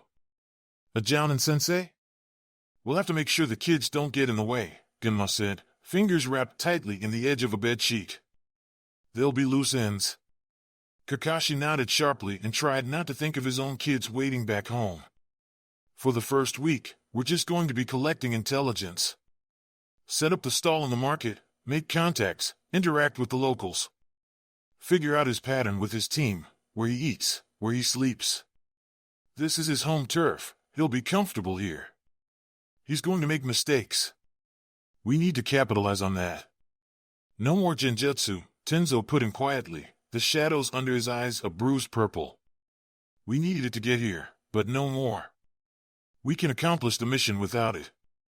Kakashi considered Tenzo's tiny form across from him, all bundled up in white sheets, nothing but a tiny wisp of a face and big brown eyes. I'll take it under consideration, he said, and ignored how his throat tightened when Tenzo nodded back silently. Never thought I'd ever be this close to IWA after the end of the war, Genma said, tugging at a loose thread in his thick blanket. 7 years, huh? Seems just like yesterday. I don't have to remind everyone that personal motives are not allowed to interfere with the parameters of the mission, do I? Kakashi asked, looking Genma intently in the eyes. Of course not, Captain, Rita said smoothly and thumped Genma's back heartily. Genma's just being a nostalgic dick. Yeah, just old Genma being crotchety as usual. Don't mind me, sir. Genma's smile didn't quite reach his eyes, a strange caricature of his normally easygoing expression. Kakashi took what he could get and ignored the stink of deceit emanating from his subordinates. I'll take first watch, everyone else get some rest while you can. It's going to be a long month. Fugaku shuffled his notes on the budget for the police force, giving Aburame an absent nod as the other clan head passed by his seat. Denzo was probably going to argue over the operating budget for the force again, dragging out the most minute details into an agony of discussion so mundane that Fugaku's temples were throbbing already in anticipation. Every week he met with the council, and every week he poured rice wine to honor his ancestors and begged them to strike the old wart with lightning. There was a quiet rush of scraping chairs as everyone settled into their respective seats, the Hokage at the head of the long rectangular table, flanked by his advisors Koharu and Hamura. We shall now begin the 2,562nd session of the meeting of the Great Council of Kanagakuren, Hokage-sama intoned solemnly, and Fugaku withheld a sigh. And Mikoto wondered why his blood pressure was rising. The Hokage finished the opening ceremonial words, and Fugaku, with a resigned gaze, watched Danzo open his mouth. I would like to reintroduce Bill 56 AB concerning admission to the academy. Fugaku drew in a sharp breath, feeling as if someone had just slipped a kunai between his ribs. Seconded, Inazuka said, insolently flashing her fangs at Fugaku. Hokage-sama, Fugaku forced up with clenched teeth. I was under the impression that the bill was blocked. As a councilman, I can re-sponsor a bill to be introduced to the council, Danzo cut in, his wretched voice a pain to endure. Fugaku drew in another ragged breath and fought the instinctive urge to let his eyes bleed red. I was under the impression, Fugaku continued as if he hadn't heard the man speak, that this bill calls for an unfair admissions policy that discriminates against those with Kekkei Genkai, specifically those with Dojutsu. Specifically the Uchiha. I too, as well, harbor doubts about the validity of this bill, Hayashi said, his voice a touch stronger than normal. In this, at least, they were united. Danzo has legitimate concerns, Koton, the old bat, said. Legitimate? A piece of paper with dog shit smeared all over it had more legitimacy than him. How can we forget Setsuna Uchiha's uprising against the village? Not only were they all highly skilled shinobi, but they also focused their attack on the academy, with the help of the Uchiha studying there. Madara was also known for his ability to manipulate the nine-tailed fox. The Uchiha have proved themselves to be innocent. What more do you enough? In an instant, the room quieted, partly from the strength of the Hokage's voice, but also from his immense aura which blanketed the room like a suffocating fog. Fugaku gripped his armrests and focused on controlling his breathing. In. Out. In. Out. We shall table the matter and return to it on another day, when our tempers are cooler and we can discuss it without devolving into petty arguments. Yes, Hokage-sama, the room murmured as one. Fugaku kept his mouth tightly shut. The clan cannot stand such slights to its honor, Elder Miyamoto said gravely. Joining with the village was supposed to have brought us prosperity, but all the village does is accuse us with wrongs we have never committed. Uchiha Madara was right, croaked another elder. We have become second to the Senju. We, who joined the Senju in creating the first hidden village, we who have built this village into what it is this how we are to be treated? Second to the Senju, ostracized and excluded because of our Kekkei Genkai, because of our power. We must act. We must. Miyamoto rumbled and was answered by a chorus of agreeing murmurs. Fugaku heard the rustle of silk at his side and saw Itachi stand up, shaking the wrinkles out of his hakama. What are you elders, fellow clansmen, father? Itachi bowed deferentially, lower than was expected of the clan heir. Fugaku felt his heart sink, half hearing the surprised mutters of the clan's members in the room and the elders' harsh whispers. You speak of rising against the village. A coup d'etat, you speak out of place, young one, Miyamoto said, setting his cup of rice wine down on his table with a solid thunk. When the elders speak of the traitor Uchiha Madara in a positive light, this one grows concerned, Itachi said, his deceptively smooth voice as sharp as a whip. Your words call for a break with the village, to killing the Senju we have formed a century-long covenant with. Have the elders calculated the cost of such talk? Much blood will be shed, with one clan against tens of others, no matter the fact that we have the Sharingan. Konoha is home of the Byakugan, the Inuzuka nose, the Aburame Kikai, the Nara's shadow techniques, the Yamanaka's mind control, and the Akimichi's body modification techniques, to name just a few. And that is just the lives of the Uchiha who will be lost. What about our honor? Our dignity? Do you truly think that by lashing out against the village, we will gain honor? Dignity? The respect of others? Fugaku closed his eyes as the contempt in Itachi's normally soft voice grew, gripping the edges of his cushion, his knuckles whitening. No. What the village will see and what I see is the pathetic attempt of a clan to prove others wrong by kicking them in the shin. Are we children, or are we shinobi who have helped found this village? We can do better than this. We can be better than this. We can rise above these petty means and keep the village together. We can gain respect through being good people and good ninja and good villagers. Whether we like it or not, we are the people of the village hidden in the leaves. Fugaku-sama, I commend you on raising such a naive child, Elder Kakeru said, his dark eyes narrow. It seems he still hasn't learnt the meaning of strength as a shinobi. On the contrary, Elder Kakeru, I think Itachi-kun knows every meaning, Shursui cut in, slamming his hands on his table and rattling the bottle of rice wine. Just because you're too blinded by power and you're own enough, Fugaku said and flared his chakra. The room instantly quieted and Itachi and Shursui settled back on their cushions again with mutinous looks. Fugaku restrained the urge to pinch the bridge of his nose. Weakness was not allowed. We will have a discussion later, Fugaku said quietly to his son and then raised his voice to address the entire room. I apologize on behalf of my son, he said and bowed. I will, of course, take all of your advice and counsel to heart and think it over very deeply. Thank you. With that clear dismissal, Fugaku stood up from his cushion and swept out of the room, feeling every stare pierce his back. Itachi followed him out of the room, his own small dark shadow fast on his heels.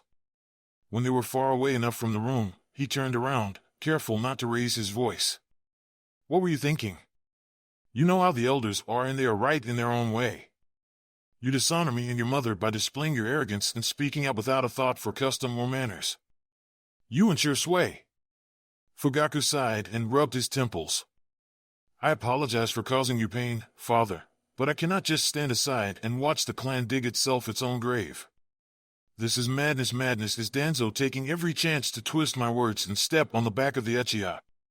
Madness is the Hokage standing by and watching this happen. Madness is when the entire village points its fingers and thinks we killed the Yandame Hokage and hundreds of shinobi. Madness is when they have locked us away in this village within a village, threatening to keep our children from the academy. What am I supposed to do, Itachi? Stand aside and watch my people suffer?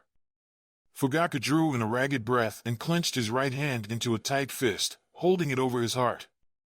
I am trying to make life better for you and Sasuke, so that when you two grow older and take my place, this will all just be a memory in the past. Listen to the elders and their wisdom, Itachi. Please. If Itachi heard his silent plea, he gave no sign of it. Instead, his beloved son, his best and brightest and his heir, bowed. Yes, father. Fugaku wondered why it felt like his own heart was breaking. The situation grows dangerous, Danzo missed, his voice echoing in the dank underground air. As expected, Hatake has left the country, sir. Danzo looked down at the kneeling figure below him and tapped his cane of the ground. Good. As strong as he is predictable. A pity, he could have been as great as Sakumo at his peak. Still, he should have known better than to meddle where he isn't wanted. Yes, sir. Reports from the Uchiha compound have also arrived. It seems the situation is accelerating. They've always been the impatient sort. Enact Executive Order Dark Horse, as planned. It's time we dealt with this nuisance to the village. Yes, sir. And about the heir, should we? Danzo walked over to the Spartan wooden desk and chair in the corner of the room, occupied only by a single metal lamp and a manila folder. I'm told that Hataki is the one to nominate him for service? Yes, sir. I have no use for fools like that. After this mission is fulfilled, I have another infiltration mission for you. Iwagakure, this time. Danzo picked up the manila folder on the desk and handed it over to the kneeling figure. I trust you'll do well, Kabuto. To the best of my ability, Danzo-sama, Kabuto bowed, his glasses gleaming from reflected light. Good. Travel safely. Danzo turned off the lamplight and the room plunged into darkness.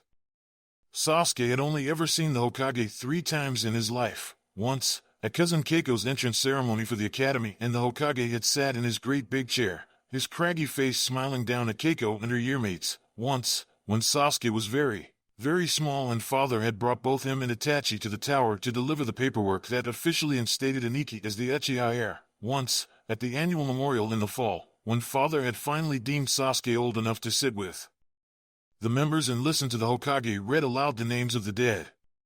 When he saw the swirling robes of crimson and white glide past the gates of the compound for the 4th time of his life, Sasuke gasped in surprise. The Hokage was so short.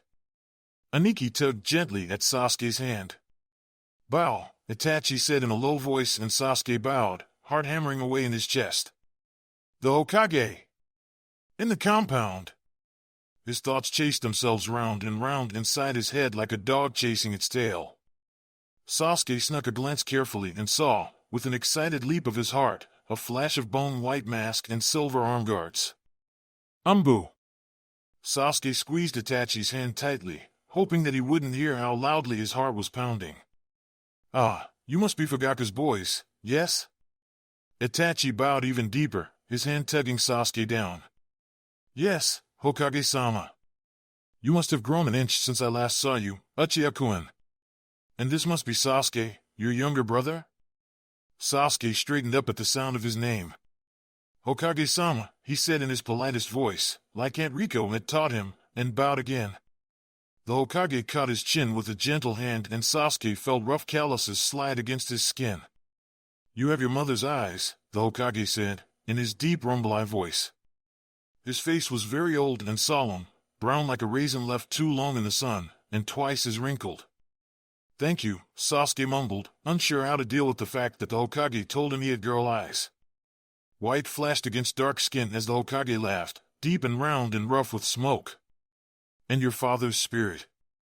I see the best of the Uchiha clan in you, Uchiha Sasuke. Sasuke pressed against Itachi's leg, the gentle strength of Aniki's hand giving him courage. Thank you, Hokage-sama, he said again and smiled, forgetting that he had lost 2 teeth that morning and his subsequent vow to remain grim-faced and solemn until they grew back.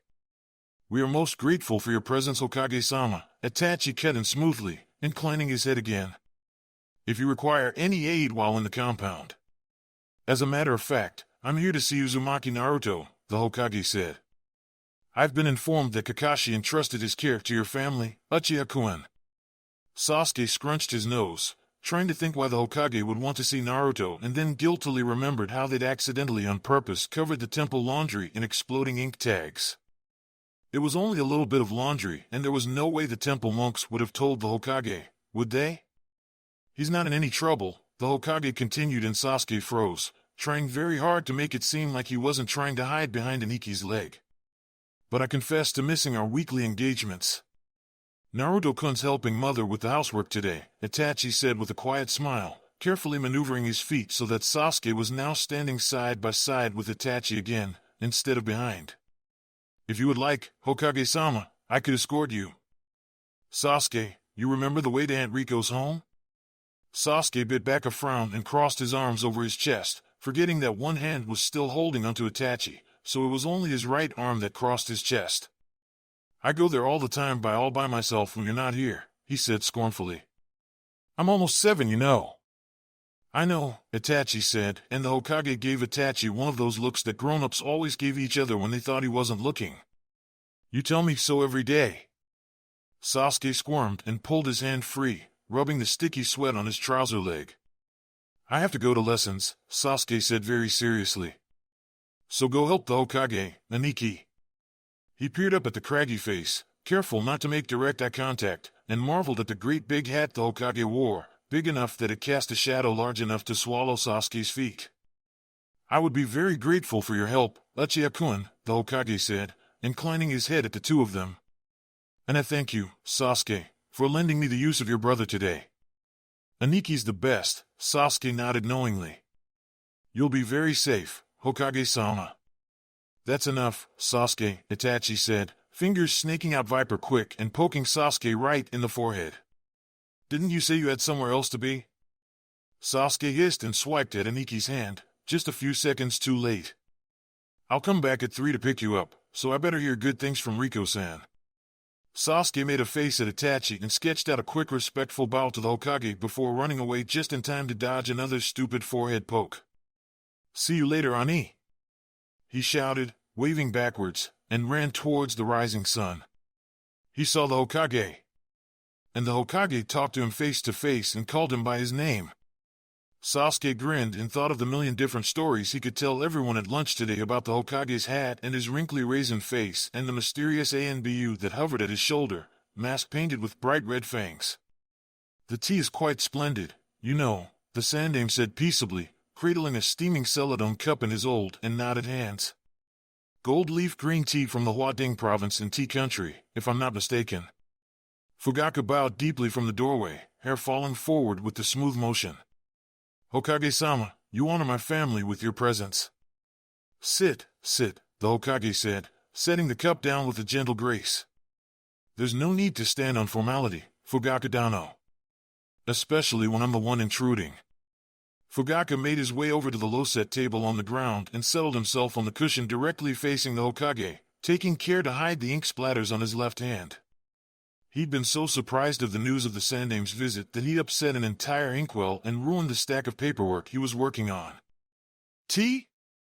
Fugaku started to shake his head and then caught the Hokage's impenetrable gaze. If it pleases you, he said a little reluctantly and reached out for the teapot. No, let me, the Sandaime said, batting away Fugaku's hand with surprising strength. Fugaku watched in shocked silence as the Hokage poured out a cup of tea and picked out a selection of daifuku, deftly sliding over the tea and sweets to Fugaku's side. Tea, poured by the Hokage's own hand. Fugaku could only mutely raise the cup to his lips and drink, breathing in a bittersweet clarity. It was delicious. Makoto-san runs a very fine household, the Sandaime said, nodding in approval. The complementary nature of both the food and the porcelain is impeccably matched. I haven't had tea this fine since my wife passed. A great loss to our village, Fugaku said automatically and drank some more tea. Tea that was poured by the Hokage. Was he trying to curry favor with the Uchiha? Was Danzo the one orchestrating this meeting? Fugaku racked his mind, searching furiously for meaning and motivations, but could only think of the simple grace of the Hokage's movements, the sweet airy fragrance of pressed flowers hovering in the air. The last time he'd been so close with the Hokage was when the Yondaime still reigned, the two of them sharing bottomless cups of tea over shogi games, their two wives bent together and laughing, dark hair mixing with bright. Fugaku closed his eyes and tried to forget. We lost much that day, the Hokage sighed, the sound coming from deep inside his chest. Including Naruto's family. He's doing very well here, Fugaku said sharply, the Hokage's words drawing him out of half-faded memories. Hatake came to us and entrusted the boy to my care. I give him no reason to doubt his trust. And so he is, Sandaime-sama agreed serenely. Naruto only has good things to say about his stay here. As he should, Fugaku said and drank to hide the frown tugging at his mouth. What exactly was the other man hinting at? I will not deny, it surprised me at first, that Kakashi should choose to come to your doorstep and not perhaps mine. The Hokage's eyes fluttered closed as he savored a bite of mochi flavored with you and me. But I begin to see his reasoning now. The Hokage's eyes opened and Fugaku was caught blindsided by the immense sorrow in those hidden depths, still clear and bright after nearly a century of life. I am old and unfit for my post, Fugaku, the Sandaime said, his voice growing rougher. More suited to dandling grandchildren on my knee than overseeing this village, and I have used my exhaustion and age as an excuse to close my eyes to the growing disquiet. Sandaime-sama the Hokage shook his head, hat tipping to the side with the violent motion. Things are changing, even more rapidly than I can guess, and I have been blind to it all. Willfully, perhaps. But blind all the same. Kakashi's recent actions have shed light on well. The Hokage's mouth twisted harshly. I trust you share some of my anxieties about Councilman Danzo. Fugaku's grip tightened on his teacup, heat burning a blazing brand onto his palm. Some, he echoed, face carefully kept blank. He grows ever more bold and dangerous, the Hokage said slowly, clasping his hands together with a sharp hum of chakra. And I cannot even begin to fathom the depths of his machinations. The Hokage raised his keen gaze, dark eyes peering at Fugaku's own. Fugaku tore his eyes away and looked down sightlessly at the cup in his hands. The slight tremor in his fingers betrayed itself in the rippling surface of the tea. Why now? He asked hoarsely. He thought of Bill 56 AB, of Elder Miyamoto and Itachi's grave face. He thought of his wife and little Sasuke, swept up by the tides of pride and war. I have heard of some disturbing rumors, Fugaku Dano, the Hokage said, the tips of his fingers pressed together, tea now entirely abandoned. The Uchiha would never. Fugaku began harshly, looking up and again was struck by the deep compassion he saw. He cleared his throat. It is thinking like that which drives us even farther from the village. From the village or from your seat in the council? The Hokage asked gently. From the hearts of the people or from power and respect? Fugaku gave him a startled look. It's true, power alienates. People fear what they cannot comprehend, what frightens them. Danzo is both frightened of and lusts for the power the Uchiha hold in their hands, in the history that permeates this clan. He is loyal to Konoha and Konoha only. To him, the Uchiha represent the greatest threat to harm the village and the greatest weapon to protect it. The Hokage gave Fugaku a wry smile, marking instantly the quick flash of surprise that he felt. Know thy enemy as thou knowest thyself, the Sandaime quoted, referencing the work of a war philosopher from the land of iron some 100 years past. I have tried, a little, to understand my old friend and enemy. The Hokage shook his head. And so I am here, trying to understand one of the clans of my village. Tell me, Fugaku, for it is my understanding that the Sharingan can see a bit of the future. What do you see in the future should it continue down this path? Fugaku swallowed, remembering the bloodthirst that rose in the hearts of his fellow clansmen, Itachi's face, eyes bleeding red and black, and Miyamoto's wizened face lined with grief, only son lost to the Third Great Shinobi War. I fear there is no turning back, he said, head bowed. There is always hope. A hand reached out, the skin wrinkled and threaded with thick, dark blue veins. Will you not take my hand, Fugaku Dano?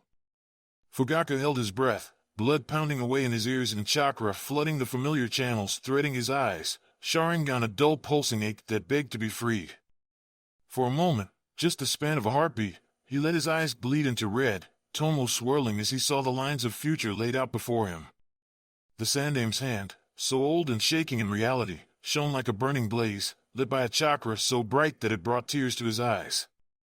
He saw the possibility of his own hand reaching out, read the faint tension in his muscles and saw his hand taking the Hokage's. He saw his hand staying quiescent at his side and the Hokage's drawing away, the old man's arm betraying the tiny quivers of weakness, of doubt, of fear as he held out his hand and hoped that Fugaku would meet it. He saw his hand reaching out and slapping the Hokage's away, read the chakra building up in his hand almost before he thought it, saw the Hokage bracing himself in the way his shoulders tensed, the way the chakra heart fire in his chest flickered and waved. With a shuddering gasp, Fugaku forced the chakra out of his eyes and the future melted away, leaving only the ever-uncertainty of the present and a decision to be made. Sandaime-sama, Fugaku bowed and clasped forearms with the Hokage, man to a man, as one would greet a fellow warrior. Fugaku Dano, the Sandaime greeted in return, his grip firm and sure. There was a flutter of paper as the Hokage withdrew his hand and Fugaku found himself gripping a sheaf of papers, rolled up and tied with a ribbon bearing the Hokage's personal seal. "What?"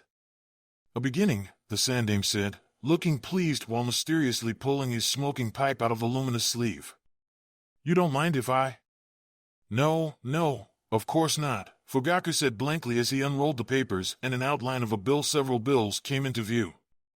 Plans of opening the Uchiha district to petitioning civilians, of opening the police force to include non-Uchiha, plans to hold exhibition matches between the Senju and Uchiha and festivals honoring the founding of the village, plans to incorporate a new academy structure that marked entrance through merit and allowed no family name or special ability to help or hinder a student's application. Opening the police force! Fugaku had long since abandoned the idea of dignity and scrubbed a hand through his hair. "Sandaime-sama, you cannot be serious." "And opening the district the elders compromise," the Hokage said firmly, lighting his pipe with a snap of his fingers. "We have to start somewhere, young one." He breathed out a long stream of smoke, chakra breath shaping it into fantastic beasts from legend. A dragon coiled around the stem of the pipes, curves undulating with power, before fading away into the air. "In exchange, I will take the academy bill off the table permanently." Fugaku blinked. "How?" The Hokage smiled grimly. "I have a little power to me left. It should be enough to calm your elders and to set the rest of these in motion." Fugaku held the papers tightly in hand, fragile rice paper starting to tear and crumple in his trembling grasp.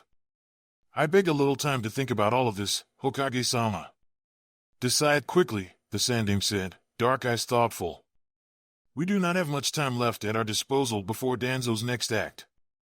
Fugaku held his breath and silenced the quiet, insidious voice in the back of his head that wondered if in fact they weren't too late after all.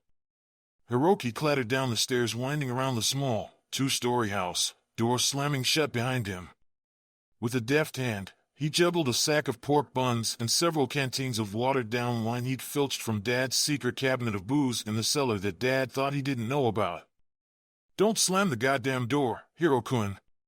His mother roared from inside the house and Hiroki could almost see the mop she wielded in her hands like the Naginata she went to war with nearly 15 years ago, before she had him and Minako-ne-san and married Dad 3 months pregnant with little Kenji-chan. "I didn't slam it!" Hiroki bellowed back, sturdy ninja sandals slapping against stone steps. "Are you getting fresh with me, boy?" The walls shivered as Hiroki's mother shouted, her voice echoing with power. "Never," Hiroki shouted back and vaulted down the last few stairs, stone molding and rippling where he landed with a cheerful grin. "I'll be back in time for dinner." The weatherman had forecast a bright day, with a clean kind of heat that cut to the bone and killed the unprepared. Just another summer day in IWA. Hiroki tied the canteens to his belt and slung the pork buns over his shoulder, whistling and waving at the occasional neighbor he passed by. He was tall for his age, growth spurt well underway with none of the lean awkwardness that marked so many other boys. He was built like his mother, as solid as an earth wall, and had the quick grin of his father, who wielded an ink brush just as well as his wife did a knife. It was only a few minutes before he entered the market square and he brightened, hailing Ryu with a wild whoop. "Oi, where's my book-bound idiot of a friend?" Ryu popped his head out of the Watanabe tent pitched in the corner of the market square, dark eyes brightening as he caught sight of Hiroki's face. The silk scarves draped over the entrance of the tent fluttered as Ryu waved his arm enthusiastically. "Takahashi!" Hiroki cut across the square, more of a wobbly egg-shaped circle, but everyone called it the square, so the square it was, in 3 easy strides, and pounded Ryu on the back enthusiastically, canteen stumping solidly against his hip. "Ryu, you sneaky conniving little bastard. Are the rumors true that you made out with the hedge witch's girl?" Ryu wheezed, waving his hands up in surrender. "You're gonna break me in half, Takahashi." Hiroki rubbed the back of his sheepishly. Sometimes he forgot that Ryu was actually a civilian instead of a ninja like him. But Ryu looked well enough, if a little bruised and winded. "Well?" he demanded. "Did you?" Ryu flushed a deep red and ducked back into the tent. Hiroki followed him, bowing once in front of the entrance into the two-faced profile of a god hanging from a peg driven into a tent pole. Ryu had explained that he was a minor god back home in Lightning Country, who guarded all entrances and exits, whose two heads looked to both the future and the past. Hiroki figured that it couldn't help honoring a god, even a foreign one, and always paid his respects when visiting his friend. The tent was larger than expected, wide and long and airy, light filtering through the strong canvas and illuminating the wondrous fabrics hanging from the walls. Silk, muslin, cotton, taffeta, cambric, even a bolt of silk patterned with chakra fire. Ryo's cousin, Riku-san, had explained that it was made by highly skilled weavers trained to use their chakra, weaving chakra strings in with silk to create a hidden pattern that could only be revealed with a spark of chakra, illuminating the secret design for a single, heartbreaking instant. They traveled to the back, where a low table already sat ready with a steaming pot of tea and rice crackers, Ryo's older brother Ikaru napping in one of the cushions with a book planted over his face. Once they were properly settled in, Hiroki unslung the sack from his shoulder and handed it off to Ryu, who nodded appreciatively. The canteens of wine, he casually slid under the table, booze, Hiroki thought, was best enjoyed with an air of secrecy. Well? Ryu busied himself with pouring out the tea, cheeks still a dull red. I just walked her home, he muttered.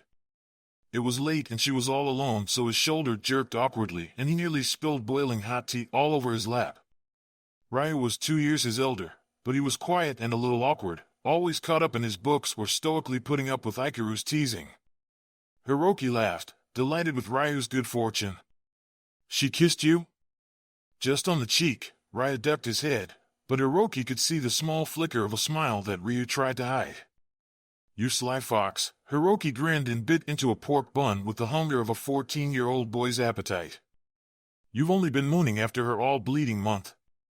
I haven't, Ryu protested, digging into the pork buns after a brief prayer to his gods. She's hot, Hiroki nodded sagely. And with a rack to make even the legendary sucker look tiny. Ryu flushed even brighter. Takahashi Hiroki. I was going to say she was nice, he said a little stiffly. She is very nice, Hiroki winked, blowing on his fourth pork bun. Very nice. Everything you say about her is going to be useless and crass, so I'm going to ignore you, Ryu said, making the stern scary face that had frightened all the little children in the market square, and one of them had to be taken home to change his pants for clean ones. Sure, Hiroki said unfazed. You still up for the trip to the stone forest? I want that pair of gloves you're wagering that it doesn't exist. Ryu's face tightened and he looked down at his cup of tea, steam slowly rising from the cup. Hiroki hadn't the faintest idea how the Watanabes could tolerate tea like that in this sort of weather, but that was lightning folk for you. They were all a little touched in the head. We're leaving next week, Ryu said in a quiet voice. Our commission's almost up and it's time for us to go home. The half-chewed pork bun became dust in his mouth. But I thought you were applying for an extension, just a little more time. Ryu shook his head. It's been denied. We're leaving in a few days, after we finish up business and pack everything up. But Hiroki swallowed, the food going down like a lump of stone. For all that they had only known each other for a few weeks, they were friends, close friends, if Hiroki admitted it to himself. In between missions, they had talked and played, and Hiroki had shown his friend the hidden secrets of the village, taking pride in the wonder in his friend's face. You'll come back next year, right? Ryu gave him a small smile. Yes, I think so. We always honor our contracts. Then it's settled, Hiroki said firmly. We'll make the best of it before you go, and then you'll come back next year, and we'll see each other again. Next year, Ryu echoed and looked away, drinking that infernally hot tea. I don't have a mission until the day after tomorrow, Hiroki said doggedly. We'll go see the stone forests and get drunk and do all the things we plan to do, just all in a day. Ryu snorted. Do you want to kill us both with exhaustion? No, this is the best idea. Hiroki jumped up, scattering his plate of food onto the ground, and nearly banged his head on an overhead tent pole. I'm a ninja, I won't get tired, and I can carry you on my back. You're tiny and don't even weigh all that much. I just haven't had my growth spurt yet, Ryu said a little darkly. So you're up for it? Ryu gave him a long-suffering sigh. All right, we'll do it. But only if Rikakuen and Nissan allows for it. Of course I will, brat, Ichiro's voice floated up lazily from the floor and Hiroki flinched and sat back down immediately. He'd forgotten that Ryu's older brother was sleeping on the cushion in the corner, face still hidden by an open book splayed face down across his nose. "Sorry, Nisan," Ryu mumbled. "Did we wake you?" "Only a little bit," Ikaru said, his voice drier than the heat outside. "But to answer your previous question, yes, of course." With a rustle of silk, Ikaru rose up from the nest of cushions he had been resting in, dark hair rising up in messy spikes. Hiroki could see why he used the gel if it normally looked like that. He still held the book up to his face, hiding his mouth and nose. "Riku and I are more than capable of running a business without a 16-year-old brat's interference." "Nisan," Ryu said indignantly and punched Ikaru in the shoulder. "Go have your fun, brat. Enjoy it while it lasts." Ikaru tilted his head, one hand holding the book up, the other reaching out for a chopstick. With a quick flash, he had a pork bun pierced on one end before Hiroki could blink. "Don't you have training tomorrow?" Ryu asked, distracting Hiroki. "Nah, I can beg off for this," Hiroki said casually, knowing that Gari-sensei would flay him alive and probably drag him by his balls, skinless, to his mother to face his true punishment. It was worth it, to have another day with his friend. "It's settled then," Ikaru said and put down the empty chopstick. He'd somehow made the pork bun disappear without ever moving the book or even appearing to chew. "You boys have your fun." He flopped back into his cushion and went back to napping. "Your brother's so weird," Hiroki observed, not even bothering to lower his voice. "He is," Ryu said, scrubbing his nose, embarrassed. "He's normally not so lightning country." Hiroki shook his head. He caught the bells tolling in the distance and counted them, as automatic to him as breathing. 14 long deep tolls and 3 short ones. Hiroki jumped up again. "Oh shit, Gari-sensei's gonna kill me. I'm late for training." Ryu grinned up at him. "You better get going and save yourself. We have lots to do tomorrow." Shit, we'll meet at the cave tomorrow at 7 bells, alright?" Sensei was going to make him do that stupid crane dance. Gah, he hated that stupid limb-contorting pain that Gari-sensei called exercise. More like torture. 7 bells, Ryu nodded back. "Go!" Hiroki went, leaving a trail of swirling dust in his wake. Tenzo picked up the food scattered on the ground, brushed the dust off of them and set them back on the plate. He found the canteens and sniffed them with a wrinkled nose. "Kenichi would want some of that," Kakashi said in a drowsy voice. "You!" Tenzo hissed and picked his way over to Kakashi's body. "You almost broke cover. The book and the chopstick in the hair." Kakashi's right eye popped open. "Senpai," Tenzo added belatedly. Sorry, habit," Kakashi said and closed his eye. "Besides, it doesn't even matter anymore, not with all the work you've done." "I suppose not," Tenzo said, a little mollified, and he sat down, sitting in proper size at this time instead of cross-legged like a lightning country native. Takahashi sees what he wants to and not what he really does. "Are you ready for it tomorrow?" "Of course I am. We've only been preparing all this time. Are you really?" Kakashi's quiet voice cut like steel and Tenzo looked away, intently studying the beautiful and intricate patterns of the carpet laying on the floor. "He's a nice boy," Kakashi said. "He is." "Would that there had been any other way," Kakashi said, voice muffled by the thick pages of the book on his face. "I would have spared you this." "It's my choice," Tenzo said sharply. "My choice," he said again, knuckles whitening. "So it is," Kakashi agreed, and the two of them fell into silence, thinking of what tomorrow might bring them. There was never any serious threat. 2 jounin and 2 tokubetsu jounin against a genin who walked in expecting a friend's embrace and instead received a knife to his throat and the wrathful gaze of a demon. "Serum," Kakashi said, and Genma nodded, kid already out and glass vial in his hand. Green chakra shimmered in his hands as he pressed them against Takahashi Hiroki's left humerus, slowly injecting a full dose of truth serum. Sweat beaded on Kakashi's forehead as he held the genjutsu together, gently washing the pain away with a sweet numbness that left Hiroki's mouth slack, drool slowly dripping onto the front of his shirt. Tenzo looked away, mouth twisting. Kakashi waited a full 5 minutes for the serum to take effect before slowly drawing the genjutsu away, enough so that the child could control his mouth again, restoring a faint amount of mental acuity. "Takahashi Hiroki, genin, ID number 109, 7364, Kakashi commanded and even reduced to simple sentences. Hiroki's back straightened and he attempted an awkward salute. Sir, Hiroki said dreamily, eyes unfocused. Show me the seal that Gari placed on you. Slowly, with clumsy hands, Hiroki unbuttoned his shirt and pulled it off, pressing a hand against his breast. Here, he said, words coming out syrupy slow. Sensei said only to use in times of danger. With the eye of the Sharingan, he could see the chakra ink tattooed onto Hiroki's chest, resting quiet and dormant without the trigger. Brush, Kakashi said tersely, and Reidu handed over the inkwell, mixed with Hiroki's blood and a brush made of Hiroki's hair.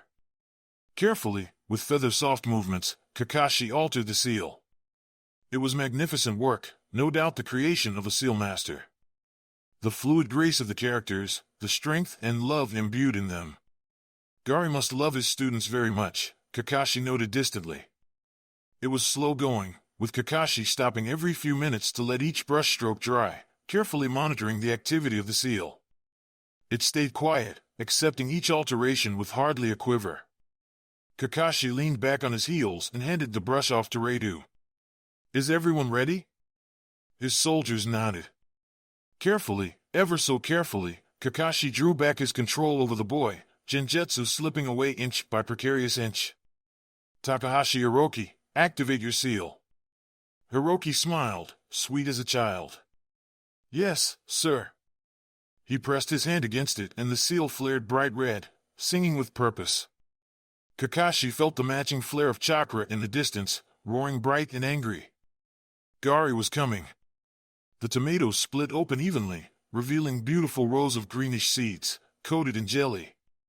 Makoto smiled as she slid the pile of sliced tomatoes into a bowl and moved towards the stove, checking the simmering pot of stock. Tomato salad and udon for her two little boys, who no doubt would be hungry after a long day of being 6-year-old boys. Makoto unwrapped the plastic film around the box of dango she'd bought and set it to the side. And for her biggest little boy, his favorite dessert. Makoto smiled gently.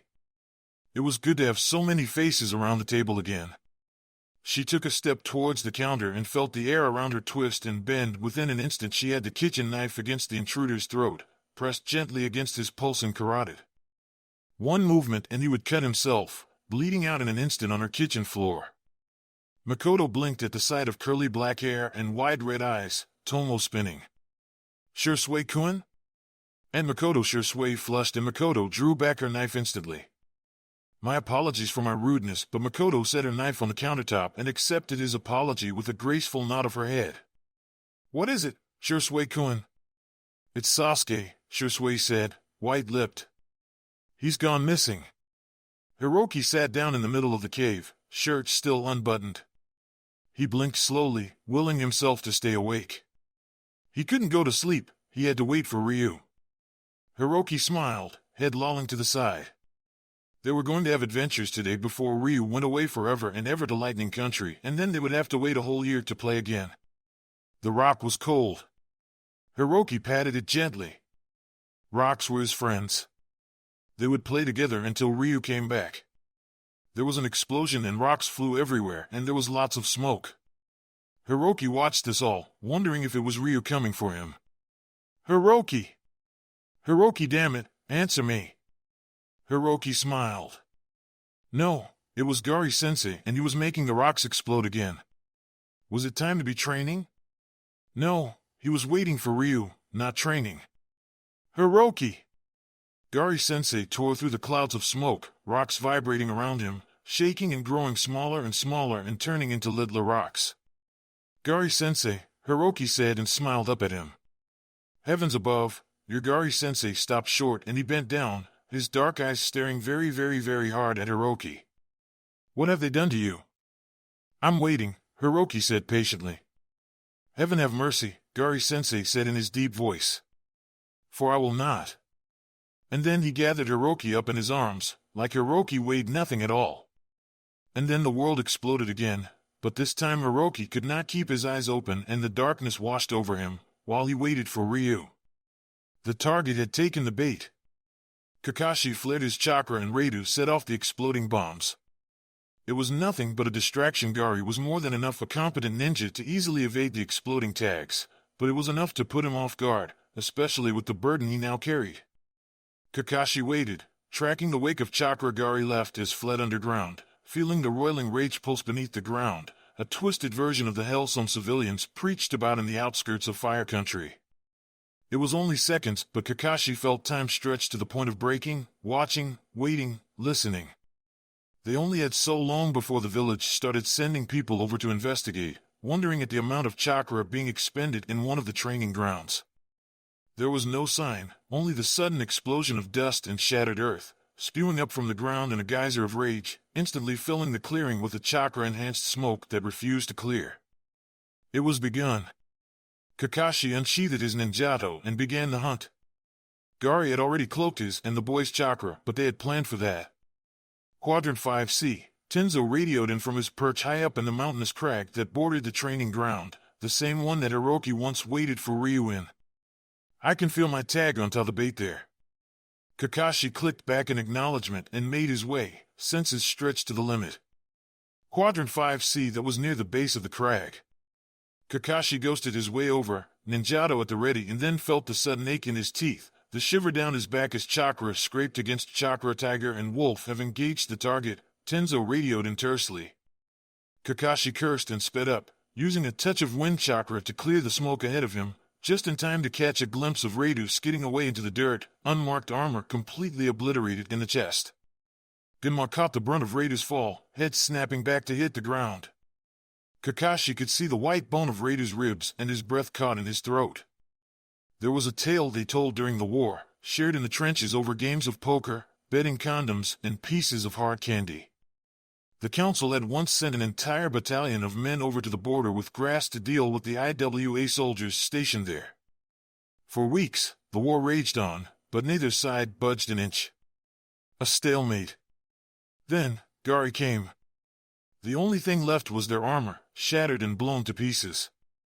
Kakashi's mouth twisted into a silent howl and he vaulted into the fight, ninjato screaming with chakra.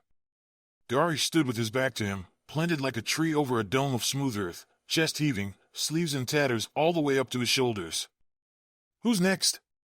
Gary shouted, blood dripping from his fists. "Who dares to cross me and my student?" Kakashi raised his blade and let it speak for him. Rippling with pure white chakra, it cut the air with the shriek of 1,000 dying birds, bringing Gary's attention straight on him. Behind him, he could feel Genma crawling snake-like on the ground, dragging Radu away with him. Gary twisted towards him and breathed in sharply. "The White Fang!"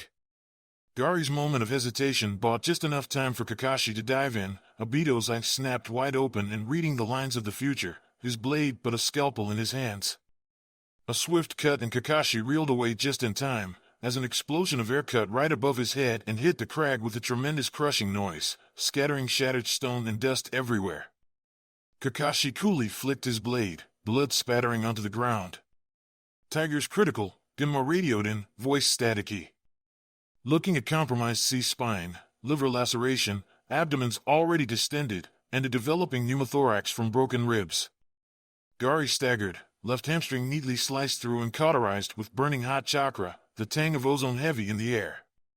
"Heal as much as you can, you're not coming back here," Kakashi spoke quickly, in clipped tones. "Cat, I'm calling you down." Genma and Tenzo both clicked their acknowledgments and Kakashi raised his blade again, chakra humming in his blade. Too long, too much, and it would shatter in half. ANBU issue steel wasn't meant to channel chakra in such a way and for so long. Kakashi adjusted his stance. And if it all went according to plan, he wouldn't have to. "Konoha," Gary growled, chakra pulsing wildly in his limbs. "I should have known you rat-faced maggot fuckers were behind all of this." Kakashi tilted his head, evaluating the target. Just one more, and then Tenzo bore down from the heavens like a figure from legend, cloak fluttering in the wind, face glowing with the light of chakra pulsing in his hands. When he landed, earth roiled and rippled in waves instead of cracking, and Gary snarled, hand already drawn back for a finishing blow.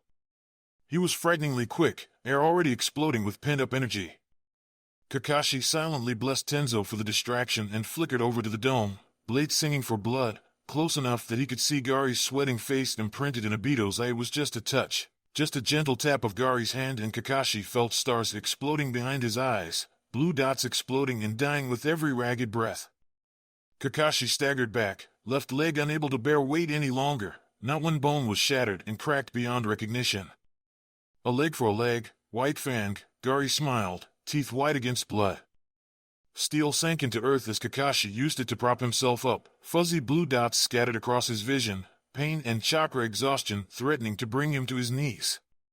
Tenzo howled in fury behind a shield of splintering trees, as it was slowly eaten away by Gary's tremendous waves of explosive chakra from his outstretched arm and slowly replaced by Tenzo's faltering strength.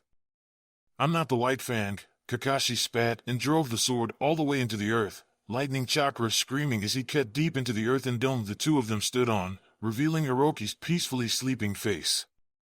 His blade cut into earth like a hot knife in butter, and Kakashi split the dome in half, earth crumbling into dust as the chakra working that held it together was sliced in half. Gary screamed and dove at Hiroki, but he was a moment too late, the chakra attack against Tenzo holding him back just long enough. Kakashi was already there, blade tilted against Hiroki's neck, ready to slice through the carotid. "I'll kill you," Gary whispered, face white beneath his deep tan. His hands trembled and Kakashi marked the slow, sluggish movements Gary made. "Not before I kill the boy," Kakashi said hoarsely. "What do you want?" Kakashi closed Obito's eye. He couldn't have him see this, not this, ever. "Your life in exchange for the boy." Kakashi jerked his head, feeling Tenzo move to position himself behind Gary's back, blade at the ready. He could barely feel the kid's chakra, a guttering candle in the winter wind. There was a long silence as Gary considered it, green eyes unreadable as he took in Hiroki's sleeping face. "I'll take my chances," he said and raised his arm, chakra building up, air boiling with fire and rage, and Gary gasped and dropped his arm, instead clutching at his chest. His skin went gray and the chakra faded away into the dust. "Well, what did you howl at the point of his blade?" Kakashi carefully pushed Hiroki's unbuttoned shirt to the side, revealing the pulsing red mark of Gary's seal on Hiroki's chest. It beat in time to Hiroki's heart, color growing and fading in perfect rhythm, like a living thing. "His mark calls to yours, drawing you closer and closer to him." Gary gasped for breath, sweat dripping off of him in buckets, both hands now pressed against the seal in his chest. "I made it so that it called at your chakra, pulling more and more as time went on, from your seal to his." "Your own lack of regard for your reserves," Kakashi shrugged with one shoulder. "That, you can only blame yourself." Gary looked down at his student, chest straining to breathe. Hiroki Sharingan closed, pain dulling his reflexes. Kakashi was too slow. Gary had activated his Kekkei Genkai for the very last time, pulling at every last bit of chakra inside of him, condemning himself to death as he pulled his arm back, sorrow etched onto every line of his body. "Let us die together," Gary wept and his arm moved forward. Kakashi could only watch, as the air exploded outwards, smoke and fire headed straight towards him. And stopped. A keen silver blade sprouted from Gary's throat and slashed sideways, spraying Kakashi with bright red blood, hot and tasting of copper. "Sorry, but I can't let you do that," Tenzo panted, crouched on the ground, bloody sword raised in the air. Tenzo gave him a wobbly grin and toppled backwards onto the ground, legs giving out from under him. "Since I saved the day, can I pass out now?" Tenzo's voice was soft and paper-thin. Kakashi leaned back on his sword and gave him a rough, hacking laugh that couldn't even really be called a laugh at all. "Knock yourself out, kid."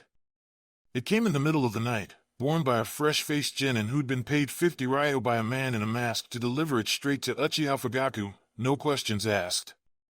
Fugaku opened it up with shaking hands, Tomo of his Sharingan spinning as he checked for tags, seal marks, chakra signatures, any hint or clue at all. There was nothing, only plain string and brown paper covering a plain white plastic box with an ordinary containment seal. It was strangely cold. "Father, are you sure?" Fugaku silenced Itachi with a heavy wave of his hand. Makoto hovered by the doorway, kunai held expertly in one hand and chakra gathering in the other. None of them slept easily now. With strangely calm hands, he broke the containment seal with a swipe of his thumb. The box hissed and cool mist rose from the edges of the lid that were revealed in the absence of a working seal. 3 pairs of swirling red eyes tracked the movement of the fading fog, burning the impermanence into unforgettable memory. Only water vapor with a slight hint of chakra, too faint to be anything but a brief flicker of blue and then nothing. Fugaku opened the box. The Sharingan cut straight through the sudden rush of cold mist and revealed the lump of flesh lying on a bed of ice, white and dotted with clumps of congealed blood. There was a dull thud and Fugaku looked up, Makoto's ghostly pale face etched into his vision. For as long as he lives, Fugaku will always remember the look on her face, the little O of her mouth, the kunai buried to the hilt in the floor, the faint fluttering beat of her heart pulsing in the hollow of her throat. "That's Sasuke's ear," Itachi whispered, horrified. His hands were no longer calm. They were shaking now, trembling violently like leaves shuddering in face of a vengeful wind. He picked up the little placard placed next to Fugaku shuddered, mind refusing to comprehend. It was cheap rice paper, sold in stationery shops, a penny for 100 sheets. Fugaku held it up to the light, paper shaking so badly he could hardly read what was on it. Itachi's hand braced his arm, forcing it to steady. The ink was a dull, rusty brown, the color of dried blood, Fugaku slowly realized. There was only a single character, written with a steady hand, brush strokes clean and precise. Yield there was only the silence, cold and quiet and as heavy as Kakane's flak vest, swallowing him up with its emptiness. Naruto wanted to break it, wanted to paint the walls of the room a bright, loud orange, scream and shout and ruin the silence and laugh and leave the room and play with Ryo-chan and Sasuke and Sakura. Instead he stayed in the corner of the room, watching the painted pictures on the walls glow and fade, black flashing into blue and back to black again. An old woman sat in front of the rice doors, white head bent over her knitting, needles flashing like fish scales in her hands. She had walked into the room with him, her bony hands strong as she shoved him into the room and lit up the painted words on the wall with her katra, like Kakashi-san had shown him once. But normally the painted words in the apartment only lit up when Naruto wanted to come inside and he had to unlock the door with his hand on the special picture. "I want to pee," Naruto said loudly, just because, even though he didn't really need to at all. "Hush, demon brat," the old fat granny said, not even looking up from her stupid knitting. She was just like the rest of the grown-ups, calling him mean names and glaring at him, and Naruto wanted to scream and make her see that he was Uzumaki Naruto, the greatest prankster in the world and Kakashi-san's younger brother. "Is Kakashi-san back yet?" Naruto demanded, heels drumming on the floor, just to make some noise. "Boy, the Hatake should be the least of your concerns right now," the old granny snorted, voice old and croaky and sounding like it had come straight from the fairy tales about old witches living in the forest. "I don't like you," Naruto said and slammed his foot down extra hard and didn't even make a face even though it hurt a lot. "I want Shisui back again instead of you." At least Shisui had talked and played with Naruto, and the two of them had drawn pictures together of Naruto's super cool Hokage outfit that he was gonna wear when he was a super S-ranked ninja. But Naruto could see how tired Shisui-kun was, with great dark smudges under his eyes and his face so pale and white. Even for an Uchiha, Naruto accounted himself a regular Uchiha expert by now, having lived with them for weeks and weeks and weeks. Uchiha were normally rice paper pale, and when they were in the sun, none of them ever got brown like Naruto, but a blotchy shiny red that peeled and then went straight back to being white. Sasuke's family, Naruto thought, was kind of weird. Once, Naruto had asked him about the search going on outside, and Shisui had only smiled a smile that wasn't really one at all, and held Naruto close to his chest, so tightly that Naruto felt like he was going to burst. He didn't complain and only listened as Shisui said that they were trying very hard, and if Naruto could just be a little more patient, he would only have to stay hidden away like this for only a little bit longer, so he wouldn't go missing like Sasuke. Naruto curled up into a ball, knees tucked in close to his chest, and put his head down.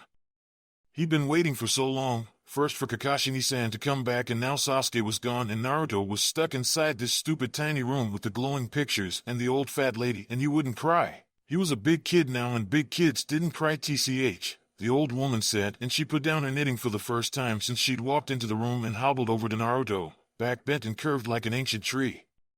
She produced a clean white hanky from the depths of her kimono and scrubbed Naruto's face roughly.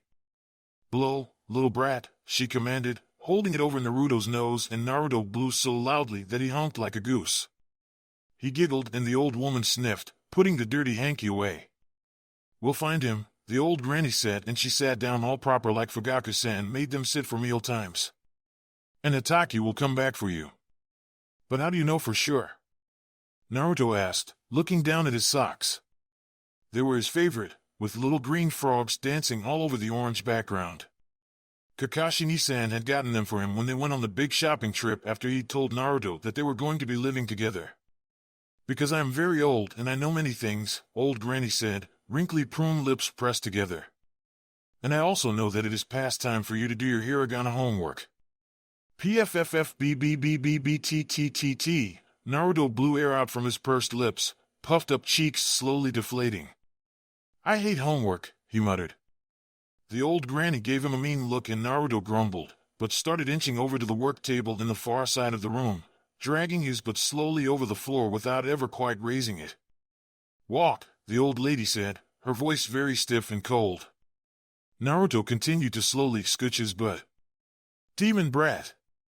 Naruto jumped up and pointed a finger at her. My name's Uzumaki Naruto, and don't you forget it. He shouted and stamped his foot. Not demon or brat or anything. I'm Naruto. They stared at each other for a long time, Naruto growing redder and angrier and also maybe a little scared, but Ninja didn't ever back down and he was going to be the best of them all. Uzumaki, the old granny finally said, and she looked away. Go to your homework. Naruto stomped over to the desk and pulled his chair out and sat down very hard. Then he winced because sitting down very hard hurt a lot, so he rubbed his butt. The pictures he drew yesterday were still all over the desk and Naruto picked his favorite one up. It had him and Sasuke and Sakura all standing together, not holding hands because that was for girls, and Kakashi-san in the back, extra tall and smiley with his eye. Shursui had helped him with coloring in everyone's hair, especially Kakashi-san's gray spikes. Come back soon, he whispered at the picture of his family. There was no window, only the steady flame of a single candle that flickered briefly when Itachi walked in, reeking of sweat and ozone. Dark eyes, nearly the same as his own, looked up and briefly flashed red before settling back to their normal black. Shursui slowly pulled himself up from knees, exhaustion etched into every line of his body, fine wrinkles marring his pale brow. Shursui, Itachi acknowledged and put a gentle hand on his cousin's shoulder, stopping him from getting all the way up. Thank you for coming. You called, Shursui said simply, the barest hints of his normally bright smile tugging at his mouth. So I did, Itachi said, settling down in size next to Shursui, their knees almost touching. The ancient holy tablets seemed to glare down disapprovingly from the walls, fading strokes of black ink painted on wood that had been considered old before the thought of a hidden village was first conceived. Is there I have a noise-canceling genjutsu in place? Shursui nodded. Speak freely, no one will be able to overhear. Good. Itachi breathed in deeply, chakra drawn up deep inside of him and filling up his chest with flames that begged to be let out. I have met with the Hokage. And? Shursui's head jerked at Itachi, black curls spilling wildly across his face. He suspects as we do, Itachi said, fingernails digging into the hard bone of his knees. That Danzo is behind his disappearance. Suspect! Shursui hissed and the candle flame guttered, casting strange shadows over his cousin's pale face, highlighting the strong line of his jaw. We know. Itachi thought of the soft curve of Sasuke's ear, white with frost and dotted with old blood, resting in a small box. Yes, he said very softly. The illusion that Danzo has cast is very strong. He drives fear and madness into all of us, Shursui, fans the flames that were already growing out of control. He's using Sasuke's disappearance to drive us over the edge, exhausting and turning the Uchiha against the village. It's an illusion that no Kai or sharp edge can break. Because it's real, Shursui said, voice breaking. Aniki's the best. I've been asked to infiltrate Root, Itachi said and closed his eyes. You don't mean Danzo? Shursui sucked in a sharp breath and he broke Saiza, reaching out to grip Itachi's shoulder. Itachi, do you even know what? Itachi opened his eyes, half-hooded lids revealing bloody red pupils, Tomo spinning lazily. My intention is to find Sasuke and should it come to it, to kill all those who would threaten the peace of the village. He drew in a ragged breath, fire deep inside of him growing until it felt as if everything inside was turned into nothing but ash and dust. You can't tell me that the Hokage would ask something like this of you. Itachi could see Shirsue's breath curl in the air as he hissed, waves of heat flickering from behind lips bitten down to bloodied flesh. I will do whatever I can for my brother, Itachi said, looking straight ahead at the massive engraving of the Uchiha fan under the holy tablets, carved with painstaking attention to detail. And if it means losing myself, so be it. Shining sun of our people, I give myself unto you and pray that this unworthy one is payment enough. Amaterasu, divine radiance of the heavens, destroy this darkness and return my brother. I can't let you do that. Itachi's control over his Sharingan snapped, the mundane world crashing back down on him, fate lines of the world dissolving into thin air. What, you're the future head of this clan? You can't risk yourself like this, not with Sasuke already missing. Shirsue's grip moved from Itachi's shoulder to his hand, his fingers tangling with Itachi's. His skin was feverishly warm and sticky with sweat. I won't let you do that to yourself, Shirsue said fiercely. I won't let you destroy yourself trying to keep the damned village together. Itachi swallowed, thoughts moving slowly, adrift in a sea of thick honey.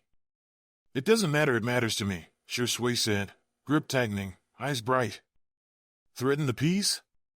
You know, even better than I do, how fragile the clan is right now, especially with Sasuke's kidnapping. One wrong move and we'll be at war with the village, and Danzo has no better excuse to put us down, like we're all a pack of rabid dogs. You can't tell me that it wouldn't be your job to stop that from happening, even if it means killing your family. Itachi shook his head slowly, Shirsue's voice ringing in his mind, drowning out all other sounds but the sweet chime of his words, intoxicating and deep with power. Shirsue. Itachi's Sharingan slowly unfurled in his eyes, instantly cataloging Shirsue's trembling face, the chakra burning bright in his fingers, tracking the flow of chakra from his cousin's body to his own. Release the genjutsu. Shirsue drew back, giving Itachi a crooked smile. I had to try, he said, and pulled his fingers back, ending the illusion. The cotton wrapped around Itachi's head slowly dissipated, and he found that he could properly think again. Why would you do this? Shirsue's smile slowly faded away, and when he reached out again, Itachi saw that there was no trick, only Shirsue's hand gently cupping Itachi's face. Let me go in your place, Shirsue said, as if that were answer enough. Itachi tasted ashes and dust. And if I said no? Then I'll knock you out and go anyway.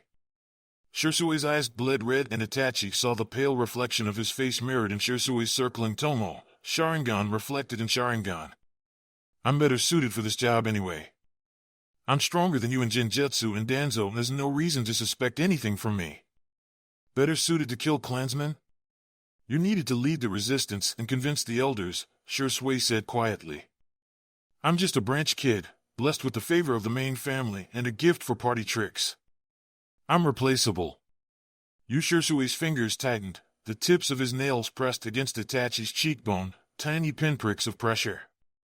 You're not. Itachi jerked his head away and out of Shirsue's reach. You're not giving me much a choice. I'm sorry. Itachi closed his eyes. The fire in his chest burned out and nothing remained but the scorched wasteland where his heart used to be. Go, he said raggedly. Thank you. Itachi turned his head away, his fingers digging into the hard muscle of his thighs. Get out! Shirsue left, leaving Itachi alone in the dark room, with only the silent holy tablets looking on. They said nothing as he sat in perfect Saiza, tears slowly, steadily dripping down his face. They left Hiroki his life and not much else. Kakashi kept an eye on Radiant as Genma tended to the boy, hands glowing a serene bluish green that radiated in bursts from his hands. Tenzo kept himself busy in the field, a troop of clones busy repairing the earth so it looked less like a war zone and more like a normal training field. How much longer? Just give me a couple more minutes. Genma's voice was strained, and Kakashi could only imagine how pale his face was underneath the implacable porcelain mask, carved in the form of a howling wolf. Kakashi kept a constant finger on Reidu's pulse, too fast and weak for his liking. His skin was cold and pale from blood loss, but he was breathing regularly, even if his chest rise was a little shallow.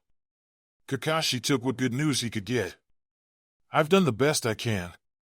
Genma drew himself back onto his feet and staggered a little, waving off Kakashi's attempt to help him up. I'm fine. Just... He barked out a rough laugh. This fucking mission. Kakashi pressed a hand against Hiroki's bare forearm, sending out a pulse of chakra. There was only carnage underneath his fingertips, chakra coils torn and shredded like wet tissue paper. It was convincing enough to pass off as a jutsu backlash, chakra exploding in Hiroki's coils after a misfired attempt to try out a higher-level technique. This is very good work. He would never be able to form another jutsu again. Genma rubbed the back of his neck, tilting his head in appreciation. Yeah, well... You can thank me by taking us all home, Captain. Kakashi stood up, absent-mindedly cracking the joints in his fingers. Cat, leave it as it is. We've got to get moving back to home base. Tenzo looked up from his perch on a slowly growing boulder, where he'd been shaping it to his precise specifications. He'd managed to stay away from Hiroki's body since the fight, contenting himself with surveillance and cleanup duties. We're going back to the square?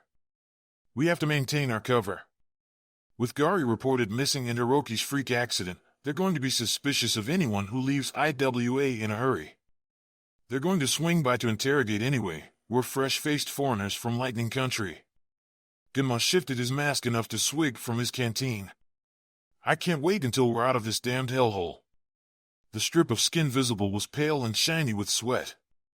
How are we going to explain Tiger's injuries? Tenzo asked, leaping off his rock and trotting over. He stopped a good 5 feet away from Hiroki, never glancing over at the body on the ground. We're not special intel operatives trained to maintain a cover under this kind of pressure, Kakashi said quietly. We may have to rely on the Liar's Palace. Cat's fists tightened, the only sign of his discomfort.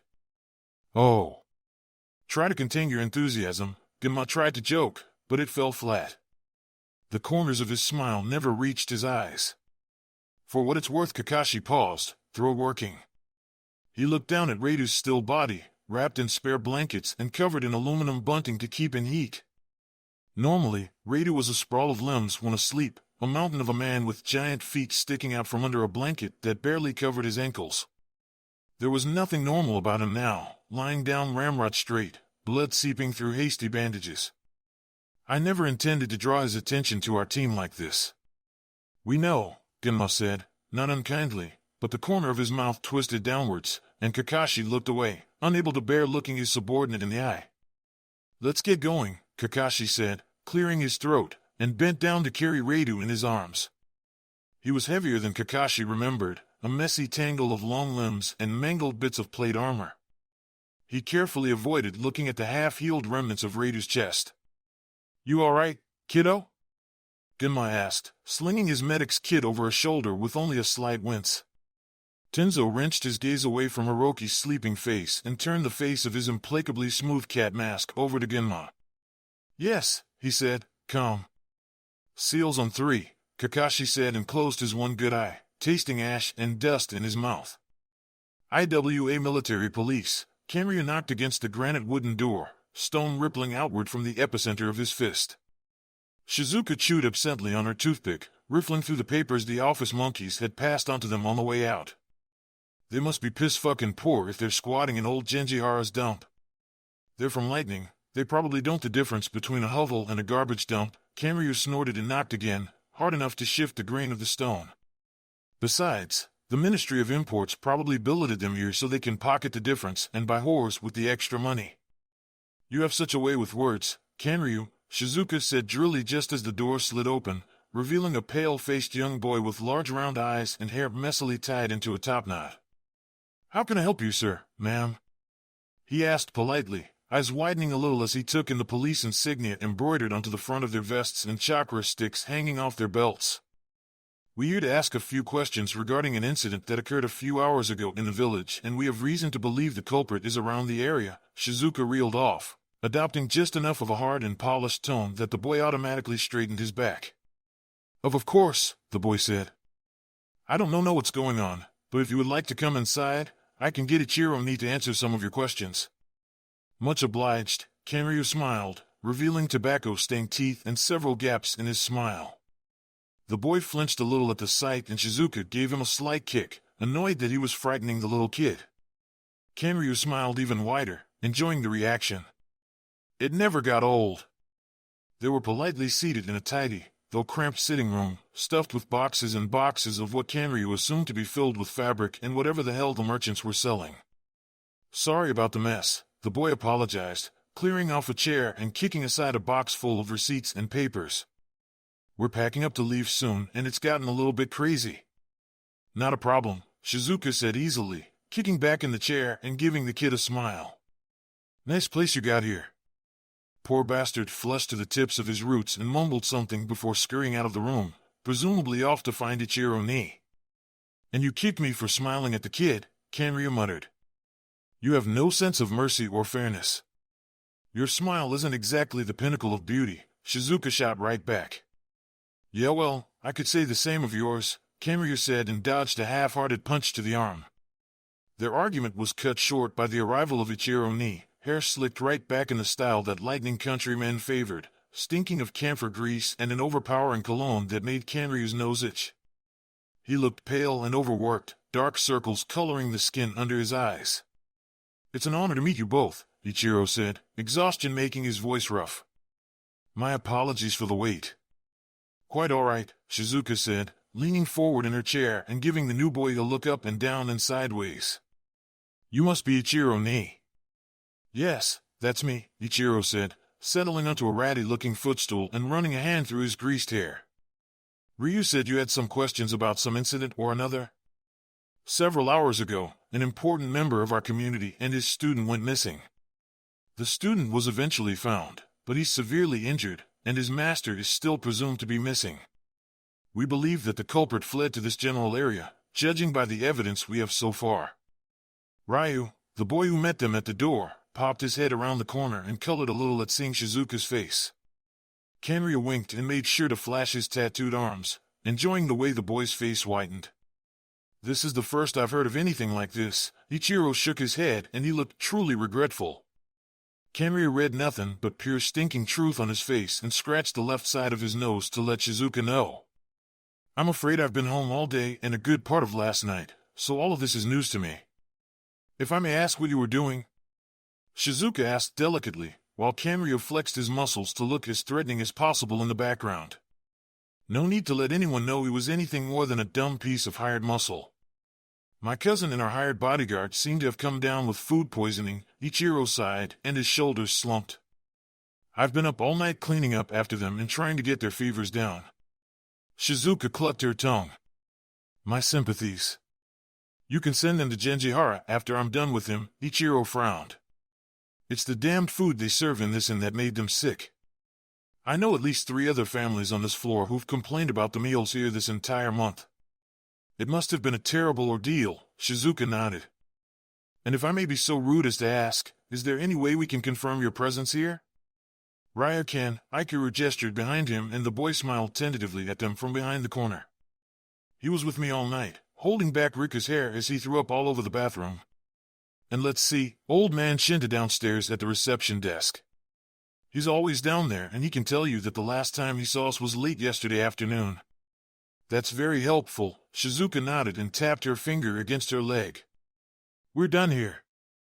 That was good. He really needed to use the bathroom and maybe they would have enough time before their next assignment to hit up the lounge spice shop that opened up near HQ.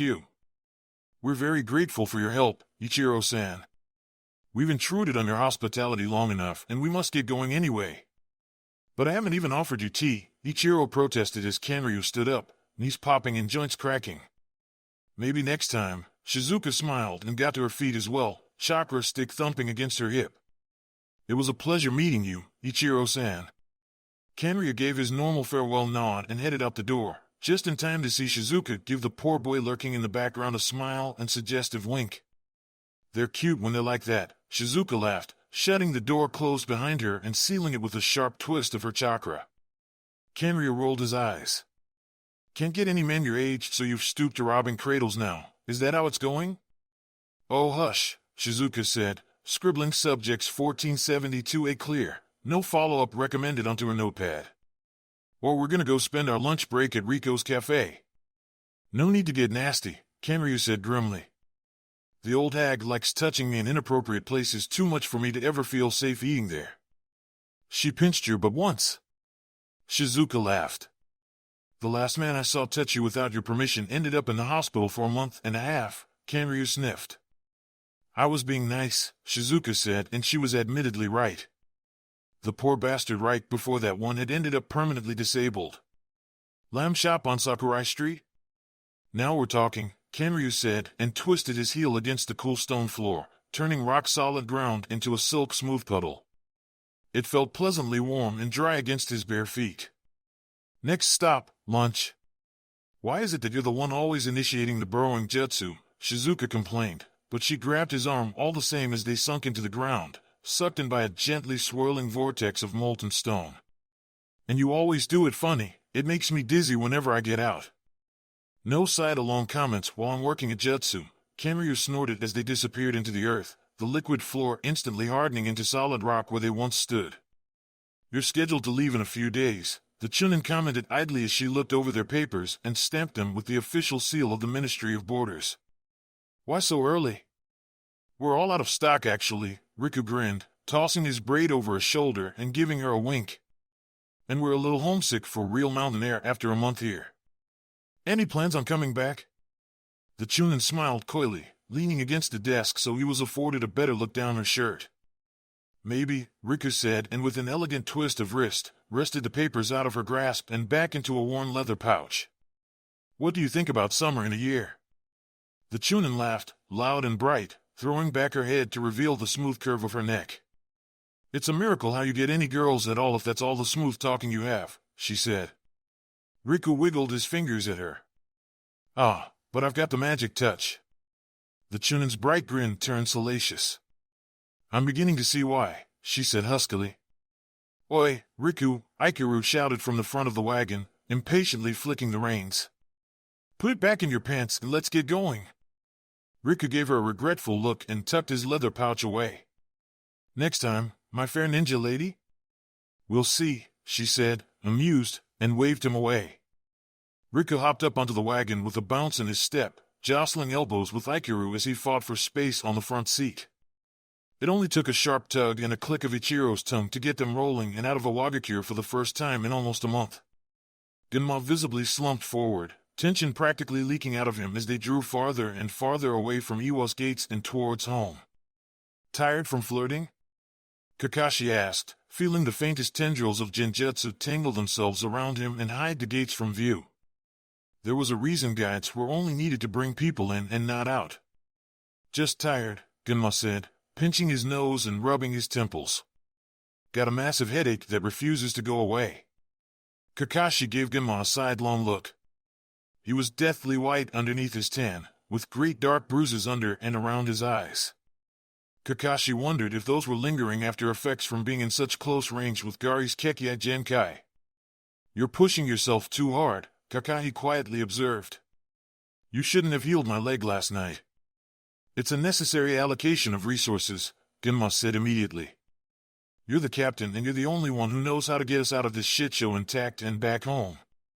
You're our only medic, Kakashi said and flicked the reins, even though Jean hardly needed the direction or the motivation. And Reidu is the most critically injured. Genma jerked his head towards the back, though it was covered by a tent of oilcloth, hiding Reidu and Tenzo from view. You now, back during the war, I thought they were, not joking, but you know how it is with soldiers. Seeing it for real, in person. He shuddered. I don't even know how Tsunade-sama managed to save so many of his victims. You did good, Kakashi said and felt Genma start a little next to him, shoulders tensing. We're all still alive, Kakashi said and pressed closer against Genma. You did enough and more, soldier. Kakashi felt the way Genma relaxed, inch by inch, and started to lean against him. They sat in quiet silence for a long while, passing through empty canyons with nothing but the sound of Jin's hoofbeats beating in counterpoint to their hearts. Kakashi pushed them harder and faster as the air changed, turning wetter, the ground growing soft and lush with moss. They had erased all traces of the wagon and cut the horse loose some 50 miles back, close to a civilian homestead, and ran like proper ninja with nothing but the wind in their faces and chakra willing them forward. Tenzo ran point, arms streaming behind him like twin blades cutting through the wind, and Kakashi followed up with Reidu on his back and Genma guarding their rear, the two steady points of chakra that anchored Kakashi in the mind-numbing run towards the end. Hours passed in this mind-numbing state, legs growing leaden and tired as they pressed forward relentlessly. They were only an hour's hard run to the border when everything fell apart. In the span between one heartbeat and another, Kakashi felt his grasp on the world shatter.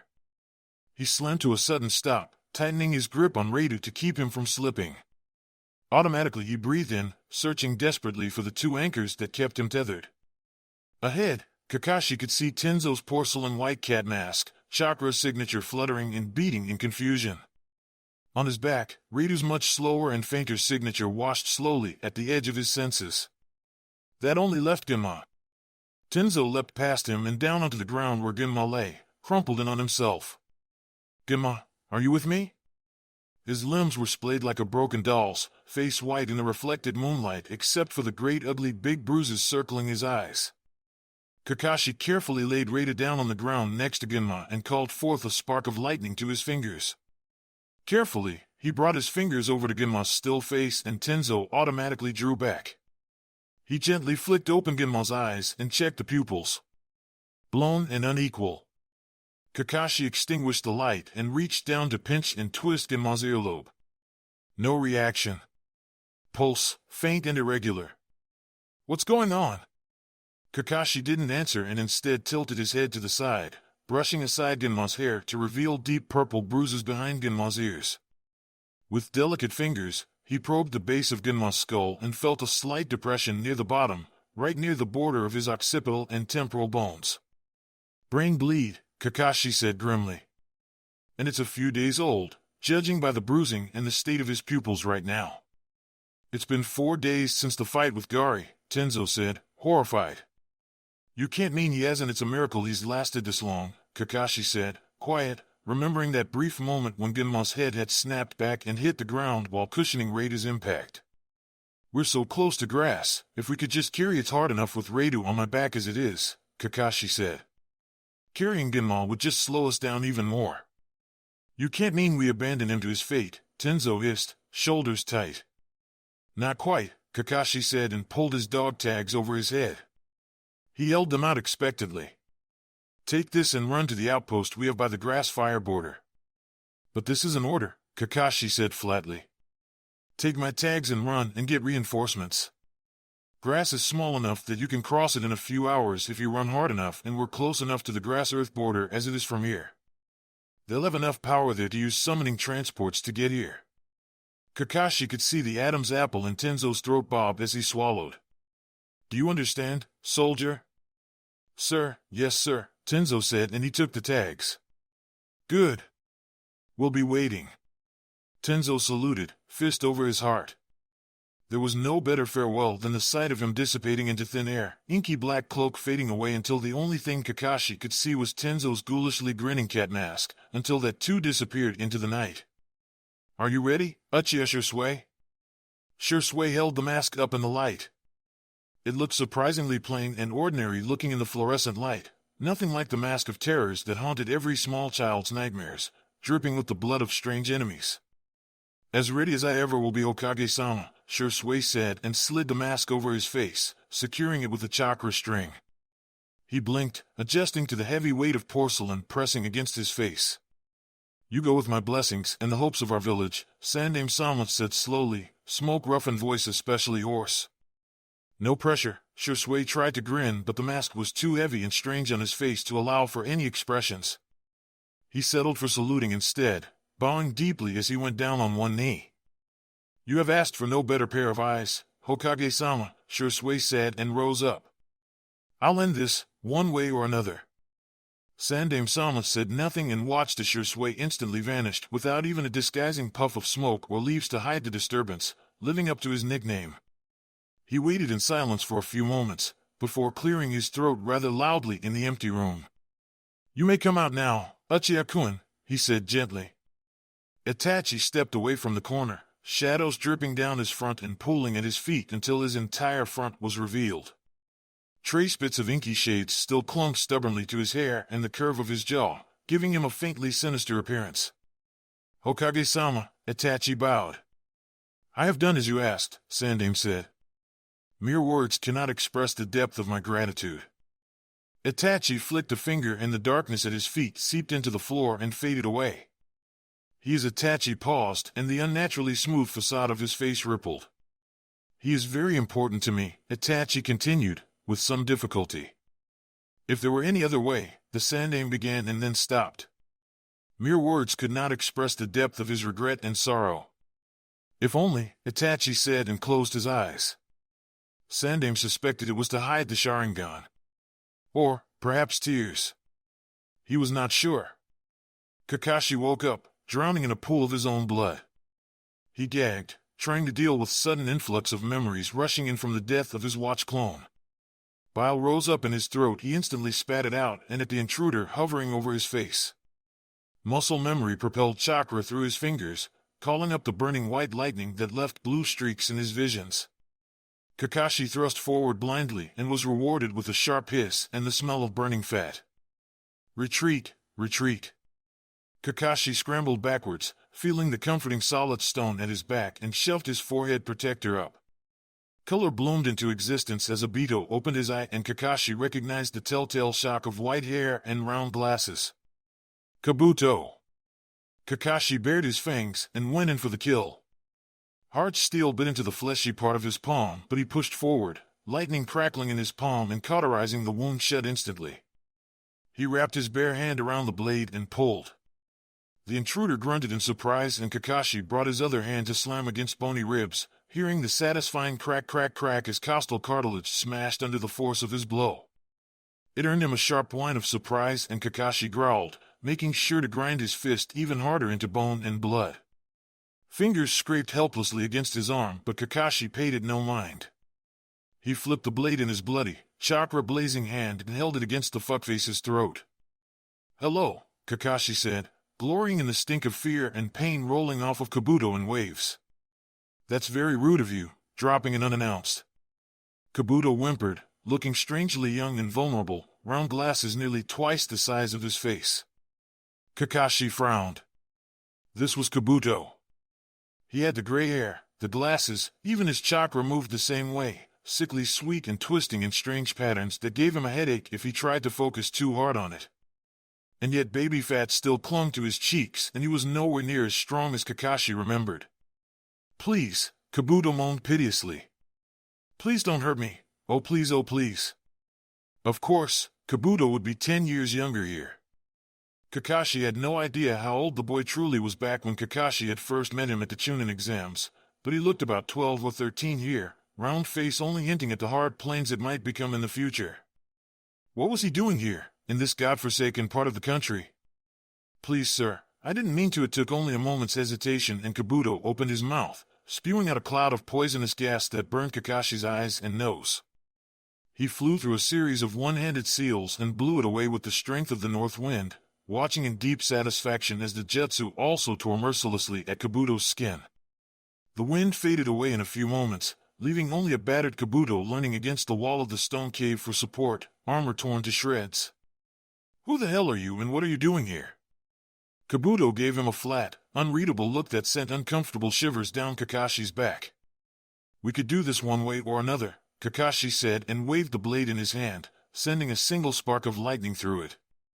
"How did you know I was here and what do you want?" Something in Kabuto's face shifted and Kakashi doubted it was the physical threat that made him twitch. He could only guess at the strange machinations of the child standing before him. Was he working for Orochimaru? Akatsuki? Kakashi tracked his every movement with Obito's eye and committed it to memory. "I've been sent by a collector," Kabuto said slowly, in a sweet little boy's voice. It made Kakashi's teeth itch and hackles rise. "Keep talking," Kakashi said. "He knows of your reputation as the copy ninja. I was sent to acquire your Sharingan." "You wouldn't be the first," Kakashi said and flicked the blade in his hand, splattering blood onto the floor. "As you can see, I still have my eye." "I am, admittedly, not your match in a physical fight," Kabuto said and then paused. Slowly, carefully telegraphing his movements, he pushed his glasses up the bridge of his nose.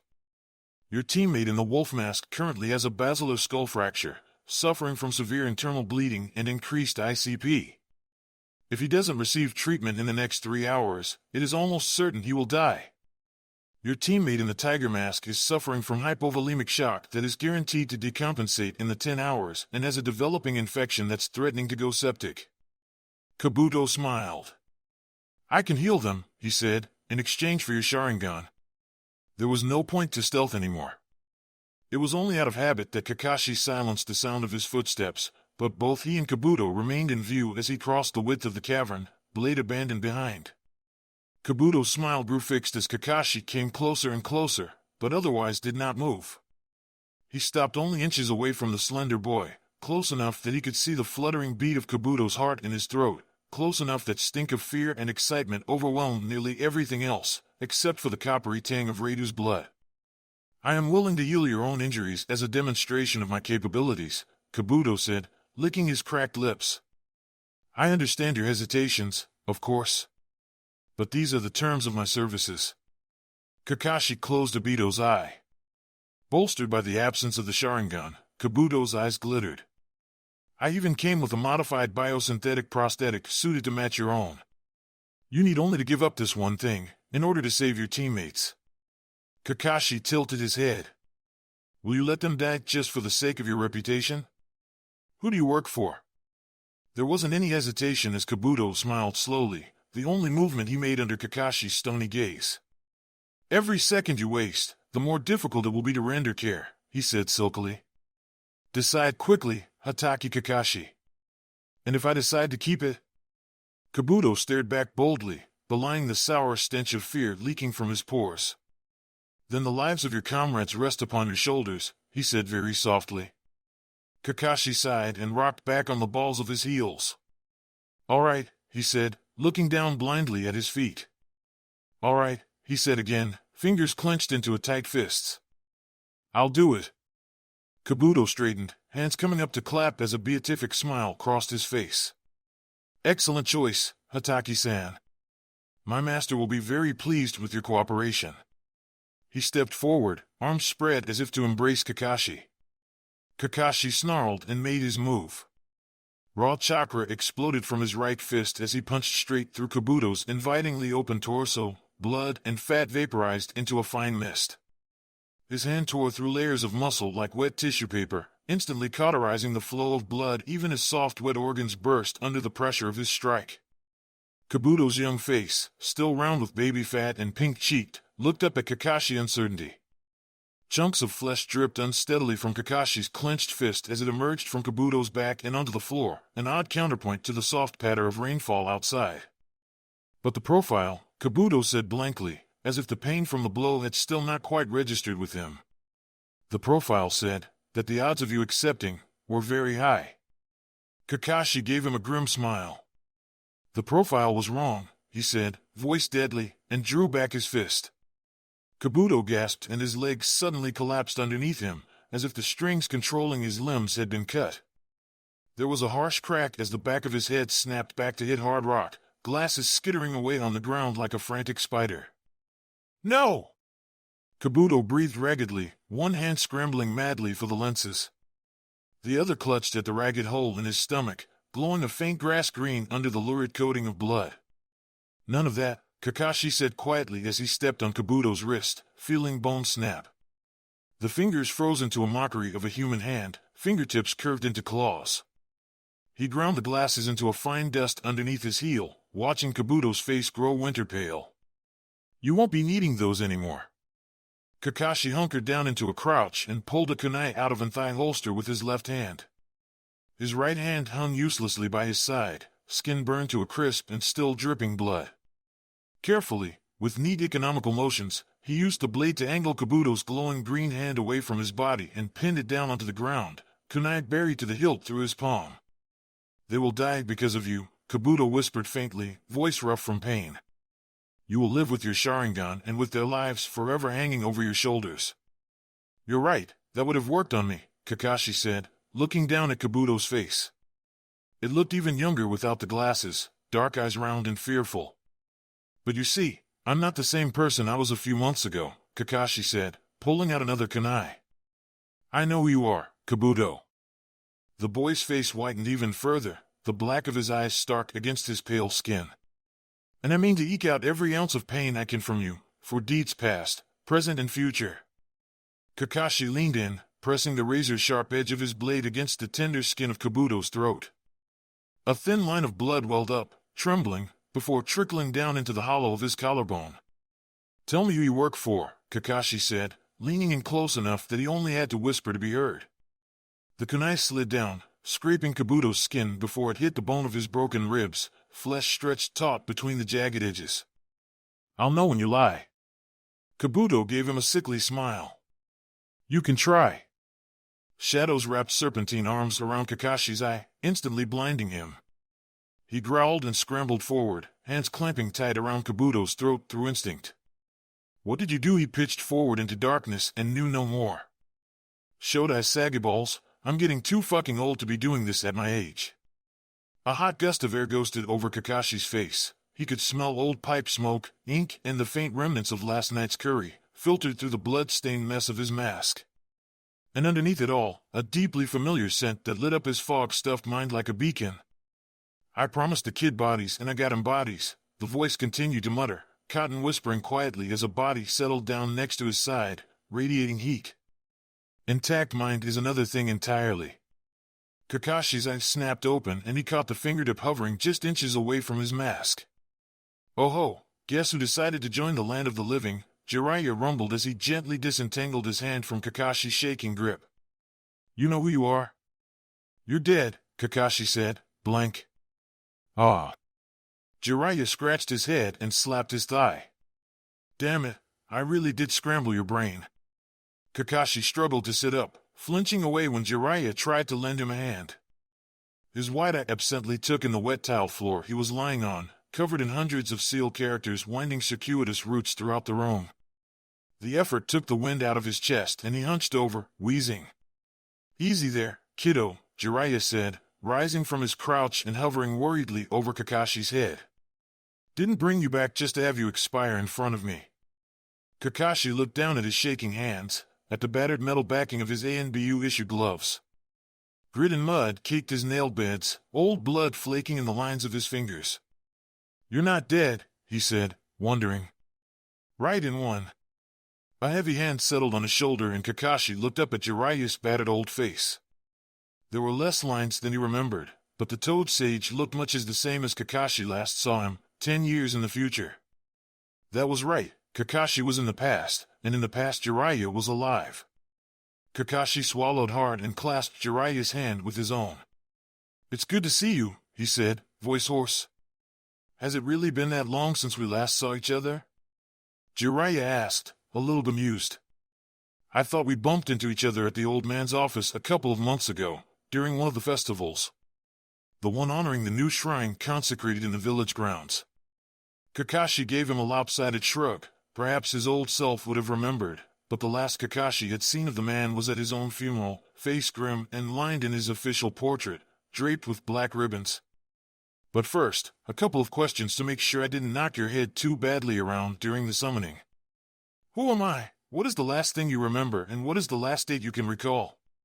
Jiraiya-sama, interrogating Kabuto, and the 15th of the harvest moon, Kakashi reeled off instantly. "Ah, so that's the mysterious gray-haired fellow we found," Jiraiya said, leaning back on his heels with a thoughtful look. "Not exactly part of the summoning ritual, so it was a surprise when he popped in with the rest of you." Kakashi traced the curve of a seal character by his knee, coolly admiring the strength and clarity imbued with every stroke of chakra-imbued ink. Jiraiya's work was as masterful as always, carrying a more than striking resemblance to Minato-sensei's old work. It was comforting to be surrounded by such familiarity. The characters for space-time, stabilized by the horse and crescent construct, the curves of a summoning contract magnified 100 times and altered to accommodate subjects in the physical plane, instead of astral.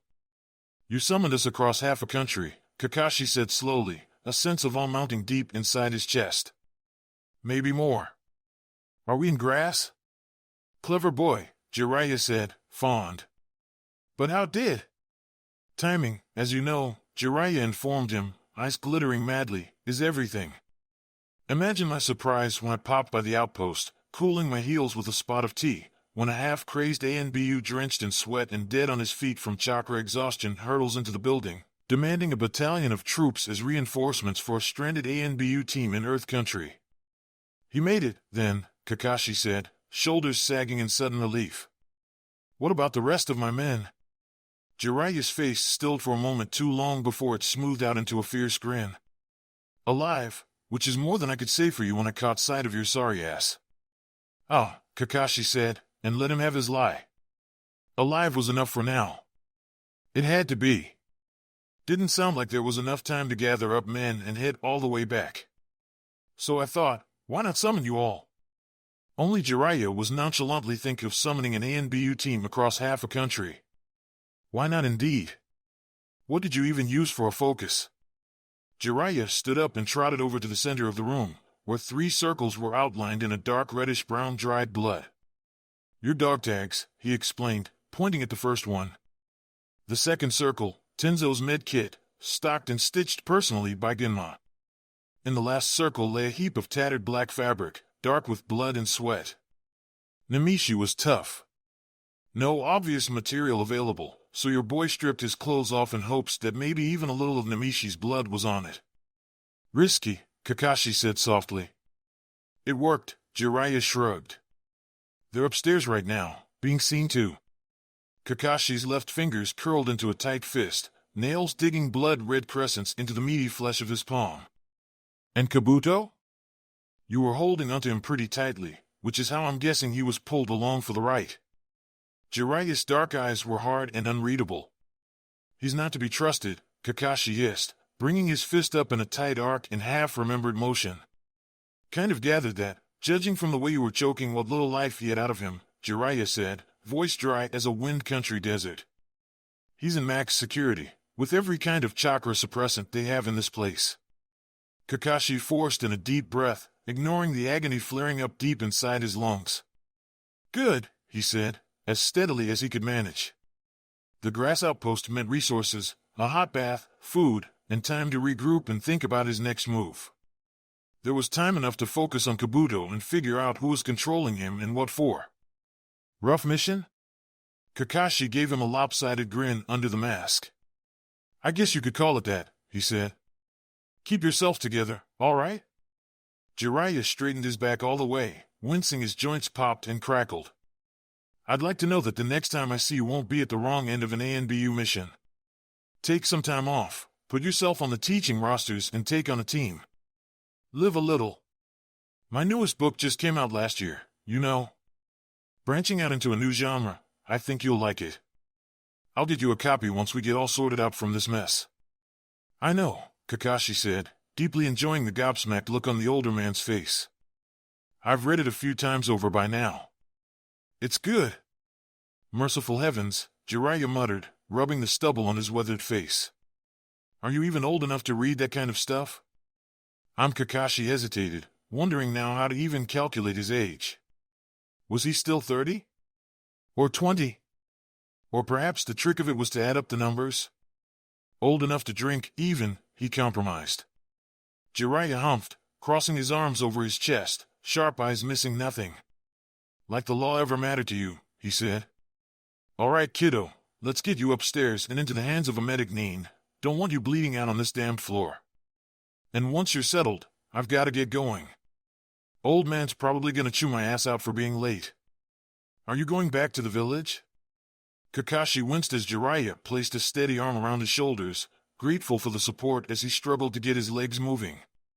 His right arm dangled helplessly by his side, chakra coils completely blown out. His left was hardly better as he used it to lean against the wall. Politics, Jiraiya spat, his thick bushy tail of hair nearly blinding Kakashi as he turned his head. Looks like it's gearing up to be a real nasty fight between the council and the Uchiha. Kakashi's heartbeat stuttered to a stop. What do you mean? He asked thickly, mouth going numb. Uchiha Sasuke, Fugaku's second son, well, sounds like he's gone missing and the Uchiha are blaming Danzo. The old goat's denying everything, of course, and the Uchiha aren't happy. The counselors are upset with the Uchiha for making baseless accusations. Knives are being pointed everywhere and the old man's convinced that Danzo's gonna use this somehow and blow up the whole village, maybe even engineer his way into wearing the old hat. Jiraiya blew out a gusty sigh, wouldn't get it scraping loudly on the tiled floor. It's a fucking mess is what it is. Sasuke's gone missing? Jiraiya clattered to a sudden stop, gripping Kakashi's shoulders tightly. Oi, stay with me here. What's wrong? Sasuke was missing. Kakashi closed his lone eye and felt the entire world vanish beneath him. Oi. Brat. I did not risk my life to save your fucking ass only for you to die in front of me. Kakashi. He'd come all this way and it was going to be for nothing. Kakashi. Snap out of it, damn you. Is there a medic out there? Medic! Sasuke was most likely dead. Danzo was going to have his massacre and the pack that he had killed himself to save was gone. He should have never left for this godforsaken mission, never let them out of his sight. How could he have been so stupid as to fall for the trap, with Kabuto lying in wait? Kabuto. He opened Obito's eye, Tomo swirling lazily in a pool of blood red. Jiraiya's face moved in slow motion. The span between each eye blink was a small eternity, each breath containing a universe of meaning. Hundreds and thousands of possibilities sprang forth into being, until past and present and future became one amorphous being, held in the spinning infinity of Obito's gift. Let go of me, Kakashi said softly. Are you mad? We need to get you to the infirmary, Jiraiya, Kakashi said, his voice deathly cold. Don't make me repeat myself. Slowly, reluctantly, Jiraiya moved away. Kakashi read 1,000 emotions in the old man's face and dismissed them all instantly. Kakashi, what are you doing? Kakashi looked down at his charred right hand, still clenched in a bloody and blackened fist. I'm going to finish what I started, he said. Tell me, where's the prisoner being held? Captain! Kakashi didn't bother to slow down, trusting Tenzo to catch up with him. You're leaving behind a trail of blood, Tenzo said, voice pitched low enough so that Jiraiya, who was following behind at a distance, wouldn't hear. Kakashi didn't bother to answer, instead giving his subordinate a quick once-over to make sure the medics cleaned him up. His hands were freshly bandaged, and there was a little color to his cheeks, though the great purple bruises under his eyes nearly took up half his face. Did you get your med kit back? What? Tenzo's hand moved automatically to his waist. Yes, of course, but if I could borrow it for a moment. Kakashi held out his left hand. Captain! There was a long silence, filled up by the sound of Jiraiya's wooden geta clacking against the floor. Tenzo unclipped the pouch at his hip and slowly handed it over, deep furrows etched into his brow. Kakashi came to a stop as he accepted it and flicked it open as best he could with the same hand. He dry swallowed 2 soldier pills, spitting out the plastic wrapping onto the floor, then picked out a tiny vial of stimulant and a hypodermic needle. I'm going to need you to assist me with this. He caught Tenzo's wide brown eyes and added calmly, I will make sure that they see fit to restock your supplies. Tenzo sputtered. That's not the point. Captain, you haven't slept in days, your chakra reserves are probably running low, your fist is a bloody mess, and you've just been pulled through a long-distance human summoning. The backlash from that kind of space-time manipulation should put you in bed for days, let alone all the other injuries you have. You need rest, not whatever it is you're doing right now. Kakashi looked at him and said nothing. Jiraiya snorted from behind. Face it, kid. Kakashi's gone off his rocker. Jiraiya-sama, Tenzo said wretchedly. You've got to do something. Jiraiya opened his mouth, paused and then shook his head. I don't think anyone can stop him at this point, he said, in a very different tone of voice. Kakashi gave Tenzo a level look. Well? Tenzo swallowed hard. Promise me you'll see a medic, he said. After this. Yes, I will, Kakashi lied and watched in silence as Tenzo drew up the vial with steady hands, golden liquid pooling in the glass tube. Kakashi hardly noticed the prick of the needle as it sank deep into the muscle of his arm, instead focusing on the smoky streams of artificial chakra starting to flow through his body. It's done. Good. Kakashi gave back the kit and flexed his left hand, controlling the fine tremors that were already beginning to surface. It was enough. They had stopped at an intersection, white walls physically unmarked to confuse possible intruders. Kakashi flicked Obito's eye open, checked the chakra markers, and turned the corner to face the broad expanse of an empty wall. With the Sharingan, he could make out chakra burning deep patterns into the wall, twisting and turning like phantom clockwork gears. Another time, he might have stopped to study the magnificent ceiling work, the tiny intricate arrays that ticked in happy concert, each part adding to the greater whole. There was no time for finesse any longer. Kakashi drew his mask down and bit deep into his thumb, drawing blood. It glowed an iridescent blue, imbued with his chakra. Tenzo and Jiraiya had discreetly inclined their heads away when he pulled down his mask, a fact for which Kakashi was distantly grateful for. Stretching up as far as he could go, Kakashi moved his hand in broad sweeping motions, each stroke made as thick and strong as possible. It was only a single character, as tall and wide as a man, release. Kakashi slammed his hand on the wall and imbued it with as much chakra as he could spare. The character lit up instantly like a torch, blinding the Sharingan. Kakashi let the tears drip down, unheeded. Cracks splintered throughout the wall everywhere the seal touched it, chakra patterns fracturing under the weight of Kakashi's command. Behind him, Jiraiya pinched the bridge of his nose and muttered something along the lines of "miserable little son of a bitch." "What did he do?" Tenzo whispered. "Imagine you are in a china shop," Jiraiya said, not bothering to lower his voice at all. "Imagine hundreds of delicate porcelain dishes worth more than you own life in all these nice glass shelves. In this metaphor, by the way, the wall is the china shop." Jiraiya-sama then imagined taking a sledgehammer and crushing everything. The wall shattered, chunks of plaster and wood and stone falling to the ground in a cloud of dust. Chakra crackled and flared in bright blue bursts like sparks of lightning in between the billowing pillars of smoke. It was as if a small thunderstorm had suddenly formed in the middle of the hallway, foreboding rain in the end of the hallway. "Ah," Tenzo said. "I see." Kakashi picked his way around the rubble, ignoring the warning sirens blazing over his head. A gape-mouthed Yamanaka clutched a stack of paperwork to her chest as Kakashi stepped into the hidden room that was revealed by the broken wall. "Where is he?"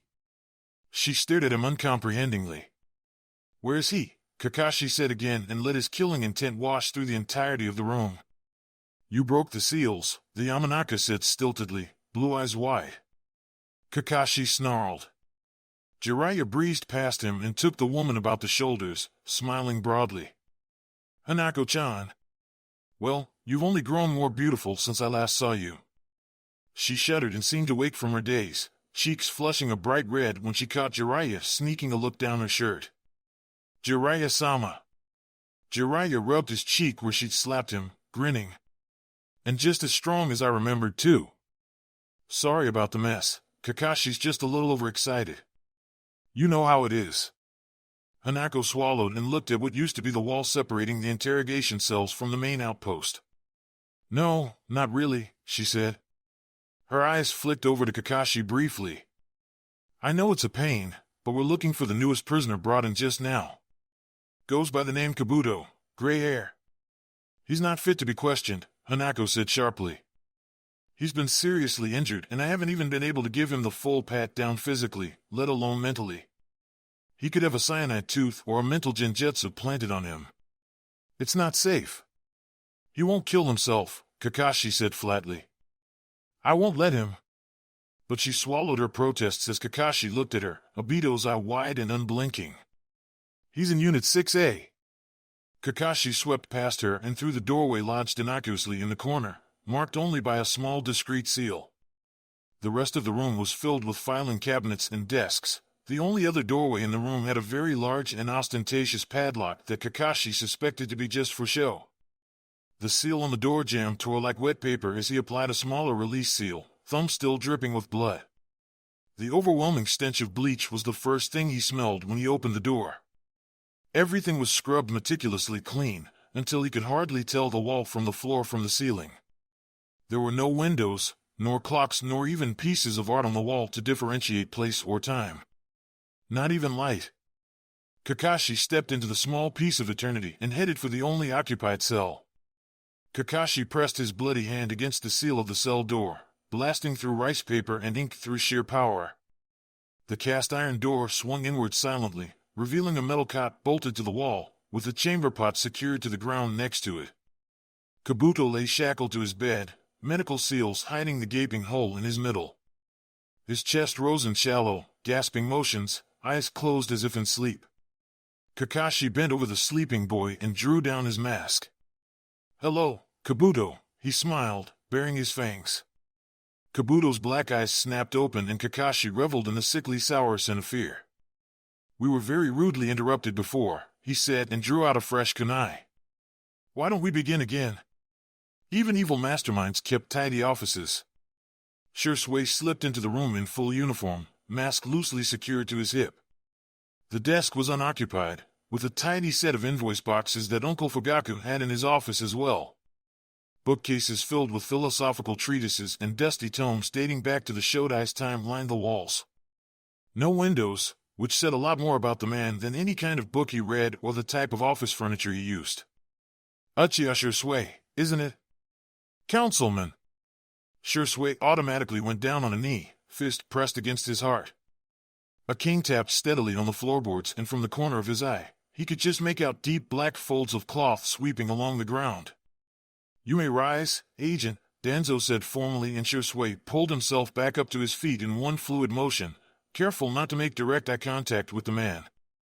"Allow me to congratulate you on your successful admission to the Corps, Uchiha-kun. I'm sure your skills would be of great use to the Hokage and the village." Shui inclined his head deeply.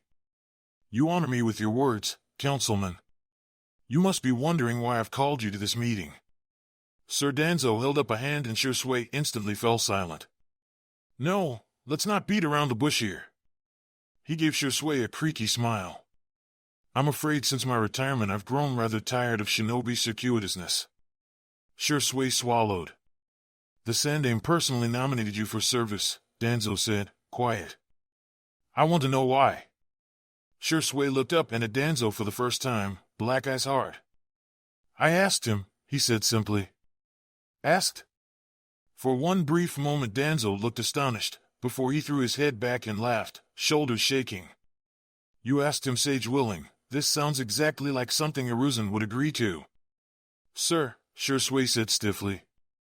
"No offense meant on your part," Danzo smiled and clapped his one hand down on the table. "Just an age-old philosophical disagreement I've had with my friend." "Well then, young Uchiha-kun, what drove you to ask this of the Hokage himself?" Shui's hands instinctively clenched into white-knuckled fists. "I felt that I had the opportunity to serve the village with the skills that I had. ANBU would have better use for my talents than any other mission available through ordinary channels." "Oh?" Danzo leaned forward in his seat, face unreadable. "And why not wait until you were properly nominated and presented as a candidate?" Shui looked away. "My cousin," he said slowly. "Perhaps you've heard of him?" "Uchiha Itachi?" Danzo made an unintelligible noise. "Yes, I suppose you could say I am aware of him. He has already been nominated and sworn in to serve the Corps," Shui said, distantly observing the fine tremors in his shaking fists, as if his hands belonged to another man entirely. "At the age of 12. Commendable." "I am useful as well," Shui said fiercely. "I am an Uchiha as well. I have unparalleled mastery of the Sharingan not found in elders thrice my age, let alone my age mates. I too wish to serve the village in my own way. I knew that my clan would see Itachi in the Corps and be satisfied, and the rest of the village would know no better. Is there not room enough for more than one Uchiha in the service?" Shui shuddered and looked away, down at his ANBU issue boots. The leather was smooth and uncracked, still yet to see blood or fire. Can they not see beyond their own illusions? "Ah," Danzo said, and Shui looked up, startled.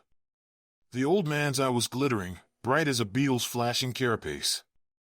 "Oh yes," he said softly. "I think you'll do very well indeed, Uchiha Shui." "I'm sorry, I just don't have a lot of time," Shui mumbled, running a hand through his greasy hair. He stared numbly at the rumbling washing machine. "2 cups of detergent," the woman said kindly, pointing at the orange bottle sitting by his feet. "Oh, yes of course." Shui bent down, fingers fumbling against the plastic handle. A thick syrupy blue liquid splashed on the ground and onto his toes, but he hardly felt it, busy pouring it straight into the drum. After a bit, it looked like 2 cups had gone in, so he dropped back onto the floor and shut the lid. "Are you sure you're not being followed?" Shui jerked his shoulder over to the back, where an Abiram was busy folding his pile of jackets. The woman stiffened, metal flashing in her hands. "Don't worry," Shui said, wiping his sticky hands on his uniform pants. "I've convinced him that nothing really is going on right now. Just doing my laundry on my off day like any other rookie operative desperate for clean clothes." "Are you sure?" she asked, voice tight. Shui gave her a tired smile. "I have to be, to do this kind of stuff." He rolled his shoulders, stretching out the kinks in his muscles. "It's a thing I do," he said, waving vaguely at his eyes. "I build truths and sell them to people to believe. I'm pretty okay at it, I guess." At her incredulous look he added, "I try not to do it on people I like. It's not very good at maintaining healthy relationships, you know." "Ah," the woman said and turned back to unloading her own load of laundry. "So, how's life in the Corps?" "I'm adjusting okay," he said, stuffing his hands into his pocket and staring at the washing machine. "My new friends just took me to a nice club down by the warehouse district. Creepy atmosphere, but it was worth it for the great mixed drinks." She raised an eyebrow. "I've never lived by myself before," he informed her. "It's fun. I've even been cooking for myself now." "So, ramen?" "Baby steps." He kicked the base of the machine with the tip of his foot. Pain burst in his toes, razor sharp and clarifying. Shui tried to hold onto the feeling. "I still haven't figured out who's dating who, and all the gossip about the members keeps flying over my head, but it's always like that when you join a new group. I feel like I'm going to be playing catch-up for a while." The woman slammed the door to the drum of the machine shut, picking up the laundry basket at her feet with a huff. "Sounds rough. How are you doing with the mission quota?" Shui's breath caught in the back of his throat. "I'm getting there," he forced out. "I just need a little more time." "Don't forget about the bigger picture," she said, hitching the basket against her hip. She tossed her long wild hair over her shoulders, giving him a coy smile. "See you later, Shinobi-san," she winked. "Maybe I'll take you up on that offer sometime." "Call me," Shui said dully and handed over a crumpled piece of paper. The flirtatious look on her face smoothed into solemnity for a brief second before she turned away, swaying her hips. "Now that's a fine-ass honey," a man observed as he drifted up to the dryer the woman just vacated, laundry sack casually slung over her shoulder. "You get her number?" "I saw her first," Shui said, and his eyes flickered red for a brief instant. "Right?" "Who?" the man said blankly as he set his laundry down. "Are you talking to me?" Shui's mouth thinned out into a flat line. "Sorry, I thought you were someone I knew." He turned away, walking blindly towards the exit. "Just a little more time." Shui bowed his head. At the sound of the morning bell, he shuddered awake and the ache in his head came back again. It was a round kind of pain, if he thought about it, big and crashing like the waves of the ocean he'd seen once on TV. But he didn't like thinking about it much, about anything at all, because it would just make the pain worse. Sleep was better. He closed his eyes. "You have to get up or they'll take away your food again." Something latched onto his shoulder and shook him hard. He curled up tight into a ball and tried to ignore it.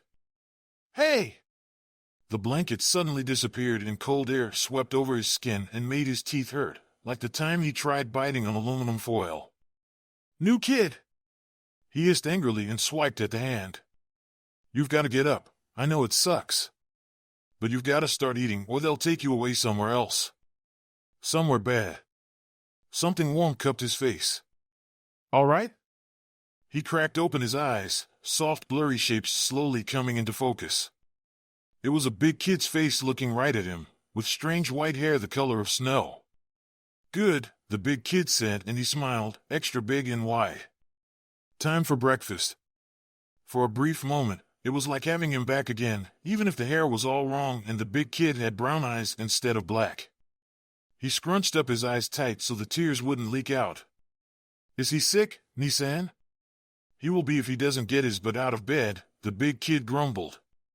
"Here, grab his arm, I'll get the rest." He felt himself dragged out of bed. He flailed wildly before his leg hit the cold concrete floor and he yelped, the crashing waves in his head nearly drowning out all the other noise.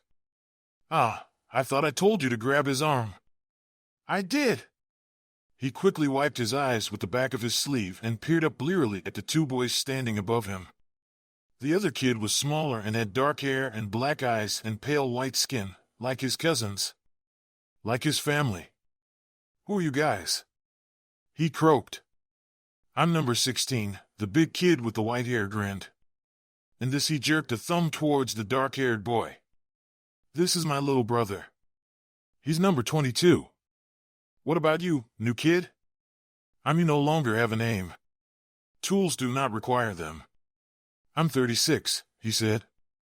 In the darkness, under the cover of the blankets, he told them stories of the world outside. Like on TV, there's this show about samurai, except they're all different colors and they have swords and stuff. TV?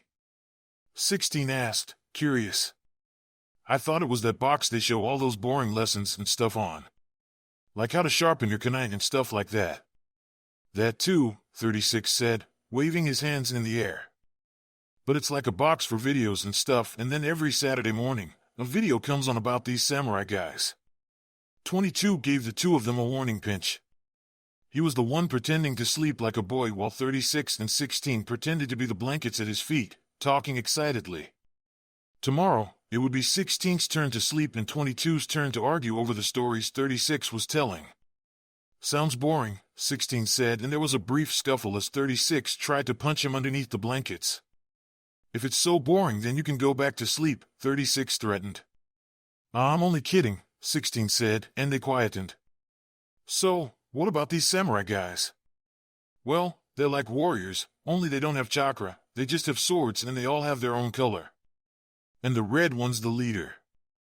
And they're traveling throughout the world to fight evil monsters and save the world and bring honor back to their old country. Huh, 16 said. 22 slowly drifted to real sleep, lulled by the stories of the Super Sentai samurai warriors and their adventures in saving the world and protecting the peasantry. Just before the finals waves swept him away into darkness, 36 told 16 a different story, strange and scary enough to keep him anchored to this world. Do you remember your real name? What? For the first time in his life, 22 heard the fear in 16's voice. Not the numbers, but our real names, 36 persisted. Like how the instructors have names like Iwato or Kazuhito. I am sorry, 36 said suddenly. I shouldn't have said anything. There was a long silence, long and deep enough that 22 almost thought that they had all fallen asleep before 16 finally spoke up. I don't remember, 16 said quietly. Only the number I had at the old place, before they brought us all here into this big building and renumbered us all. I was 8 before and 22 was 56. I don't think he knows either. Maybe. 16 sounded unsure. I know my real name, 36 said, so soft that 22 almost couldn't hear him at all. They'll make you hurt for that. 22 could feel 36 shifting around, hand brushing against his leg. They took my ear away from me, he whispered, fierce. But they can't take my name away. You're one of the dumbest, stupidest, and bravest little kids I know. 22 silently agreed. He squirmed a little, wanting to know, but if Nissan wouldn't ask, can you tell me? 36 shivered. Promise you won't tell? I promise, 16 swore. I am Uchiha Sasuke. Even as some small, distant, part of him recoiled from the blood on his hands, dripping from his sword, dried in permanent brown stains on his boots. This, he realized, was the true benefit of the mask, not to strike fear or to conceal his identity from others, but rather to hide from his own self. He was just one of 100 now, a faceless figure bent in shadow, with no conscience or conscious thought of his own. He considered the sharp profile of the laughing fox hanging from the hook by his bedside table, fangs bared, whiskers drawn in crimson and black swirls across the porcelain surface. He had never really liked foxes. Shursui slipped the mask on his face, pulled on his cloak, and went to work. It was the absence of noise that woke him, more than anything else. 36 stuck his head out of his bed, rubbing his eyes and restraining the urge to scratch at the bandage wrapped around his head. Around him, he could see all the other kids slowly wake up, some of them looking pale and sick like they were about to throw up, others looking more like they had to use the bathroom real bad. 16 was sitting on top of his bed, legs crossed, quiet like. 22 sat on the floor by his side, head tilted towards the ceiling. No one made any noise, and 36 thought that was the weirdest thing of all. Like all of them had the exact same lump in their throats, the tight feeling in their chests that made speaking impossible. But he had to. "What's going on?" he asked, his voice scratchy and hoarse, shattering the silence. "Can't you hear it?" 16 said, fingers wrapped tight together, like a monk making his devotions. 36 didn't really get it until 22 spoke up finally. "There's no morning bell." They lay in neat rows, 6 by 6, on clean white tables with bright surgical lights chasing out all the shadows in the room, washing the color out of their cheeks. Thick black cables spidered across the room and lay attached to their heads, rippling with blue arcs of chakra that danced in time to 36 steady heartbeats. "Time," Danzo said slowly, thoughtfully, as he looked down at the laboratory spread beneath him, through the glass panes that separated the observatory and the room below, "is something that I always seem to be short of." Shui said nothing. He was bent on one knee, masked face looking down at the floor. He could feel his own hot breath curl against his skin, trapped by the heavy porcelain weight of his mask. The eye holes of his mask were small, black strips of darkness obscuring the edges of his vision. "I had plans for the boy, since perhaps even before his conception." Danzo paused, thumb rubbing the wooden handle of his cane. What better way to kill the father than with the son? He imagined Sasuke looking down at his father's corpse, grinning, with the crimson-red pinwheels spinning in his eyes and a kunai dangling from one small, boyish hand. But, in this way too, he will serve Konoha as well, reborn as a perfect soldier. His mind will be molded into something new, something better. Harder, stronger. The perfect tool. Danzo lifted a hand up, and the masked agent below instantly straightened and saluted, his badger mask glinting with reflected light. He stood in the center of a giant array, seal characters spiraling out from around him in labyrinthine tangles before connecting with the long black chakra cables. He had long yellow hair, tied back in a practical queue, just visible from a gap in the hood of his cloak. His hand began to fall as the agent brought his hands together, fingers twisting into seal signs release. Shui shouted, his eyes bleeding Sharingan red. He tore through all the careful illusions he had gathered, striking through all of the delicate chakra strings, and let go. The agent shattered into 100 different shards of reality, falling to the ground in a heap of technicolor lights. The laboratory plunged into darkness, lit only by the shimmering pile of shattered genjutsu on top of the seal array, before that too faded away into nothingness. Uchiha, Danzo spat in a soft, deadly voice, all at once a curse and an invocation. So, this is when you choose to betray me at last? Fire roared to life from his hands, throwing the sharp planes of his face into sharp relief, casting strange shadows across the scars stretching over his cheek. The rafters of the ceiling caught aflame, shimmers of heat and waves of smoke rising up and around them in an intoxicating, heady combination.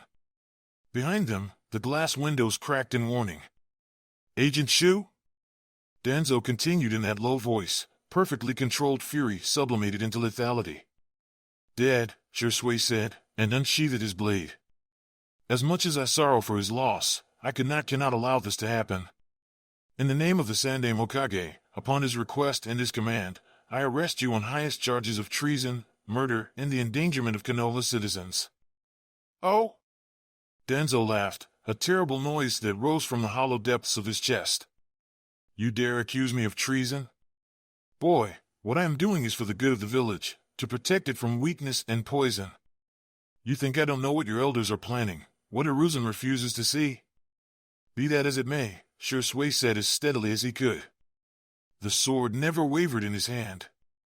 That doesn't justify your actions, Shimura Danzo. Will you comply with the law? And you? Danzo's voice turned even quieter, harder. Your hands are just as marked as I am, child. You are blind if you cannot see that he is using you as well, his own hidden sword in the darkness.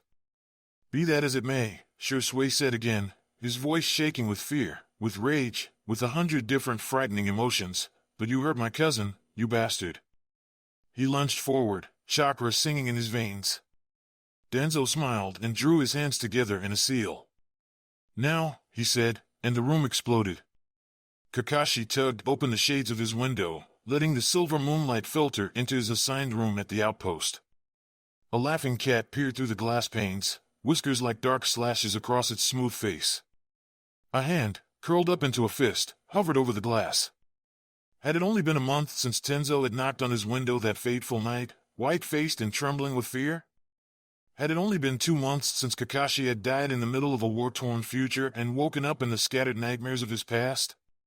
Had it only been 10 years that wound backwards, like water spilling up through the gaps in his fingers and back into his cupped palms? Captain, Tenzo whispered, his chakra flickering and curling in on itself. Genma. Good men died, blood washed over the earth, and the world went on as it always did, time flowing endlessly forward, even here, in this impossible, improbable world. Kakashi bent his head. I know. They were gentle, if nothing else. His body was washed carefully, with soft cloths imbued with herbs and stitched with seals of purity. His hair was combed and braided into a neat queue, then tied it with a traditional white ribbon. Finally, they tied a black armband around his arm, embroidered with a silver spiraling leaf, then laid his body onto an unrolled ceremonial sealing scroll, marked with black serpentine coils of symbols. A medic, with a light touch, carefully signed Shiranui Genma and bound his corpse to paper and ink, securing him for the last journey home. Kakashi closed the door behind him as he left the morgue and stepped into the attached infirmary room. He stopped in front of an empty stasis chamber, watching the chakra-infused water slowly drain through a grid in the floor, tubing laying limp and detached by the glass sides. A placard with Genma's name, water-stained and wrinkled, still hung by the corner of the chamber. Sometimes, Jiraiya said beside him, puffs of breath swirling around his mouth as he spoke, lips blue-tinged from the cold air. The body just passes on anyway, organs shut down, and the cells die off, even with a support system in place. He sighed meditatively, get a scraping on the tiled floor. Perhaps it's better that it ended this way. Kakashi observed the swirling vortex forming as the blood-flecked water circled the drain. He was too far past normal healing, he said, quiet. You don't think maybe if Tsunade had been here? No, Jiraiya said, his voice almost unbearably kind. Not even she could have brought him back. Kakashi felt something almost like hysterical laughter bubble up in his chest, choked the breath out of his lungs, squeezed tight around his heart like a vice. How could have had thought dared to presume that 10 years of experience, 10 years of fucked up failure would have been anywhere near enough to fix his own mistakes in the past? The past was never the problem. It was always him. He hadn't been good enough, not now, not then, not even in the future, with Pein standing over corpse and his students scattered across the remnants of the world, broken and shattered because he wasn't enough, was never enough. Sasuke was missing, Reidu was barely clinging to life, the Uchiha massacre was growing more and more likely, and now, perhaps worst of all, Genma was dead. Kakashi tasted copper and salt on his tongue as something warm settled on his shoulder, chakra flowing from it in steady waves. Don't you even think about collapsing on me, boy, Jiraiya snapped, his voice sounding as if it came from a long distance. Get your shit together. Kakashi dimly realized that he had bitten clean through his tongue, blood pooling in his mouth, staining the cracks of his teeth. Unsteadily, he dragged his tattered mask down and spat onto the floor. It splattered across the white tiles in jagged crimson drops. Jiraiya's hand pushed harder against his shoulder, guiding him towards a chair by the far end of the room. Kakashi followed almost helplessly, his limbs moving of their own accord. He couldn't stop looking at the nearly empty stasis chamber, at Genma's name. He sank into the chair at another nudge, heady waves of chakra still flowing through him from Jiraiya's steady, unwavering touch. Kakashi. Shiranui Genma. What is your name, rank and registration number, soldier? Hatake Kakashi, Jounin of Konoha, registration 009720, Kakashi said automatically, the familiar, well-worn words spilling out from him. At least you're not catatonic, Jiraiya said, voice just a touch wry. He knelt down, his mane of spiky gray hair filling up Kakashi's entire vision. The stasis chamber and its attached placard slipped out of view, obscured by the bulk of Jiraiya's chest and his massive chakra presence, lurking in his bones like a banked fire. I've only seen you like this once before, Kakashi, and it was just yesterday for a few seconds, right before you went on a cold-blooded rampage and nearly murdered the prisoner. Jiraiya's chakra flow slowed to a trickle, but Kakashi could feel it surging through his parched chakra coils, fire affinity calling to fire. I need you to help me understand, Kakashi, because I don't know how to reconcile this man sitting before me and the one I saw a few months ago at the festival. You look the same. You are the same blacks, the same ANBU armor.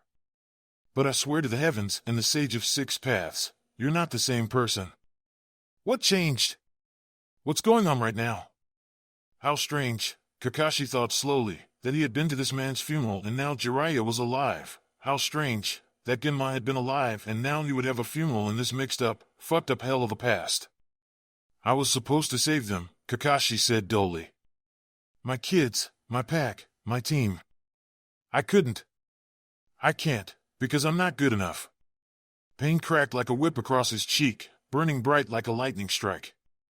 I've already seen one Ataki walk down this path, and that's one too many. Don't you dare follow your father into the darkness, Jiraiya said coldly, his hands still raised from slapping Kakashi's cheek. You can't blame yourself for events out of your damned control, brat. Shiranui died a good death, a soldier's death in service to the village. A white-hot fury burned the fog out of Kakashi's mind, lent his leaden limbs sudden energy. You don't understand. You're damned right I don't, Jiraiya shot back.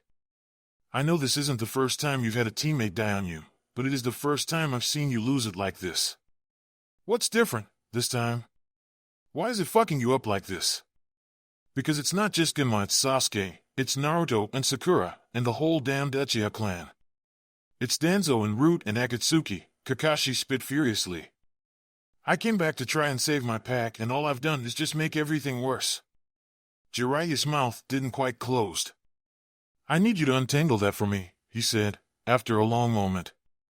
How is Naruto, Uzumaki Naruto of all people, involved in all this? And Fugaku's missing son? And what's all this about Danzo and an AKA whatever? You coming back? The transfer, or time travel or whatever the hell Kakashi was supposed to call this, it had never really been a secret, only difficult to explain. It had been easier instead to assume the role of his younger self, to pretend to be something other than he truly was and then make his own quiet moves to change the future. In the shattered remnants of his failed plans, Kakashi didn't know quite what to say. You're really doing a splendid job of convincing me you haven't gone completely off your rocker, Jiraiya said, a touch of a half-hearted smile curving his mouth. It's complicated, Kakashi said finally. And I'm not sure if you really will believe me anyway. Something would be better than you just staring at me like this, Jiraiya said, raking his hand through his thick curls. Or you're going all quiet again, he added in a very soft voice. Kakashi stopped and cleared his throat. I am actually 30 years old. Somehow, I've managed to travel back in time and enter my younger, 20-year-old body. Jiraiya choked. From my own personal recollection, in 1 year's time, Uchiha Itachi will murder every single member of his clan, save his brother, Uchiha Sasuke, in order to protect the village from a coup engineered by his clan. In 6 years' time, when I was, or will be, 26, I was assigned a Genin team consisting of Uchiha Sasuke, Uzumaki Naruto, and Hirono Sakura. The team subsequently fell apart due to my own inadequacies, Kakashi said, letting his voice fall into the rhythmic cadences he normally used to give reports, distant and detached from the circumstances. Sasuke betrayed the village to join with Orochimaru and later killed his brother and made several attempts on his former teammates' lives, and mine. An organization composed of missing Nin also made several attempts on Naruto's life and on the village in order to extract the Kyuubi's chakra. The head of this organization, known as Akatsuki, eventually breached Konoha's walls and invaded the village. I died during the battle and found myself waking up, here, 10 years in the past. Silence wound tight between the two of them, straining towards a breaking point. So, Jiraiya said, his brow deeply furrowed, clearly struggling to absorb Kakashi's words. That's why you flew off the handle when I reported Sasuke's disappearance. And an invasion of Konoha, of all the possibilities. His voice trailed off, his face settling into an unreadable mask. Kakashi felt a sudden exhaustion wash through him, the furious, frustrated anger from before quickly dissipating. He was tired to the bone, weary, and above all, frightened of what the unknown future might still bring. I can definitely see why you thought I would and why I don't believe you, Kakashi. Time travel? Jiraiya shook his head. Talking sage toads and prophecies, I can do, he muttered. But this stuff? He blew out a rough breath. I can show you your funeral, Kakashi said. Jiraiya stilled. With heavy, numb fingers, Kakashi drew up the borrowed chakra within him, Jiraiya's own chakra, and wove an illusion made of memories and old dreams. Watch, he said, and opened Obito's eye to let Jiraiya see. Even without Obito's eye to etch it into memory, Kakashi could still remember the way his formal blacks felt on his skin, how they smelled of mothballs and scented detergent. It was a hot, humid summer morning, with only a few clouds in the sky. It was a beautiful day. A framed picture of Jiraiya lay in front of the memorial, lined with black ribbons. Here was a much more familiar face than the living man standing beside him, a little older, with deeper wrinkles and laugh lines. Next to him, Jiraiya swore softly underneath his breath. The illusion shifted and changed, revealing Naruto's bent back, the heaps of chrysanthemums laid in a mound in front of the memorial. He looks just like Minato, Jiraiya said haltingly. You took him on as your apprentice. Later on, Kakashi gestured toward the two squat frogs sitting by Naruto's side. He learned how to summon toads, among other things. Fukasaku and Shima. Jiraiya started, his face growing pale underneath his deep brown tan. There's no way you've ever seen them before. This is all just an illusion, not a memory. Kakashi finished for him and let the strands of chakra go. Reality rippled into place around them, the hot summer day fading away to reveal the sterile white walls of the outpost infirmary. Jiraiya was on his knees in front of him, his hands clasped together as if in prayer. At any other time, the look on his face might have almost been funny. Now, all Kakashi could feel was fear. Now you see what's really at stake, Kakashi said, his voice slow and bone-weary. Sasuke's missing, and I know that Danzo is involved in this whole mess, instigating and maneuvering himself into power. We're maybe days away from the massacre happening again. His head sank into his palms, Obito's eye throbbing endlessly behind his battered Konoha band. I'm still not exactly sure what's going on, but I know this. Something hard and solid collided with Kakashi's skull. Blue and white stars shot across Kakashi's vision as Jiraiya ground his fist against his head. You idiot, Jiraiya said, but his gentle tone was at odds with his words and actions. Kakashi flinched, too stunned to do anything more than blink stupidly at Jiraiya's face. Let me guess, this is the first time you've told anyone about this thing? Kakashi nodded dumbly. And let me make another educated guess. You thought you could handle this all by yourself, huh? This time it was Kakashi's turn to look at the other man, his mouth ajar. Not your team, your ANBU squad, not me, and definitely not the old man Hokage, right? Jiraiya sighed, his black eyes full of a warmth that Kakashi couldn't understand, his thoughts fracturing and spinning into 1,000 incomprehensible fragments. Have you ever thought, Jiraiya continued in that same tone, that we might even want to help you out? You don't have to solve all the problems, save the entire world all by yourself. His fist flattened out, his hand now ruffling Kakashi's spiky silver hair as if Kakashi were a boy again, to chide and lecture. Teamwork, Jiraiya said simply. Kakashi's eye began to prickle with heat as he closed it. Underneath his Konoha headband, Obito's eye began to weep. Now, Jiraiya said fiercely, let's figure out how to get back home and kick some asses. The Sharingan saw the world-shattering moments before it truly happened, enough time for Shisui to throw every ounce of chakra he had into the most important body flicker of his life. With the Sharingan, he saw Danzo mouth something seconds before his lips even moved, catching the minute muscle movements of his face, projecting and evaluating and calculating in less than a heartbeat's moment. He passed by Danzo's fleetingly open torso and crashed through the glass pane separating the observation room and the laboratory just as the ceiling began to tremble and cracks began to appear in the earth. Now, Danzo smiled, and the room exploded, stone and fire raining from the heavens as the ceilings and the walls of the entire building began to collapse in on themselves. Shisui dropped his sword mid-jump and his hands blurred through half a dozen seals dizzyingly fast, pouring everything he had into the jutsu. Sasuke's face looked up him in peaceful, drugged sleep, as debris rained down around him and all of the other children, lying as still as corpses in the collapsing lab. I'm here, cousin, I'm here, Shisui wanted to shout, even as his lungs filled with smoke and ash. He landed on the floor and slammed his hands down onto the ground. The laboratory erupted as blue waves of chakra rippled out from the epicenter of his hands, waves of earth reaching up and around to create a perfect dome to shield the children. A perfect darkness fell inside the room. Shui flinched as he felt the ground beneath and around him rumble and shake as the explosion continued on outside of the dome, bits of buildings and chakra fire raining down onto his construct. Sweat trickled down the back of his neck as he fueled even more energy into the jutsu. It would have been easier, much easier, just to protect Sasuke, to spirit him out of this building and run like hell for safety. Shui looked over at the rows and rows of sleeping children, his Sharingan detecting 36 beating hearts, 36 flowing chakra signatures lighting up the dark earthen dome with a beautiful luminescence that only the Sharingan could see. There was no way he could leave all of them behind. Distracted, he stretched his senses to cover the entire room, checking over the integrity of his construct, the lives of his 36 little charges. By the time he noticed the tiny chakra signature at the southern section of the dome, it was too late. It collapsed open with an ugly sound, letting a fiery light into the dome and casting long shadows over quiet, sleeping faces.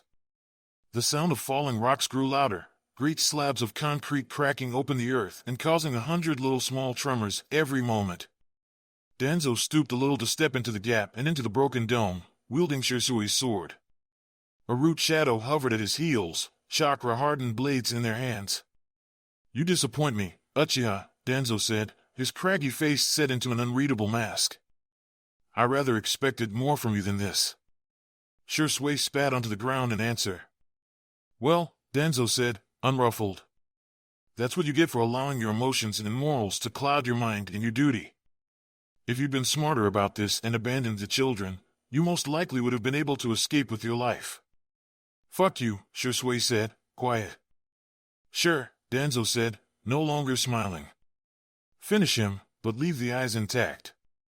I want to harvest them." The shadow detached itself from Danzo's heels and leapt at Shui, blades dancing wickedly with reflected firelight.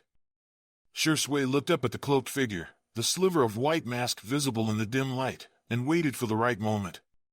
Touch was the simplest, easiest way for genjutsu to take hold on the subject. Sound was tricky, required extreme focus, and was notoriously inefficient considering the chakra use. Eyesight was unreliable and only best worked when in combination with Jujutsu, and even then, results were uncertain with the Sharingan.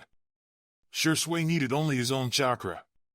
The root agent jumped in the air and toward Shui, blue flickers of light blurring in the air as the dual blades wove a dangerous steel web. Shui lifted one hand, the other still linked to the construct through the ground, and made one half seal.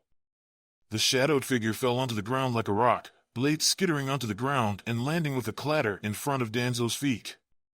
Shui staggered as his chakra levels grew dangerously low, lost to the Sharingan, the costly construct he was maintaining and struggling to rebuild with every bombardment, and now the genjutsu to dispose of the agent.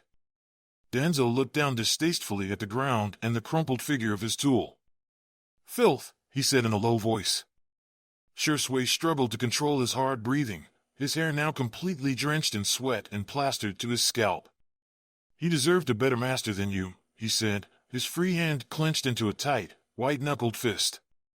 At least it was a quick, painless death. Shui had used an illusion that heightened the fear and adrenaline of the individual to a lethal level in less than a heartbeat span. The heart usually collapsed within a few seconds. "I've heard rumors of your abilities." Danzo stepped forward slowly, his gait even and strong even without the use of a cane. Or perhaps, Shui slowly realized, his thoughts muddled by chakra exhaustion, Danzo had never needed it in the first place. But to see proof of it in person is quite different.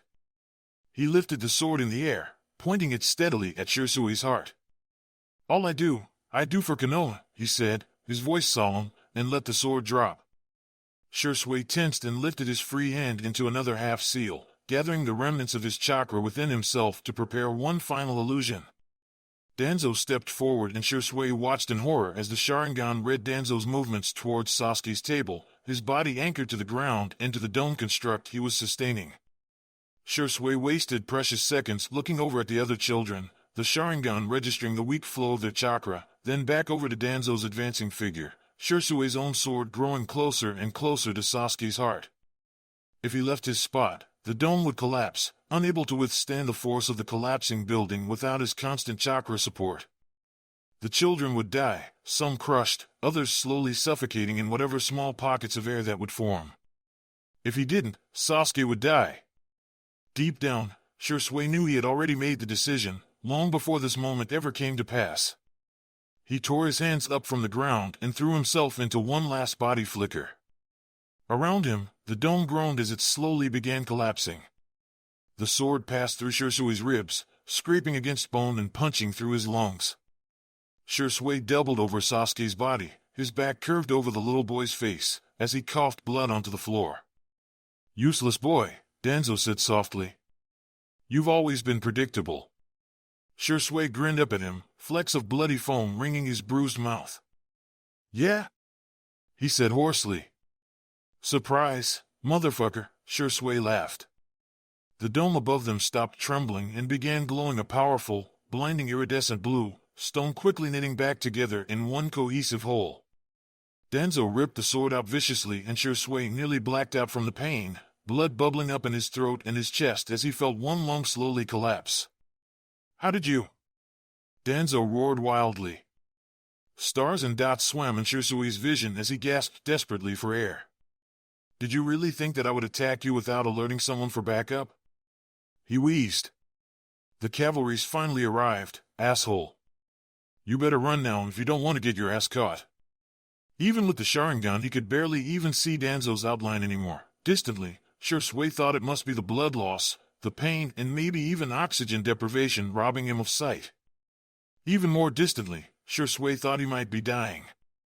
"Your eyes. At least I can have your eyes." Shisui managed a shaky grin as he instinctively palmed the kunai in hand from an arm holster, as easy and familiar to him as breathing once had been. "No," Shisui said, and blinded himself. The world, Shisui dreamed, was on fire. Or perhaps it was fire. Shisui found that he could no longer care about the difference. "Amaterasu of the heavens, answer my prayers, please, damn it, Shisui, wake up, please, Shisui." Ah, Shisui thought. Perhaps there was one last thing in the world he did care about after all. "Itachi," he whispered, lifting a hand up to his cousin's face. "Oh, Shisui, your eyes," Itachi wept. Shisui could feel the hot salty tears trickling down his little cousin's face. "Shoo," Shisui comforted him, tracing his thumb over Itachi's jaw. "Sasuke?" "Safe, he's safe, they're all of them safe," Itachi said, his voice shaking. "All 36 of them, Shisui, you big damn hero." Good, Shisui sighed and his hand dropped. It was as if in that one breath all the energy in his body had suddenly left him. "Kurine." Shisui searched his fleeting thoughts for what he once had thought important, but now seemed lost in the void. "She has the intel." Faded memories of a red-eyed, wild-haired woman at a laundromat briefly came to mind. "Yui Kurenai?" Itachi's voice grew harder and sharper. "She was your handler for the mission?" Itachi had always been clever. "I'm sorry, Itachi," he finally said, his voice growing fainter and fainter as he struggled to hold on long enough. "For leaving you, like this." Shisui could barely feel the tears falling down from Itachi's face and onto his own. "It's all right," Itachi said. "It's all right, just hang on for me, okay? We're on our way to the hospital, just hang on, damn it. Don't leave me." Shisui smiled, one last time. Officially, it was just the beginning of another day in the Uchiha compound, dawn's morning light casting playful shadows across the rice paper screens. Makoto swept into the main hall with soft, careful steps, carrying a basket of old, dull kunai against her hip, a bag full of sharpening stones in her other hand. There was a subtle ripple in the room as dark heads tilted up at her entrance, countless pairs of steady black eyes flicking up to meet her own. "Uchiha eyes." Makoto nodded, once, and everyone looked back down again, the constant thrum of scraping metal continuing on, unceasing, broken only by the sharp, sudden cry of a hungry infant demanding to be fed. "Sister, dear, it looks as if you've brought the entire armory with you," came the low, teasing voice, and Makoto's mouth curved up in a small grin. "Not quite," Makoto said, her eyes flitting over to the basket her sister held against her chest, nearly identical to her own, "as much as you, I think, Kyoko. Kyoko smiled back ruefully, and if it was a touch strained, well, Makoto could only guess it was no worse than her own. I've been putting it off, she said simply, for a day like this. Makoto looked across the hall, where mothers skillfully sharpened kunai with deft hands, babes strapped to their backs, and grandmothers stitched layers of silk steel into armor with nothing more than a single string of chakra and the Sharingan gleaming in their eyes. The women spoke in cool, low voices, about the weather, the children, about anything but the taut tension running through the room, the teetering calm balancing on the knife's edge, threatening to shatter at any moment. Shall we sit? There's still some room by the doors to the garden, Kyoko said. She gestured over to the eastern side of the hall, rice paper screens tucked away to let the morning light in. Makoto nodded and followed her sister, passing through clusters of women, their chakra signatures flickering in response to hers in silent support. We know, Makoto read, in their dark, glittering eyes, so much like her own. Like Sasuke's. Makoto couldn't help but turn away, focusing steadily on the shadow her sister cast in front of her, until they reached the other side. Kyoko settled herself onto a soft cushion, impatiently brushing aside the wild dark curls of hair that fell in her eyes, coming loose from the messy bun on the top of her head. One of these days, I'm definitely going to cut it. You've been saying that since you were 7, Makoto said absently, pulling a stone out from the cloth bag and picking up a kunai with the other. She held it up to the light, noticing the deep nicks running down the center, the handle still wet with oil. It was one of Itachi's she'd found while going through his hamper the other day, picking out all the blood-stained clothes to wash separately. I'm really going to do it this time, Kyoko laughed, as if she didn't quite believe herself either. She held a wickedly sharp dagger in her hand, working on giving it an even keener edge. And did you know, Shirsue's been saying he wants to grow it out too, as if his hair doesn't give him enough trouble as it is. There was a slight, almost unnoticeable hitch after Shirsue's name, small enough that Makoto would never have caught it, if she hadn't felt the same hitch in her own throat every time she thought of her own boys. He'd look good with long hair, Makoto said, clearing her throat. Itachi's had his hair long for years now. I barely remember what he looked like when it was still short. The two of them fell silent, the conversation suddenly petering out. Makoto looked over at Kyoko's round face, catching the gray hairs streaked through her hair, the crow's feet wrinkling at the corners of her eyes, and wondered how it had come to this, how the two of them sat in silence as they sent their boys to fight in endless, empty wars, and waited to lose them. Nearly a month ago, Sasuke disappeared. 3 weeks ago, Shirsue took on a faceless mask and slipped into the shadows. Last night, Itachi strapped on his bone-white armor, settled his black ANBU cloak over his shoulders, and slipped through the windows into the night, following the fluttering dark wings of the messenger hawk. Today, the elders would meet for one last time, and decide. She left Fugaku sitting alone at the kitchen table, looking blankly over a blood-bound scroll that called for strength and fire and another endless, empty war to fill with the blood of Uchiha children. Makoto breathed in deeply and closed her eyes, letting the exhaustion wash over her in suffocating waves. One more day, one more breath, one more chakra flared, wild and bright, and instantly the entire room rose to their feet as one, blades in hand. Sharingan glittered in soft, round faces and harsh, wrinkled ones, Tomo swirling as intent swelled up in the room, to defend, to protect, to kill. Makoto rose up slowly, the last one to do so, holding Itachi's half-sharpened kunai in her hand. It couldn't have was it the chakra signature. Fugaku's chakra signature flared again, and suddenly the rice screen leading to the entrance ripped open violently, paper torn from the force of it. Fugaku staggered through, his gaunt face set in stone. Makoto's heart clenched, felt the bile rise up in her throat, as the room began to gently spin around her. They found him. He's alive. He's in the hospital. Itachi's old kunai landed on the tatami mats with a dull thunk. Makoto looked down at her hands, unseeing.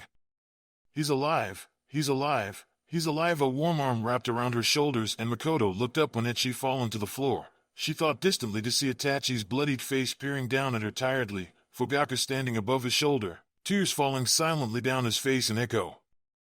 I'm sorry, Mother, he said, gentle. I'm sorry you had to wait so long. He closed his eyes, his whole body trembling. I couldn't even get Danzo. He disappeared by the time we got there. Makoto raised a shaking hand to wipe the tears dripping steadily down his nose and darkening the front of her apron, leaving wet, round spots. "My dear, dear boy," she wept, hugging him close. Itachi hugged her back tightly, still clad in armor, reeking of sweat and blood and life. Her boys were alive. There was a distinctive clink as Itachi moved, pulling away from her hug after a long moment, inexplicably. Makoto watched in bewilderment as Itachi turned toward Kyoko, her confusion mirrored in her sister's face. Fugaku lowered his head, his hand coming to rest gently on Makoto's shoulder, his body radiating a familiar, comforting warmth. At Kyoko, Itachi bowed deeply. Too deeply. Kyoko blinked, slowly, as her face became utterly still, the confusion settling into emptiness. "He saved Sasuke's life," Itachi said, slowly, and the taut, teetering tension that filled the room snapped. Itachi held his two worn hands out, fingers unfolding to reveal Shirsui's dog tags. The room was entirely silent except for a subtle drip, drip, drip, and Makoto slowly realized that it was the sound of blood slowly falling onto the tatami mats. Her sister's blood. She still held the dagger she'd been working on, the just sharpened edge of the blade digging into the meaty flesh of her palm. "I'm sorry," Itachi wept, eyes flickering from red to black and back again through glittering tears as Kyoko's blood soaked the floor. Outside, the birds began to stir. 6 ANBU guards stood by the entryway to the ward, masked faces impassive as Fugaku came to a stop. "Identification," the one in the tiger mask spoke, cloaked in captain's white. He held a black scroll in hand and opened it up silently. Fugaku bit his thumb and pressed his bloody thumbprint against the thin black rice paper, the mark flaring a sudden bright blue before subsiding. The ANBU operative nodded and stepped aside, the doors swinging open to let Fugaku, and only Fugaku, through. The doors swung shut behind him, instantly cutting off all sound, though he knew Makoto was going through the same process behind him. Ahead of him lay another set of double doors without any handles or hinges. Fugaku blinked once, letting the Sharingan bleed through his eyes, and caught sight of the massively complex seal workings pulsating with chakra on the walls of the small vestibule. They flared 3 times in quick succession and Fugaku felt something quite cold sink deep in his chakra coils, the sensation fading away as quickly as it appeared. The doors ahead of him swung silently inward as if on some unseen signal and Fugaku stepped into the S-class ward of Konoha General. A medic stood waiting by the hallway, scribbling something onto a clipboard in hand. Her head jerked up as Fugaku approached, dark circles even more prominent underneath the harsh fluorescent lighting. "Uchiha Fugaku Dano," she said archly, back straightening a little as she flicked her cold white eyes at him. "Hyuga-sensei," Fugaku said, his voice not quite chilly. Behind him the doors swung open again, revealing Makoto's pale face as she stepped behind him. Her eyes widened, very slightly, as she caught sight of the Hyuga medic, before she bowed her head politely. "Sensei," she murmured. "Uchiha Dano," Hyuga-sensei returned, inclining her head a fraction of a degree in return. "Welcome. I trust you've both passed through the cleansing safely?" "The seals?" Fugaku asked. Hyuga-sensei nodded. "They're designed to strip you of any external chakra devices like scrolls or bombs and kill electrical devices such as radios or even watches," she explained and started down the long, endless hallway, doors utterly unmarked and unremarkable, and without a single sign hanging in place. Corridors branched off the main hallway at irregular intervals, each looking exactly the same as the other. Hyuga-sensei strode forward with confidence, though Fugaku carefully kept track of each turn she took, knowing that Makoto did the same at his side. "Security precautions," she said drily, "as I'm sure you'll understand." Fugaku grunted, thinking of Danzo's sudden disappearance. The bastard was out there somewhere and no doubt hungry for vengeance. She came to an abrupt stop in front of a blank door, and Fugaku nearly ran into her back, swearing silently. "This one," Hyuga-sensei said. "He's in here." Hyuga-sensei knocked once, sharply, then pressed her palm flat against the surface of the door. It rippled briefly, taking on the shape of her handprint, before it swung open silently, revealing one very small boy sleeping in one very large hospital bed. Fugaku suddenly found himself unable to speak. Makoto gasped, softly, as she slipped around Fugaku's unmoving body, darting into the room. Itachi, sitting next to the bed in a folding chair, rose to his feet slowly, uncharacteristically blinking back a long yawn.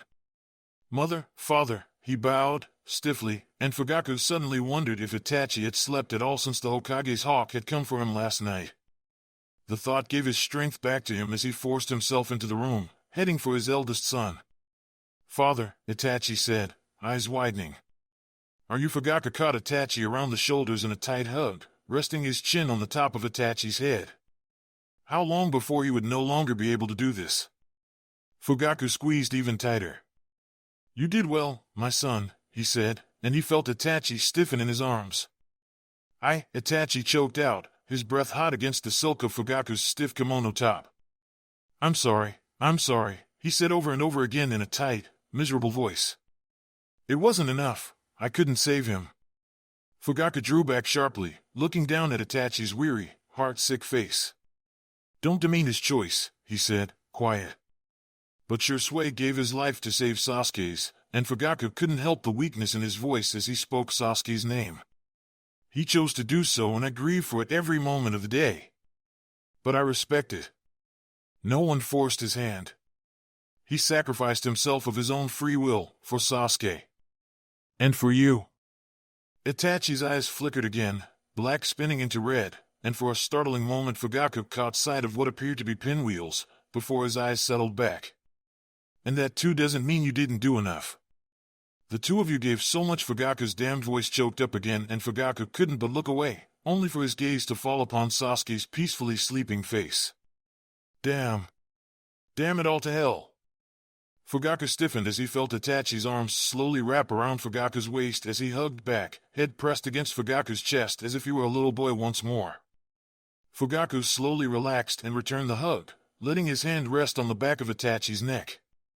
Makoto looked up at him with wet eyes, one hand clenched tight around Sasuke's limp wrist. We've put him in an induced healing coma, Hyuga-sensei spoke up from behind him, and if Fugaku were a lesser man, he would have flinched. Instead, he turned his head to the side and gave the medic a cool look. Explain. To put it simply, he's been through some extreme stress these past few weeks.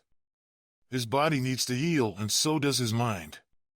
Once we finish evaluating and treating his physical state, we'll begin exploring his mental state with Yamanaka-sensei. Hyuga-sensei tilted her head, arms crossed over her chest. There was a long pause, and then, will he be all right? Makoto asked quietly, her eyes never leaving Sasuke's face. Hyuga-sensei hesitated and blinked, her white eyes unreadable. I can't promise anything, she said carefully. But... Makoto prompted again, her voice a touch stronger. He's an Uchiha, Hyuga-sensei smiled thinly. I highly suspect he'll pull through well enough. Fugaku reached out with a trembling hand, the other still encircling Itachi, and brushed a curl of Sasuke's hair back, the bandage encircling his head stark against the pallor of his skin. Sasuke's eyes fluttered with the movement, his chest rising and falling with every breath. Alive. Fugaku let the Sharingan bleed through his eyes and tracked Sasuke's breathing, the subdued flicker of his underdeveloped chakra signature, in the present and the almost future.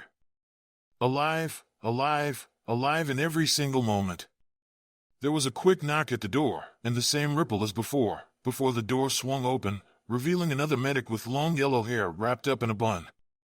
He was flanked by an ANBU operative, the same one in the tiger mask guarding the entrance to the ward. Yamanaka-sensei, Hyuga-sensei said sharply. Yamanaka looked as apologetic as a Yamanaka could look, which meant it was deeply insincere. Sorry, Hitoka-san, but he insisted. Tiger Mask inclined his head. My apologies, he said, his voice slightly muffled behind the mask, tone entirely bland. But the Hokage insists. Fugaku was about to open his mouth and let the ANBU operative know where exactly the Hokage could stuff his message, but Tiger Mask continued. A tribunal has been called. The Hokage requests and requires the full presence of the council. Fugaku shut his mouth with a sharp click. Itachi pulled away from Fugaku and towards the ANBU operative, his chakra signature rippling with intent. On what matter? Itachi asked urgently, his body pulling in tight, as if he were recoiling from a blow. On the matter of high treason, murder, and the endangerment of Konoha citizens committed by Shimura Danzo, he will be judged in absentia. There was a room buried deep underneath the mountain where the walls were made entirely of living wood, chakra pulsating in every plank, fiber, and cell. The Shodai had built the room himself with his own hands, coaxing dust to life, filling the emptiness with an impossible, improbably living thing, where no sunlight would ever enter. The Sandaime settled at the head of the long table that now filled the expanse of the room that the Shodai built for Uzumaki Mito when the time came to strengthen the seal containing the Kyuubi. The walls were imbued with strength, clarity, and most importantly, secrecy.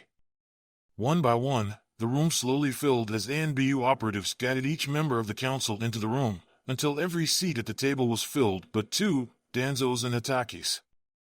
"I appreciate your attendance this evening," the Sandaime began gravely, folding his hands together on his lap. "As many of you may recall, this is the first tribunal called since the matter of Orochimaru 10 years ago." Clan heads and council members shifted in their seats, the uncomfortable tension in the room ratcheting up even more. "We are here today to pass judgment on the matter of Shimura Danzo's treason against the village hidden in the leaves, as well as murder and endangerment of protected Konoha citizens, in absentia. If there are any objections, state them now." The room was deathly silent.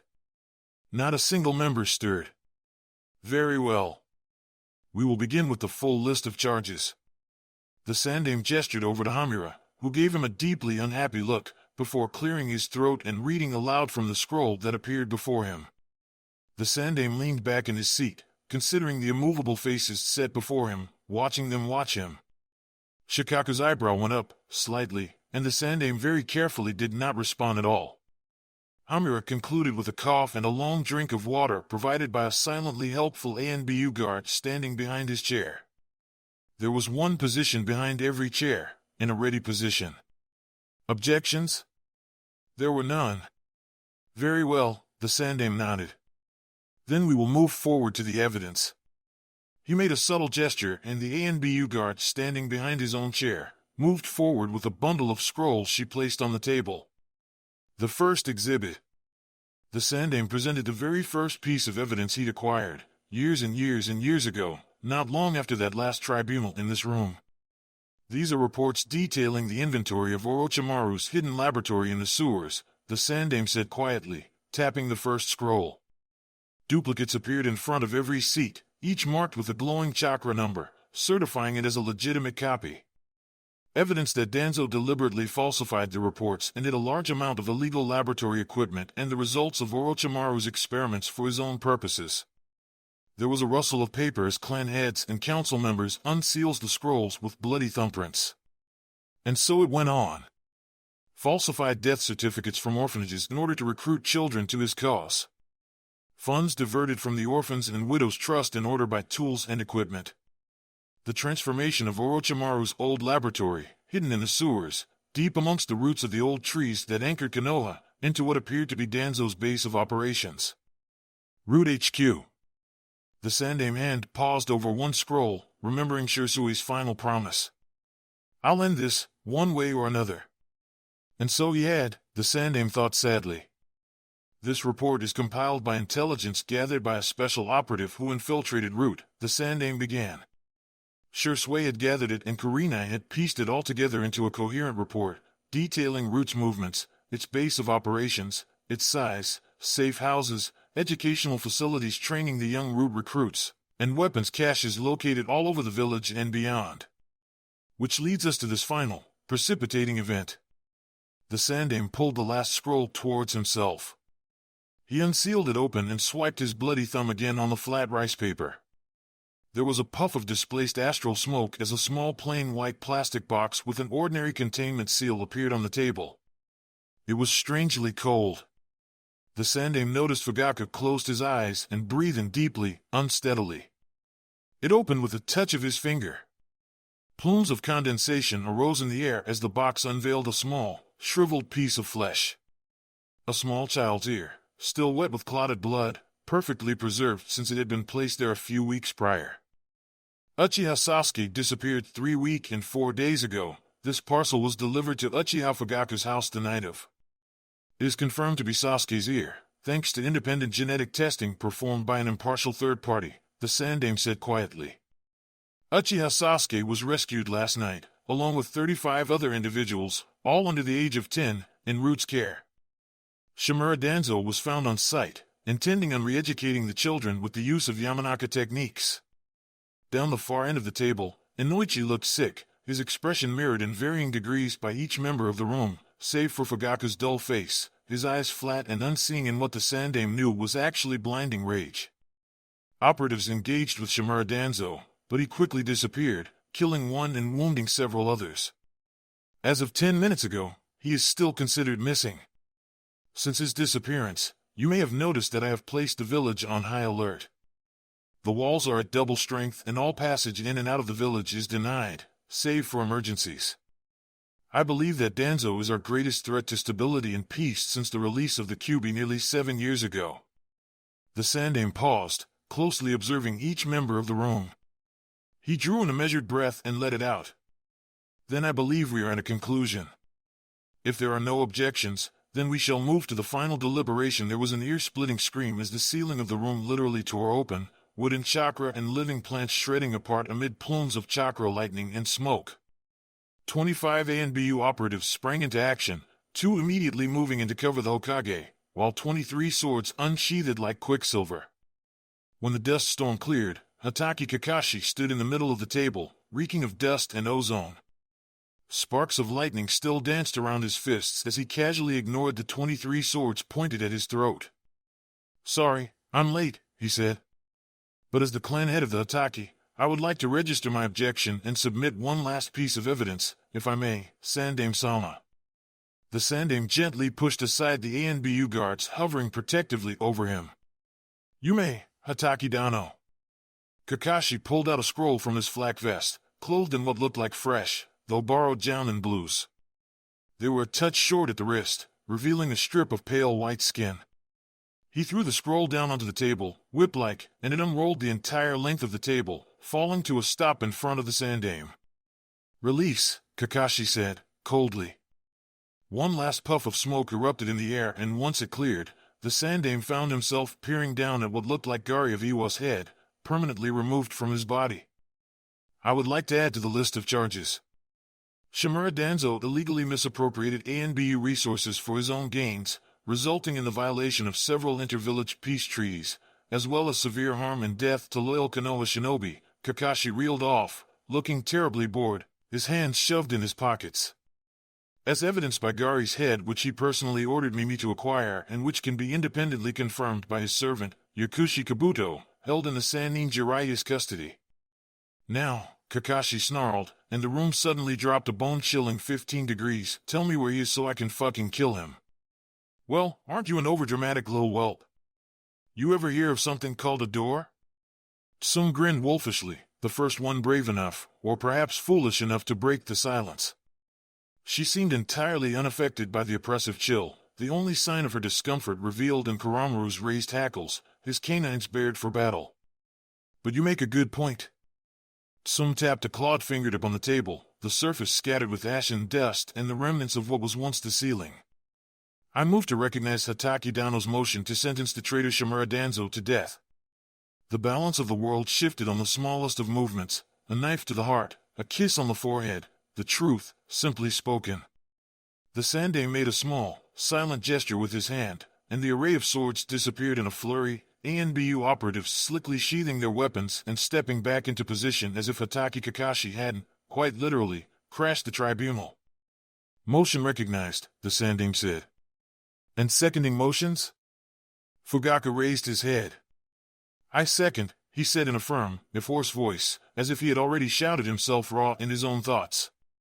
And so, as if on some unspoken signal, the room began to fill with echoes of the same 2 words, "I second, I second, I second," until it came to the last person to speak.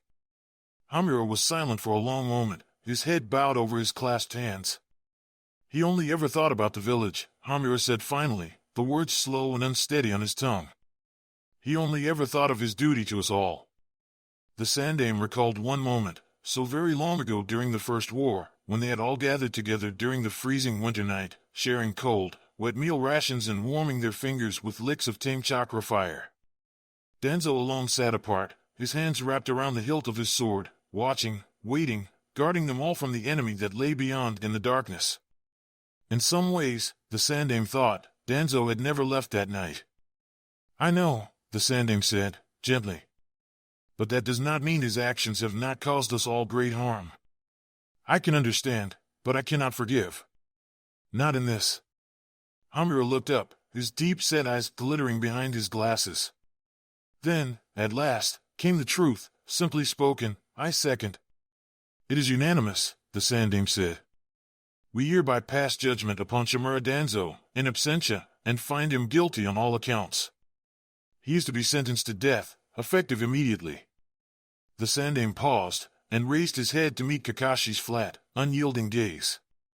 He still stood amidst all the wreckage, unruffled, as the tribunal came to a close around him. Hataki Dano. Are you willing to bear the responsibility to carry out this charge? The mask on Kakashi's face shifted, obscuring what the Sandaime knew to be a thin, humorless smile. I thought you'd never ask, Hokage-sama. There was a toad waiting on the Hokage's desk, lounging carelessly on a stack of paperwork. He was busy using the pointy end of a pencil as a toothpick, his bulging eyes rolling in deep contentment. So you did receive Jiraiya's message, Kakashi said, standing loosely at a ready position as the Hokage settled himself in his chair, adjusting his heavy red and white robes. A message, yes, if you could even call it that. He said that he had collected additional evidence regarding Danzo and mentioned that you were somehow involved. I put two and two together, but somehow, it didn't quite involve. The Sandaime paused. I was, perhaps, a little over-enthusiastic about my entrance, Kakashi said blandly. The Sandaime gave him a look that Kakashi chose to ignore. If I had not entered as I did, would you have gotten your unanimous vote? Kakashi asked, quiet. The Sandaime hesitated, then shook his head. Perhaps, perhaps not. Nevertheless, how did you? There was a sudden knock at the door, a door that did not exist mere moments ago. There came a muffled excuse me, and the door swung open, revealing Tenzo's tired, but determined face. I apologize for the intrusion, Hokage-sama, Tenzo said doggedly and stepped into the room, the door melting away behind him to become plain, unmarked wall once more.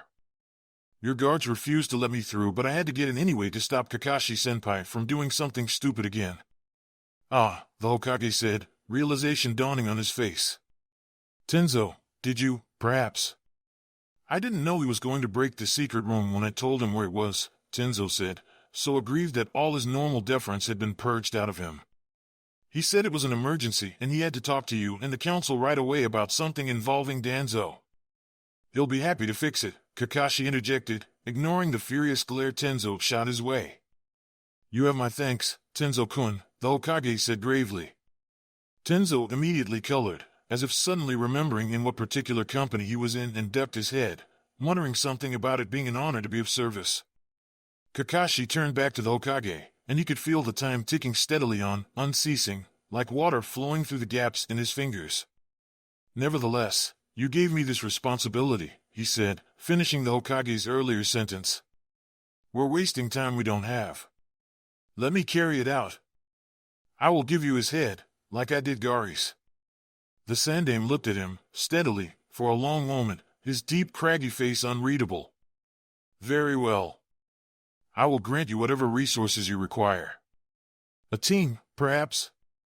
I don't think it'd be good to have another tracker, Tenzo interrupted, speaking quickly.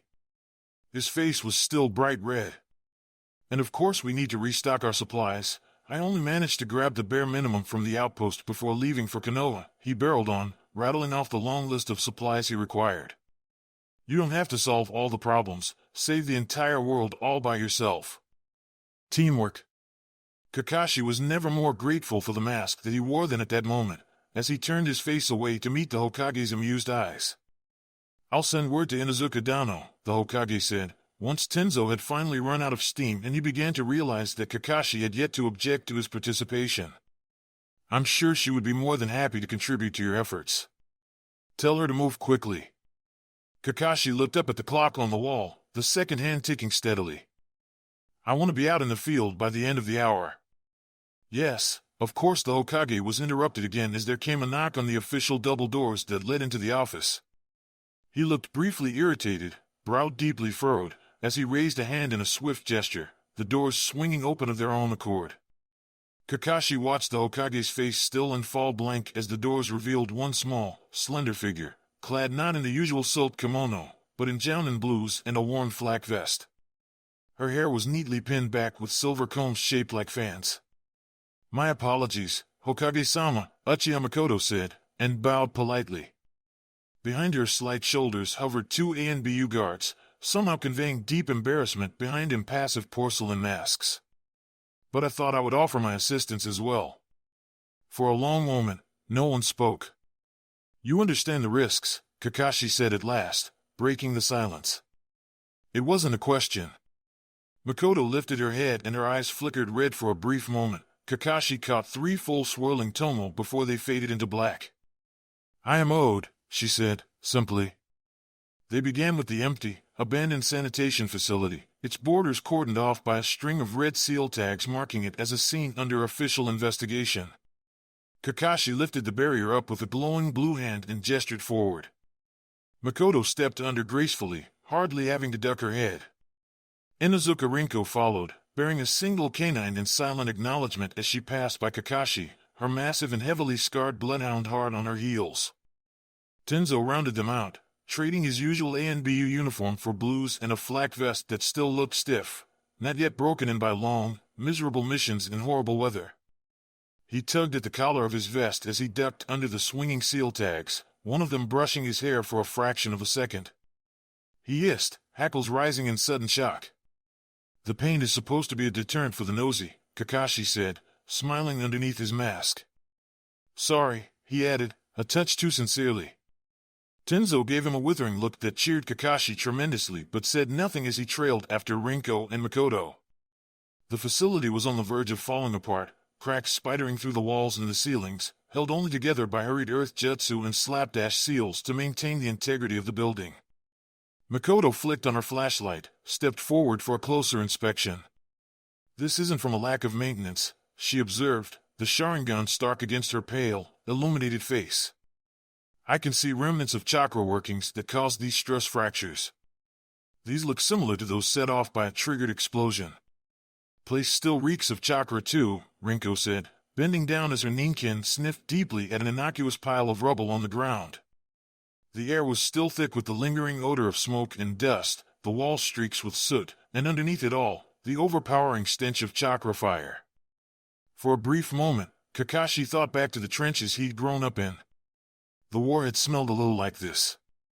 "I assume you've read the reports," Kakashi said, waiting for Rinko to straighten herself up before they continued down the hallway, heading for the stairwell at the end. "Danzo repurposed this facility for Root's use, mainly for training and testing. It has easy access to the sewers, considering its original purpose, and far from notice given its location on the fringes of the village. The perfect location to secretly re-educate children and mold their minds for his needs." The door leading to the stairs was propped open with a heavy cinder block, a yellow warning sign plastered above it. Yesterday, Danzo attempted to do so, but was stopped by Uchiha Shui. This is his last known location before he disappeared, just as reinforcement arrived on scene. Tenzo turned his own flashlight on and aimed it into the dark depths of the stairs, revealing the curling tail of a rat as it scurried away from the sudden brightness.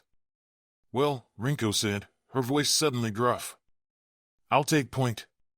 She was the first to venture forth with her ninkin, Tenzo following, his hands ready to conjure wood at a moment's notice. Makoto hung back, shoulders hunched. Her hands were trembling before she clenched them into tight fists. "You don't have to do this," Kakashi said, quiet. Makoto looked up at him, her hard black eyes wet and gleaming with unshed tears. "I may have overestimated my self-control," she said in a low voice. Realization slowly dawned on Kakashi. Makoto wasn't afraid, she was furious. She breathed in deeply, and as she exhaled, her face settled into a cold, empty blankness. "My apologies. I won't let it happen again." Underneath, Kakashi gently reminded himself. "We'll find him," he said, and tendrils of his own rage rose up in his chest in reflection. "I promise."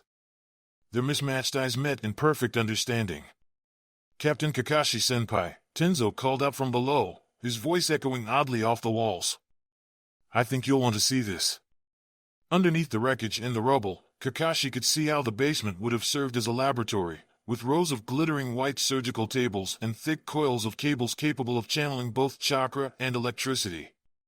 Sasuke had most likely rested on one of those tables. Kakashi took an almost perverse pleasure out of seeing the equipment crumpled and dented beyond use. Above, there was an observatory that most likely allowed Danzo to observe the proceedings, shattered fragments of the glass window littering the ground and crunching underneath Kakashi's sandals. Circling the tables was a crumbling remnant of a massive earthen dome, fading away into dust without a chakra construct to feed and sustain it. Few chakra workings survived the death of the originating ninja. Tenzo stood at a particular table, the only one marked by splatters of blood. Rinko stood by his side, arms crossed over her chest. Her Ninken sat by her side, looking expectant. "We found Sasuke's table," Tenzo said, looking subdued. "The blood?" Kakashi asked sharply. Beside him, Makoto's careful non-reaction said more than any flinch or gasp of horror. "Uchiha Shirsui's," Rinko said, shaking her head swiftly. Preliminary reports indicated that Shirsui was stabbed in the chest while guarding Sasuke, Makoto said, and Kakashi knew that she was likely referring to a conversation she had with Itachi, who had led to reinforcements. She paused for a moment, then continued, "He was also blinded." Kakashi came to an abrupt stop. "Blinded?" he demanded. "By Danzo?" Makoto shook her head, a fleeting glimmer of uncertainty shadowing her face. "His autopsy is still in progress, but judging by the angle of the cut, the medics think that it was self-inflicted." "I can heal them," he said, "in exchange for your Sharingan." From Kabuto, Kakashi knew that Danzo was obsessed with the Sharingan. He craved to possess its power for his own purposes, jealous of the leverage and strength it gave the Uchiha clan. Was it possible that Danzo had attempted to harvest Shirsui's own eyes, and in a desperate attempt, Shirsui stopped him with the only weapon that he had? Kakashi swallowed, hard, suppressing the urge to reach up and press a hand against Obito's aching eye. "I see," he said finally. "Tenkin sent Ichimura Danzo here too," Rinko said, her eyes keen as she watched Kakashi's face carefully. The trail stops and disappears, but Tenkin picked it back up again by the back of the room, by the generators. She jerked a hand over by the rear of the room, where two hulking generators sat by an intricate inlay of pipework. "Looks like there's some kind of exit to a sewage line. We have ANBU searching through all the sewers," Tenzo snarled in a tight voice. "And Uchiha police stationed at nearly every entry point. I don't understand how he still hasn't been caught." "Root," Kakashi said, "hides in the shadows. He likely has double agents planted within the ranks. And doubtless, he's found some other concealed exit point. Danzo had to be hurting. His cover was blown, the village was out for his head, and he had just a few resources left. Where would a murdering psychopath with delusions of grandeur and nothing left to lose flee to? And what would he do?" A wounded snake backed into the corner was perhaps the most dangerous of all. "We'll follow his trail. He won't leave the village, it's too important to him. If he left Konoha, it would just underscore how much legitimacy and power he's lost." "Rinko, can Tenkin track over water as well?" "I've been doing this longer than you've been alive, whelp," Rinko said, her voice cool. "Tenkin tracks chakra. Unless Danzo's dead or has some serious Sannin-level suppression seals on, he can run all he wants. We'll find him." "All right, then." Kakashi nodded briskly. "I have my own map of hidden root safehouses overlaid over the sewer lines." Kabuto had ended up being quite the unexpected resource. "We'll cross-reference it against the trail in the sewers," and there was a puff of astral smoke and a sharp pop, as air was rapidly displaced. The smoke cleared to reveal a squat orange frog, clutching its webbed hands. "Oh, thank the sage, I finally found you. I've been popping all over the place." Dread pulled in Kakashi's stomach. "Jiraiya?" The frog shook his head. "Danzo's taken over Uchiha police headquarters and holding everyone in there hostage." The wounded snake, fangs dripping with venom, finally struck. The Uchiha police headquarters lay in the heart of the Uchiha compound, housed in a building that was shared with the main clan hall, clan archives, and the compound infirmary. Hundreds of people passed through the building each day, both Uchiha and not all Konoha citizens. Kakashi couldn't even begin to estimate the amount of people trapped behind the massive four walls that enclosed the building. Tens of Uchiha officers, civilians, children. The area was cordoned off with a familiar string of red seal tags, cleared entirely of civilians and watching ninja. Anbu and Jounin perched on the rooftops of surrounding homes, positioned to engage when given the signal. Jiraiya was waiting for him by a statue of Amaterasu, the Hokage standing by his side in what appeared to be his black battle armor. Kakashi, Uchiha-san, Jiraiya nodded. Makoto nodded back stiffly. My children? Safe, the Hokage said, gentle. Itachi is standing guard over Sasuke. I've assigned Beta Squad for their protection. However, I'm afraid Fugaku is. Makoto's white face faltered for a moment, revealing an anguish that struck Kakashi to the core. I expected as much, she said, her voice faint. He would have been in his office. Somehow, Danzo managed to plant a few agents well, for to be exact, and had this barrier up and running by the time anyone knew what was going on. It's a four violent flames barrier, Kakashi cut in grimly, remembering its use by Orochimaru during the invasion. It felt especially jarring to see the Hokage on this side, dressed in the same armor that he died in, as if the ghosts of his past were coming alive to haunt him. Jiraiya stared at him. How did you? Oh, never mind, he swore. What's important is that he managed to lace the building up with explosives and threatens to blow the whole thing up if we even attempt to step near the barrier. He's been communicating through sound jutsu, projecting his was 10 minutes ago and not a peep out of him since then. It's likely that all the root operatives he has left are stationed inside that building, in order to secure the hostages and force Fugakudano's obedience, the Hokage said meditatively. I don't understand, Makoto said, gaze shifting over to look at the shimmering seal barrier. What does he want? Has he made any demands? No, Jiraiya shook his head. Just voiced his warnings. For a long moment, no one spoke. I can heal them, he said, in exchange for your Sharingan. Kabuto had shown up all the way in Earth Country, demanding his Sharingan. Shursui had blinded himself. Sasuke had been kidnapped. It doesn't matter, Kakashi said slowly, distantly, as the pieces began to fall into place. None of this matters. Makoto looked intently at him, her black eyes bleeding into red. What does that mean? Danzo has nothing left to lose and one thing he wants more than anything in the world. They're not hostages, they're assets. He's going to harvest every Sharingan he can get. Kakashi felt sick, bile rising up in his throat. He couldn't help but remember Obito's face, half crushed, as Rin bent over him with gentle, glowing green hands. I'll be quick, I promise it won't hurt a bit, she had whispered.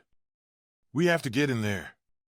We have to stop him before he murders everyone in the building. Makoto looked up at him, the Sharingan alight with a furious red fire, Tomo swirling in a hypnotic pattern. You're sure of this? She asked him, her voice surprisingly calm and steady. There was a chance that he was wrong. Kakashi desperately hoped that he was wrong. Yes, he said, the words like ash and dust on his tongue. Yes, I'm sure. Makoto's gaze seemed to turn inward, the lazy spin of her Sharingan the only movement she made. All right, she whispered, so low that Kakashi was sure she meant it only for herself. She looked up at him at long last, blood-red eyes beginning to grow wet with tears. I'm so sorry, Kakashi, but I have no choice. She raised her hand in a single gesture. There was sudden bright flare of chakra and Kakashi knew no more. The first thing Kakashi noticed was the absence of his forehead protector, the familiar weight over Obito's eye gone. Was he in the hospital again? Sluggishly, he checked his reserves. Surprisingly, he was nearly at full strength. What had happened? I know how valuable Ataki Kakashi is to you, Makoto said, conjuring up a rush of memories. The hunt for Danzo, the hostage situation, the tears running down Makoto's face as she cast a genjutsu on him. Kakashi felt restraints binding his wrists and his legs tightly, ropes around his chest anchoring him to a hard wooden chair. He kept his eyes carefully closed, intent on preserving the illusion he was still unconscious. He's the only living example of a successful Sharingan transplantation in a non-Uchiha. Makoto's voice was cool, measured, as if this were any ordinary conversation. So you think you can bargain one life for hundreds? Danzo's normally low voice was high and reedy, the voice of a man driven to the breaking point. He's not that valuable of a resource. A pause. Kakashi cracked his eyes open, just a touch, and peered at the room from underneath the lashes. Makoto stood in front of him and slightly to the side, her back to him. Danzo stood across the room, behind what looked like an office desk, holding a knife to a man's bare throat. Fugaku's bare throat. This was Fugaku's office. He sat in his desk chair, mouth tightly gagged, his eyes blindfolded, Danzo standing behind him as if he were using Fugaku as a shield against Makoto's unwavering gaze. Kakashi saw something small and white flutter from the handle of the kunai, a white seal tag, brimming with suppressed power.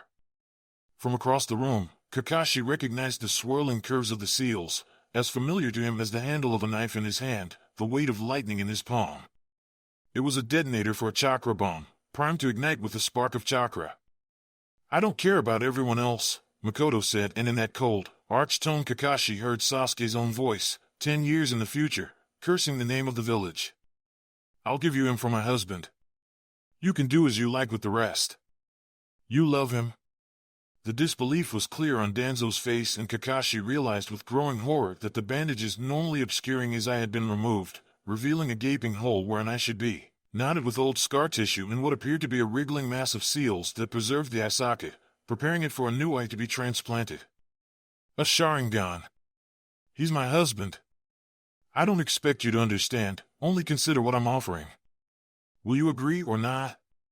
Behind her back, Makoto's tightly fisted hand curled into a V sign that swept downwards. Ambush. Understanding snapped into place. Of course. Makoto had taken him hostage, using him as leverage to gain entrance through the barrier that strength and chakra could not pierce. To gain access to Danzo. Kakashi desperately took an accounting of his resources. He was bound too tightly, his fingers knotted into impossibility. His hidden knives, his kunai, his summoning scrolls all gone. He had nothing left but Obito's eye. "I miscalculated," Danzo said, smiling widely, stretching the old scar on his chin and twisting the grotesque scarring of his eye even more. "I didn't expect you to act in this way, Uchiha Makoto." Makoto said nothing, but Kakashi assumed that the expression on her face said enough, judging by Danzo's amused smile. "Very well," he said. "I think I've come to a decision. I appreciate the thought you've put into this. After all, you've brought me Sharingan no Kakashi and yourself. 3 more eyes." Danzo laughed, a thin high shriek, and moved the knife in hand, the sharp edge heading straight for Fugaku's jugular. At that moment, Makoto's arm whipped out like quicksilver, the Uchiha combs in her hair falling apart to reveal razor-sharp shuriken. With Obito's eye, Kakashi could track the spinning blades. They spun like lazy snowflakes in the air in exquisite slow motion, past and present and almost future braided together in one image, heading straight for Danzo. Kakashi opened his mouth to inhale. Obito's eye tracked the shuriken, predicting the sudden, wet sinking into the exposed flesh of Danzo's throat. Air rushed in, filling up his empty lungs. An arc of blood gushed in the nearly future, rising up from Fugaku's cut throat, his lifeblood pouring uselessly out of him. A breath out, air rushing outwards, to begin the cycle again. A spark of blue chakra as Danzo ignited the bomb, cursing the Uchiha with his dying breath in the almost present. The Mangekyo was quite simple to use, almost even elegant in its bare structure. To activate it, Kakashi simply had to relive the worst 2 days of his life. Obito's face half grinned up at him, blood trickling from the edges where rock met skin and boy became bolder, every detail exquisitely preserved for all eternity by the Sharingan. The weight of Rin's heart in his palm, still beating, the small O of surprise her mouth made as he breathed in her sweet, sweet scent, his fist buried in her chest, his other arm around her shoulders in the only embrace he had ever given her in her short life. Obito's eye began to cry, weeping ugly tears of blood. The tomo began to spin slowly, then picked up speed, quicker and quicker until they merged into a single perfect pinwheel. Kakashi blinked. Danzo's hand disappeared from the wrist, his fingers, tightly clenched around the handle of the tagged kunai, swallowed up by an empty void. His single eye opened a fraction wider as he began to look down at the bleeding stump of his wrist, the cut perfectly level, as if it had been severed by an invisible sword.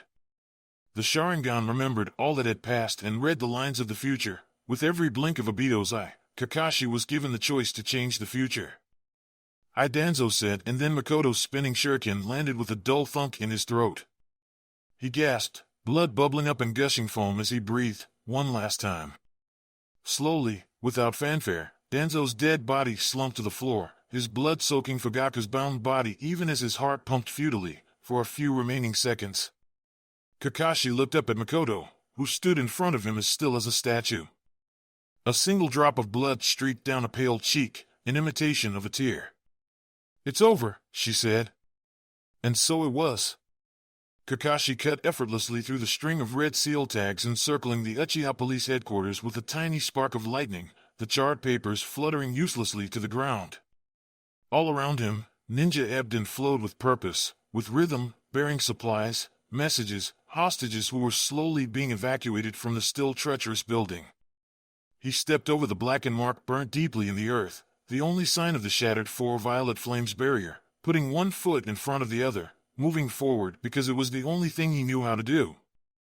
He walked past the medical tents pitched in front of the library, medics hurriedly ducking in and out, the Chunin message runners stretching in front of a dumpling shop, the ANBU agent lurking watchfully in the shadows of the telephone pole, one hand steady on the hilt of the ninjato resting on her hip. Kakashi walked and walked and walked until he came at last to a crimson-red tent marked with the seal of the Hokage, the eye of quiet calm amidst the hurricane of activity encircling all around it.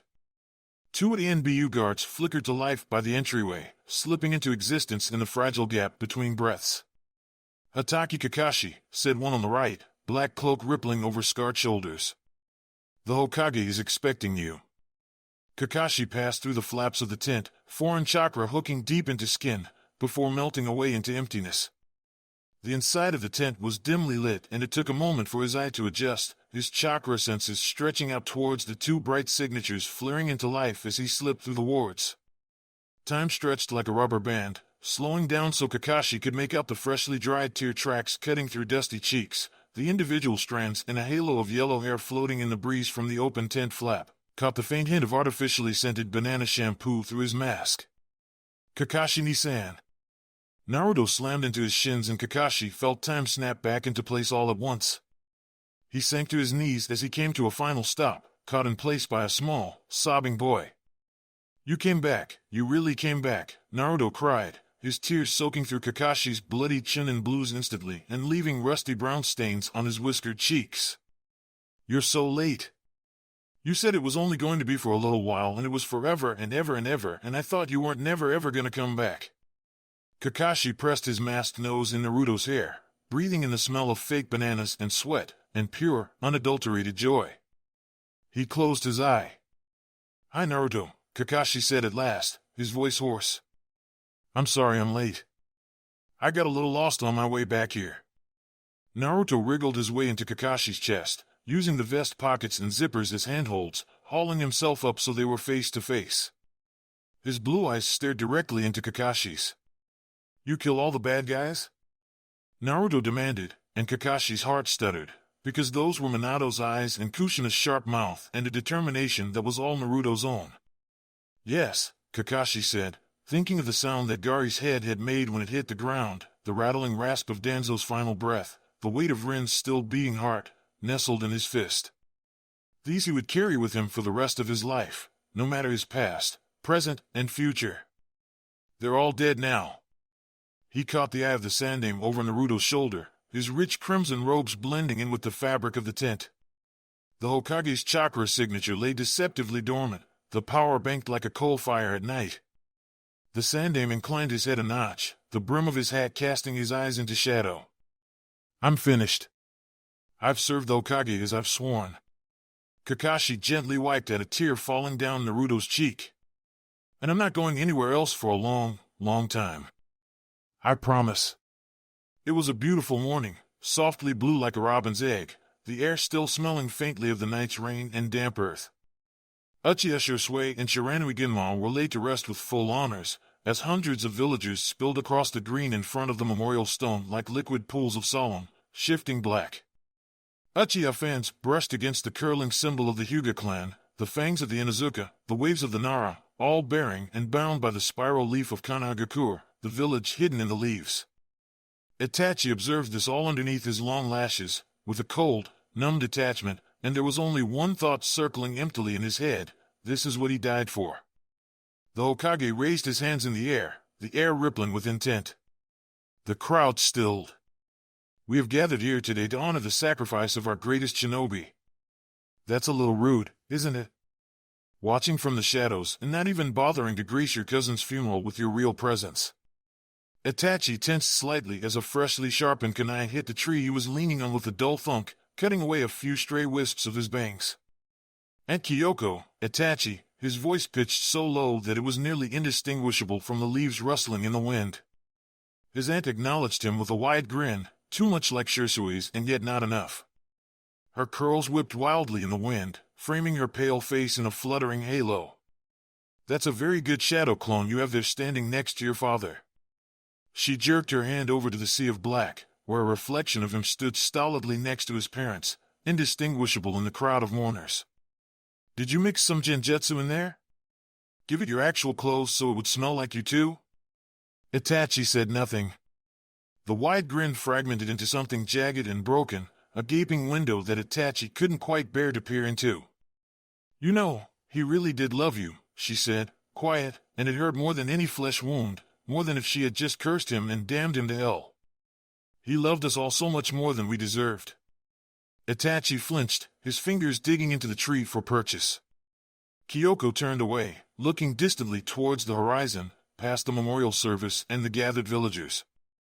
Makoto told me about your group. Itachi blinked.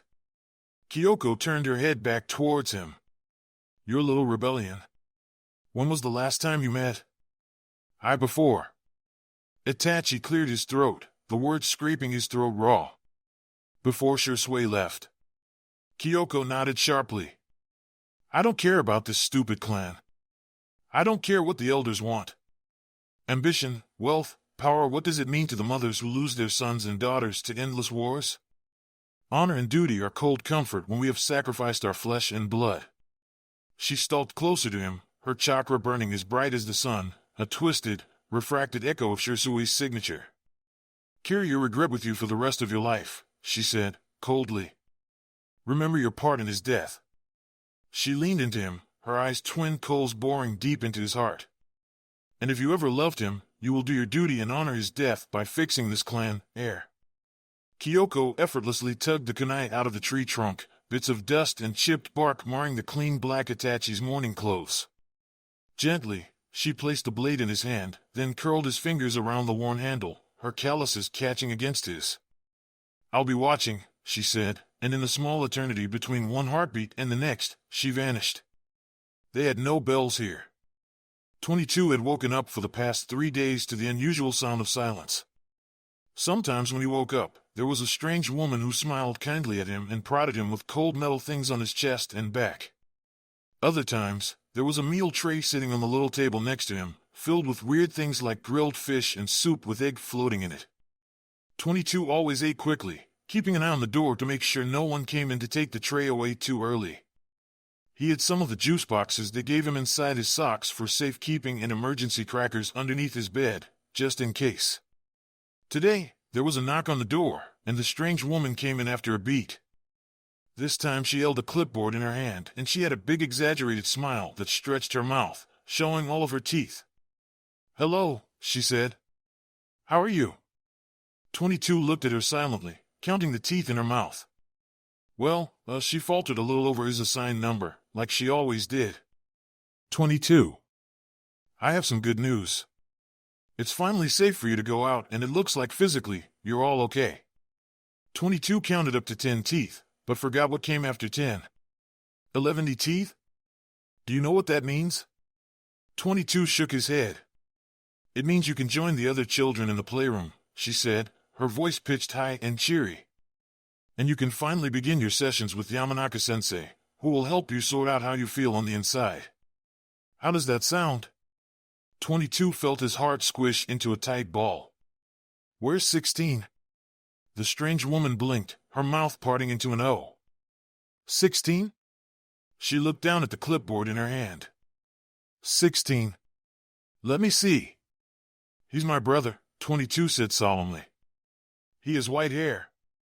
Oh, the woman said, her hand covering her mouth. Well, if that's your brother 16, I think I might know where he is. Do you want to come with me and look for him? She held out her other hand and 22 looked at it for a long moment. She had calloused hands, but they were all the wrong kinds of calluses. He didn't see the ones that came from holding a blade for a long time, nor any dried blood deep in her fingernails. Okay, he said, and took her hand in his own. For the first time since he woke up in this strange new world, 22 left the room to look for his brother. They slipped into a big white empty hallway with no windows, but 22 could fuzzily feel some kind of chakra embedded in the walls. It made his hand tingle every time he touched it. The strange woman walked slowly so 22 didn't have to run, and let him take his time looking at different spots of the wall that felt even more tingly against his hand. So you can feel the seals, huh? The woman said. 22 nodded, even though he didn't know what seals were. They made their way down the hallway. It was 2 left turns, then a right, before she stopped in front of another door. This time a tall strange man with a bright orange book stood in front of it. He had long white hair like 16, except it stuck straight up in the air. Hataki Dano, the strange woman said. I've brought one of the children well enough to play. We're looking for his brother, actually. He's got white hair, like yours. The tall man looked down at 22, and 22 could see the mark of at least 6 different knives hidden against the line of his long legs and arms. Maybe more. Well, the man said, most of his face hidden by a mask and tilted forehead protector. Is one visible eye made an upside-down U shape. Look who we have here. What's your name? 22 couldn't count how many teeth or knives this man had. Don't have one, he said. The man didn't say anything, but the air became a touch heavier. You know, he said at last, casually. That's something you can change. Maybe you can pick your own name out when you feel ready. Pick a name? 22 squinted up at him. That doesn't make sense. Neither does have a number assigned instead, the tall man said, and 22 couldn't think of anything to say back. Just think on it a little. Maybe you can name yourself after something you like.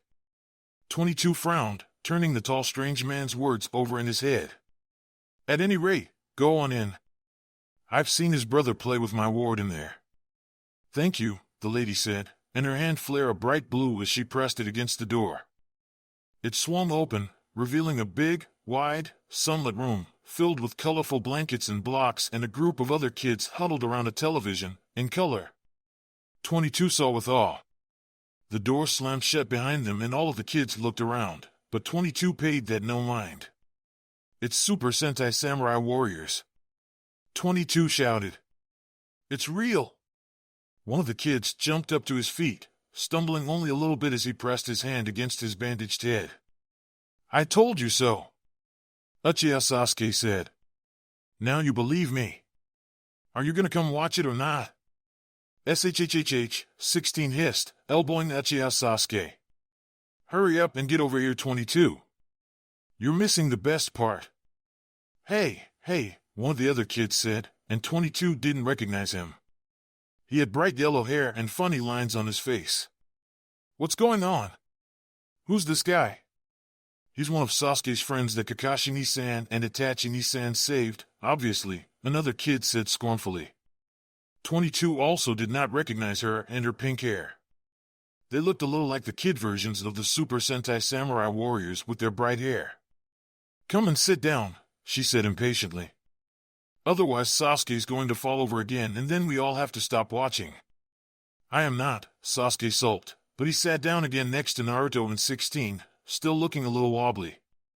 Come on, little brother, 16 smiled, and 22 went over to sit next to his brother and Uchiha Sasuke and the boy with bright yellow hair. Hey, the strange boy whispered very loudly, prodding his finger into 22's ribs. If you're Sasuke's friend then you can be my friend too. He stuck his hand out. I'm Uzumaki Naruto. Friends? 22 took Naruto's hand, soft as a new kid's hand, like someone who had never held a knife in his hand before. Okay, he said and shook it. Friends. Naruto grinned at him and pumped his fist. Yeah, I've got a new friend. SHHHHH. Sasuke, 16, and the girl with pink hair shushed him, all at the same time. Quiet! They can be your friends too, Naruto whispered loudly again, ignoring them. You ever play exploding note tag? 22 shook his head. Naruto grinned, his mouth stretching open wide enough to show teeth that were pointy and sharp, like an animal's. Oh man, we're gonna have so much fun. Tenzo slipped in through one of the hidden ANBU passageways, keying past the wards, twisting around the traps, and came to a final stop in front of the window to the Hokage's office. He flared his chakra once, then waited politely on the windowsill for the returning flare of chakra from the Hokage's personal guard, indicating permission to enter. Tenzo waited a beat. Then another. Suddenly, the window cracked open and Tenzo flinched, nearly teetering off the edge and down 10 stories. He steadied himself with a bit of chakra and immense gratitude for the ANBU mask that hid his bright red cheeks. Hello, cat, the Sandaime said, a touch of amusement in his voice. Come on in. The Hokage stepped back and cranked the window all the way open with a touch of chakra-laced strength, ignoring the ANBU guards that lurked protectively in his shadow. Delicately, Tenzo stepped through and into the office, careful not to step on the hem of the Hokage's robes. The Hokage shut the window behind Tenzo with a deafening screech, then stood back with crossed arms, looking out over the village sprawled underneath. It was just barely past dawn, the pinkish rays of the sun bleeding into the blue-black of the receding night. Curls of smoke rose from waking households and flickers of traveling shinobi skimming over the rooftops glinted in the rising light, the village slowly coming awake, as the shinobi were illuminated in the day. Why are you here? Tenzo dropped into a subservient crouch, masked face tilted towards the ground. I've sworn to protect and obey. Your word is my command, Hokage-sama, Tenzo said, echoing the ANBU oath he swore a little over a year ago. And? He stilled. There was a light touch on his shoulder and Tenzo dared to look up at his Hokage's face, craggy and lined with the weight of 2 wars and a lifetime of leadership. More than your oath drives you, the Sandaime said, his dark eyes unreadable. I don't mean to diminish the honor of your service. But I wish to understand what else drives you to me, to this particular mission.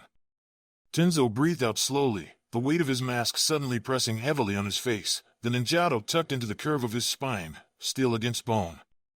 Kakashi-senpai made his choice, Tenzo said, deliberately weighing each word. He is staying behind, to protect what lies behind these walls. The Sandaime's grip on Tenzo's shoulder tightened, inches away from the tattoo carved in his bicep. I have made my own choice, Tenzo said steadily. I am leaving, to protect what is here. How can I serve, Hokage-sama? The Sandaime closed his eyes and his hand flared hot with chakra for a searing moment, before he pulled his hand away. Jiraiya is in rain right now, tracking the roots of Danzo's ties in the area. He sighted Orochimaru in the area. Ice flooded Tenzo's veins and the floorboards underneath him creaked with strained potential.